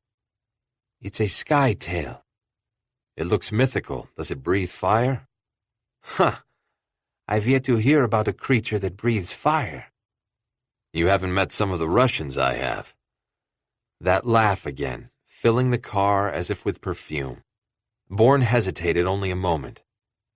But you have met some bad people. The wind floated her hair over her ear, obscuring the tiny dragon. Pretty bad, yes. Before he could follow up, she said, Why are you running? I pissed off some very powerful people. They had plans and I got in the way. Rosie gave Vegas a quick glance over her shoulder. If it's the Domna, then good for you. This brought a wry smile to Bourne's face. What do you know about Esteban's involvement with them? Rosie hesitated, possibly considering whether or not to violate a confidence. Then she said, His involvement wasn't voluntary, I can tell you that. How did they trap him? His daughter. I thought she ran off with a handsome Brazilian. Who told you that? Suarez? When Bourne said nothing, Rosie shrugged and went on grimly. That is the story Esteban decided on. It made sense. It was plausible. But the truth is the Domna kidnapped her. Where she is, I have no idea. Every week, Esteban received a photo of her holding a dated newspaper so he knew she was alive. But Esteban rebelled, Bourne said. She ran her hands through her hair. Isai told him that the Domna didn't have his daughter. They had taken her, but long ago she escaped. No one knows how or where she is. The only thing that Isai could tell Esteban was that the two men who had kidnapped her were found dead, their throats slit. The rest is a complete mystery. And the photo they sent him every week? Photoshopped. They apparently used a girl built like her, then put Esteban's daughter's head onto her shoulders. She shuddered. Ghoulish. I assume Esteban has never heard from her. Not a word. Bourne turned off the highway at the exit for Cadiz. Not long now. Thank God, Rosie said under her breath. She must have had help, Bourne said thoughtfully. Esteban and I talked about that a lot. She shrugged. For all the good it did. Bourne could see the city up ahead, like a shining ball of Byzantine brass. He rolled down the window all the way and drew the rich scent of the sea into his lungs. How much does Esteban know about the Domna? Bourne asked. He remembered Isai telling him that if Esteban couldn't tell him what the Domna's new plan was, he would surely know someone who could. Rosie shifted in her seat. The fact that he had to be coerced into working for them should tell you all you need to know. He was a cog in a wheel. Everyone except the directors is a cog. It's safer that way. Compartmentalization provides complete security. In Esteban's case, he provided an invaluable service. Which was? Oil rigs are under constant stress. Parts wear out, clog, snap. New parts are always on order. The older ones being shipped back to the various manufacturers. You get the idea. Bourne did. What was Esteban smuggling in and out of Colombia for them? Rosie shrugged. Drugs, weapons, for all I know, human beings. Honestly, it could have been anything. Esteban never told you? He never knew. The sealed crates came and went. They were marked in a certain way. He was prohibited from opening them. He was simply the conduit. Curiosity is part of the human condition, Bourne said. He never peeked? They were sealed in a specific fashion. Anyway, if he found a way in, he never spoke about it. Would he keep something like that from you? As you have seen for yourself, Esteban is extremely protective of me. He would die rather than expose me to danger.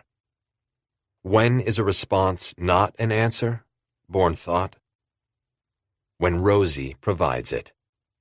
They had entered the streets of Old Cadiz, ablaze with light and sharp shadows. The filigreed architecture of North Africa was all around them. It was as if they had immigrated into another world, one suspended on the ocean, balanced between east and west, part of both, belonging to neither. The light of day looked fatigued. The sharp odor of a storm was in the air. Night was already beginning to gather.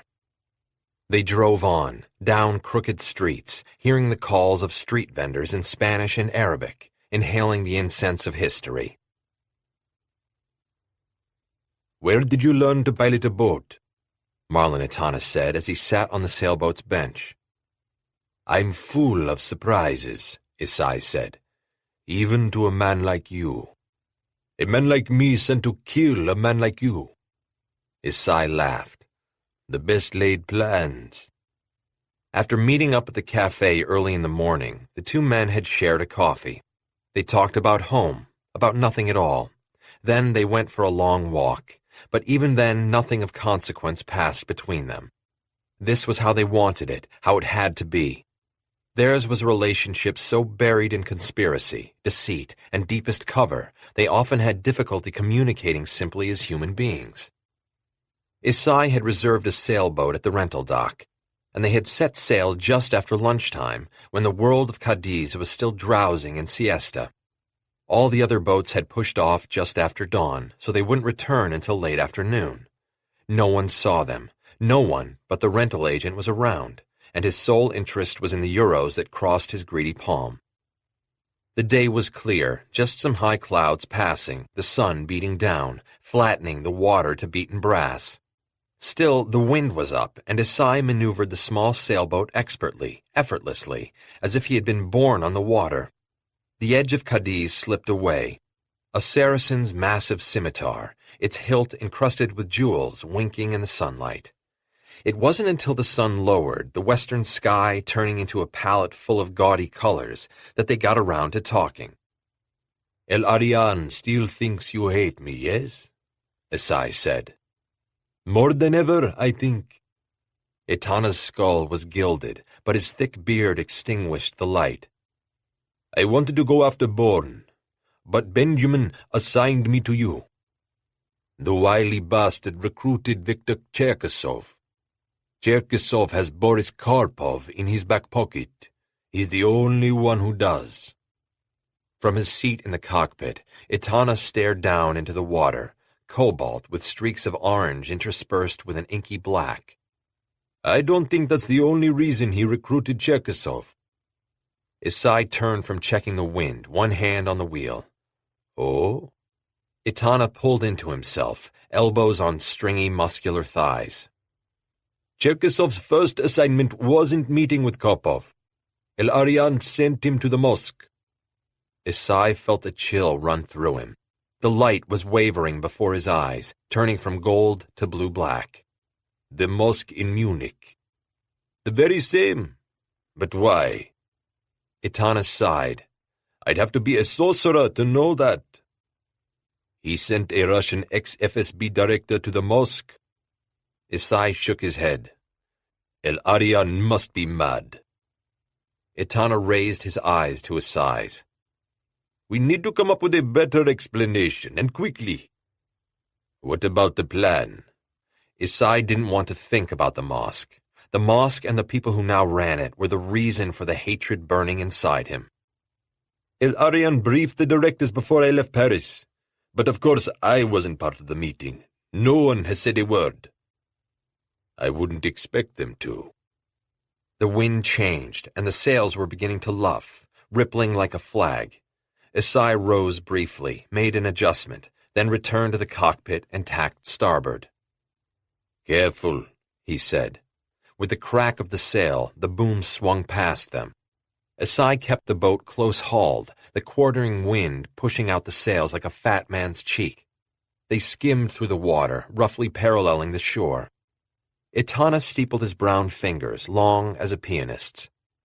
I admit you were right, Halal. There's no doubt the mosque's influence over the Domna is increasing every day. This is Abdul Kahar's doing, Isai said bitterly. Servant of the subduer, indeed. But how did El Arian come under their control? Isai kept the boat steady on its course. One has to go back decades to a man named Noren, a deep-cover operative who infiltrated the Domna. Now and again, the Domna required a bit of wet work, and they used Noren. He was a ghost, a reliable ghost, which is the most important thing. But all the while he was on assignments for the Domna, he was compiling lists of names, dates, facts, and figures. To use against the Domna, They were used. We lost 21 operatives in the span of 3 weeks. But who was he working for? No one knows, though many people within the Domna and under its control tried to find out. Isai squinted off to the west, where thunderheads were building. The wind grew gusty, the water choppy, and he turned the wheel, heading for shore. Norin was killed. What happened? He was overmatched on one of his assignments. Atana grunted. Who was the target? Isai maneuvered the boat so that it was running before the wind, the hull cleaving the water, spray slapping them in the face with each wave crest. A man named Alexander Conklin shot him dead. Isai gave his companion a glance. Heard of him? Itana shook his head. Isai kept one eye on the roiling thunderheads. Conklin was the head of Treadstone. In fact, he created it.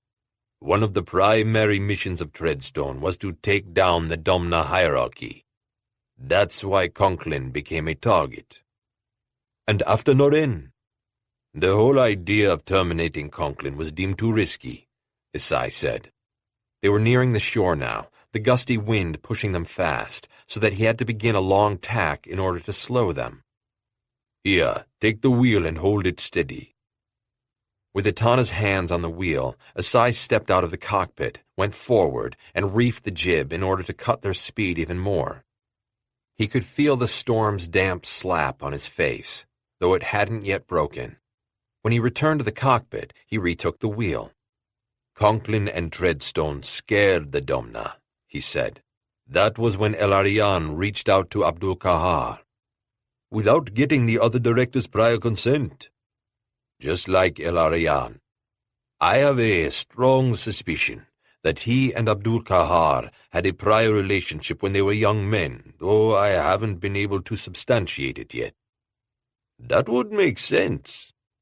But what is clear is that Treadstone's assault was the excuse El Arian needed to forge an alliance between the Domna and the mosque. Isai shook his head. That kind of Arab influence goes against the Domna's charter of East-West cooperation. It was a watershed moment for the Domna. It was when everything changed. Itana was sitting very still. His hands had a death grip on the bench, and he seemed green around the gills. Isai said nothing, out of respect, and soon enough he reefed the mainsail and they glided into the dock. He threw the bow line to the rental agent. I was getting worried, the man said as he drew the boat slowly in. The storm front looks very bad. No need to worry about us, Isai said. No need at all. Don't you pass out on me, Tyrone Elkins shouted. Peter Marks, his arms tight around Elkins' waist, rode the motorcycle, dizzy and weak. There was a fire raging through his body, and he kept going in and out of consciousness, like an exhausted swimmer in the surf. That drowning reference again. Dimly, he wondered where that came from. Is that you laughing back there? Tyrone shouted across the wind. Maybe, Peter said. I don't know. He let his cheek rest against the thick leather of Elkins's jacket. Since when did CI allow one of its operatives to wear a leather jacket, he wondered. Then the thought was lost in the swirl of the inner surf that buffeted him. No hospital, he said. Gotcha the first time, Chief. Peter gave a start of deep-seated anxiety. Who knew who was after him, what places they'd be watching, and waiting? Please. Fear not, Chief, Tyrone said. I know just where to go. Someplace safe, Peter mumbled. Please, Tyrone said. Give me a fucking break. They arrived at Duran's house in northeast D.C. 7 minutes later, Tyrone having broken every traffic ordinance known to the district. Tyrone, brought up in this African-American ghetto, had never held any truck with traffic laws, and now that he worked for CI, he never gave them a second thought. Any cop stupid enough to pull him over got a face full of his federal ID and backed off faster than a rat looking at a cat. Back in the day, Tyrone had worked for Duran, a tall, handsome black man with a British education and cultured accent that stood him in good stead with his international clientele of shady art dealers trafficking in Duran's magnificent forgeries. Duran also created all of Jason Bourne's forged documents and some of his weapons as well. It was because of Bourne's friend Soraya Moore that Tyrone had decided to heed Duran's advice, leave the hood behind, apply himself, and train for work at CI. He'd never worked harder in his life, but the rewards had been many and worth it. "What the bloody hell happened?" Duran said as he helped Tyrone carry Peter into the house. "Fucking meat grinders, what happened?" Peter seemed delirious, rambling incoherently about making calls, dire warnings, pieces of a puzzle. "Any idea what he's on about?" Duran asked. Tyrone shook his head. "Shit, no. All he was going on about on the way over was I shouldn't take him to a hospital." Jason wouldn't want that either." Tyrone helped his former mentor lay Peter on the sofa. "Details," Duran said. Tyrone recounted the scene with the ambulance, the men shot, the driver beating up on Peter. "I brought him right over here," he concluded, handing over the Glock he'd snatched up from the gutter before helping Peter onto his motorcycle. "I hope you didn't handle it too much." "Little as I could," Tyrone said. Duran nodded, clearly pleased. After carefully putting the gun into a plastic bag, he surveyed the battleground of Peter's body. "You know him?" "Yeah, he's Soraya's pal, Peter Marks. Used to work with her at Typhon before she was canned." Duran went to fetch his extensive first aid kit. Peter was still softly raving. "Call him. Tell him." Tyrone bent over him. "Who, Peter? Who do you want to call?" Peter just thrashed, mumbled words tumbling from his blood-stained lips. "Hold him down so he doesn't hurt himself," Duran said. "This here Peter left CI," Tyrone went on. "Don't know what he been up to since then, but seeing him like this, it sure as fuck can't be healthy." Duran returned, knelt down beside Marks, and opened the case. "Son, you have got to work on your King's English." "Say what?" Duran gave a short laugh. "Never mind. We'll work on your pronunciation later." He administered a shot into Peter's arm. "No, no," Peter cried, his eyes not quite focused. Must tell him." But then the anesthetic took him, and calmed, he slipped into unconsciousness. Duran pulled apart Peter's shirt, sticky with blood. Peter's chest was studded with glass and metal shards, a miniature graveyard. "Right now, Tyrone. Let's you and me make this man right." Soraya heard the pounding of feet, and she turned, in a half-crouch, ready to defend herself. But it was Amun, sprinting into the feeble light of the staircase. "Are you all right?" he said from the foot of the stairs. She nodded, unable for the moment to speak coherently. She was still reeling from Marchand's second attack on her, and her chest hurt like hell. Marchand had seemed like the quintessential academic. She had never thought him capable of such viciousness, and thereby she had learned an important lesson. Amun, taking the stairs 2 steps at a time, said, "That the horse on Marchand?" She nodded again. "Dead." It was the only word she was capable of uttering. "It's over now. They're all dead down there. What a rotten nest of vipers. We should—" His head exploded, and he pitched forward into her arms. She screamed, staggering backward. He was dead weight. She saw a moving shadow, caught a glimpse of a red polo shirt, the man at the far end of the alley. Then a flash of metal. Another shot clanged off the stair railing, and with her burden, she somersaulted backward, pitching down into the blackness. 2 shots followed, then another, loud as a cannon shot. Then nothing. Not even an echo. Oblivion. He goes to the same place, he goes to the same school, the same was to keep losing about. When I heard about the best about the clothes you wore, that comes home late every night to the house that we share. Mad at the fool that wears sunset of his own, creator that just gives you a name. The things my dad said are the same things you said. It's how good you are to me, as for me and you. May I remember the party, maybe that night everything was wrong. That you got that we share. Mad at the fool that we raised. Some say love is a reed that just gives you a name. If life was a song, how sweetly played. But these are the things just steady on its course. One has to go back decades to a man named Noren, a deep-cover operative who infiltrated the Domna. Now and again, the Domna required a bit of wet work, and they used Noren. He was a ghost, a reliable ghost, which is the most important thing. But all the while he was on assignments for the Domna, he was compiling lists of names, dates, facts, and figures. To use against the Domna. They were used. We lost 21 operatives in the span of 3 weeks. But who was he working for? No one knows, though many people within the Domna and under its control tried to find out.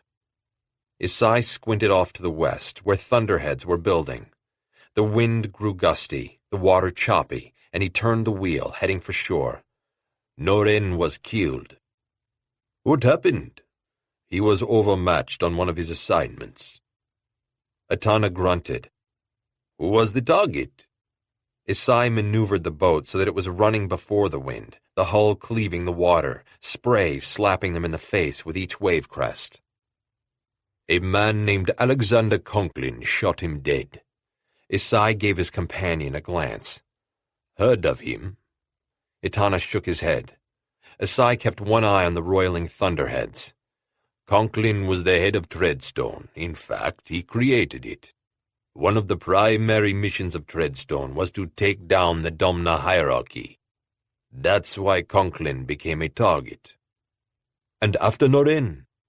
The whole idea of terminating Conklin was deemed too risky, Isai said. They were nearing the shore now, the gusty wind pushing them fast, so that he had to begin a long tack in order to slow them. Here, take the wheel and hold it steady. With Itana's hands on the wheel, Isai stepped out of the cockpit, went forward, and reefed the jib in order to cut their speed even more. He could feel the storm's damp slap on his face, though it hadn't yet broken. When he returned to the cockpit, he retook the wheel. Conklin and Treadstone scared the Domna, he said. That was when El Arian reached out to Abdul Kahar. Without getting the other director's prior consent. Just like El Arian. I have a strong suspicion that he and Abdul Kahar had a prior relationship when they were young men, though I haven't been able to substantiate it yet. That would make sense. But what is clear is that Treadstone's assault was the excuse El Arian needed to forge an alliance between the Domna and the mosque. Isai shook his head. That kind of Arab influence goes against the Domna's charter of East-West cooperation. It was a watershed moment for the Domna. It was when everything changed. Itana was sitting very still. His hands had a death grip on the bench, and he seemed green around the gills. Isai said nothing, out of respect, and soon enough he reefed the mainsail and they glided into the dock. He threw the bow line to the rental agent. I was getting worried, the man said as he drew the boat slowly in. The storm front looks very bad. No need to worry about us, Isai said. No need at all. Don't you pass out on me, Tyrone Elkins shouted. Peter Marks, his arms tight around Elkins' waist, rode the motorcycle, dizzy and weak. There was a fire raging through his body, and he kept going in and out of consciousness, like an exhausted swimmer in the surf. That drowning reference again. Dimly, he wondered where that came from. Is that you laughing back there? Tyrone shouted across the wind. Maybe, Peter said. I don't know. He let his cheek rest against the thick leather of Elkins's jacket. Since when did CI allow one of its operatives to wear a leather jacket, he wondered. Then the thought was lost in the swirl of the inner surf that buffeted him. No hospital, he said. Gotcha the first time, Chief. Peter gave a start of deep-seated anxiety. Who knew who was after him, what places they'd be watching, and waiting? Please, Fear not, Chief, Tyrone said. I know just where to go. Someplace safe, Peter mumbled. Please, Tyrone said. Give me a fucking break. They arrived at Duran's house in northeast D.C. 7 minutes later, Tyrone having broken every traffic ordinance known to the district. Tyrone, brought up in this African-American ghetto, had never held any truck with traffic laws, and now that he worked for CI, he never gave them a second thought. Any cop stupid enough to pull him over got a face full of his federal ID and backed off faster than a rat looking at a cat. Back in the day, Tyrone had worked for Duran, a tall, handsome black man with a British education and cultured accent that stood him in good stead with his international clientele of shady art dealers trafficking in Duran's magnificent forgeries. Duran also created all of Jason Bourne's forged documents and some of his weapons as well. It was because of Bourne's friend Soraya Moore that Tyrone had decided to heed Duran's advice, leave the hood behind, apply himself, and train for work at CI. He'd never worked harder in his life, but the rewards had been many and worth it. What the bloody hell happened? Duran said as he helped Tyrone carry Peter into the house. Fucking meat grinders, what happened? Peter seemed delirious, rambling incoherently about making calls, dire warnings, pieces of a puzzle. Any idea what he's on about? Duran asked. Tyrone shook his head. Shit, no. All he was going on about on the way over was I shouldn't take him to a hospital. Jason wouldn't want that either. Tyrone helped his former mentor lay Peter on the sofa. Details, Duran said. Tyrone recounted the scene with the ambulance, the men shot, the driver beating up on Peter. I brought him right over here, he concluded, handing over the Glock he'd snatched up from the gutter before helping Peter onto his motorcycle. I hope you didn't handle it too much. Little as I could, Tyrone said. Duran nodded, clearly pleased. After carefully putting the gun into a plastic bag, he surveyed the battleground of Peter's body. You know him? Yeah, he's Soraya's pal, Peter Marks. Used to work with her at Typhon before she was canned. Duran went to fetch his extensive first aid kit. Peter was still softly raving. Call him. Tell him. Tyrone bent over him. Who, Peter? Who do you want to call? Peter just thrashed, mumbled words tumbling from his blood-stained lips.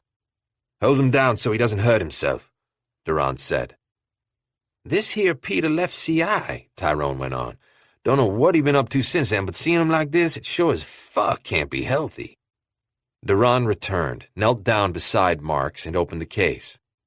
Son, you have got to work on your King's English. Say what? Duran gave a short laugh. Never mind. We'll work on your pronunciation later. He administered a shot into Peter's arm. No, no, Peter cried, his eyes not quite focused. Must tell him. But then the anesthetic took him, and calmed, he slipped into unconsciousness. Duran pulled apart Peter's shirt, sticky with blood. Peter's chest was studded with glass and metal shards, a miniature graveyard. Right now, Tyrone. Let's you and me make this man right. Soraya heard the pounding of feet, and she turned, in a half-crouch, ready to defend herself. But it was Amun, sprinting into the feeble light of the staircase. Are you all right? He said from the foot of the stairs. She nodded, unable for the moment to speak coherently. She was still reeling from Marchand's second attack on her, and her chest hurt like hell.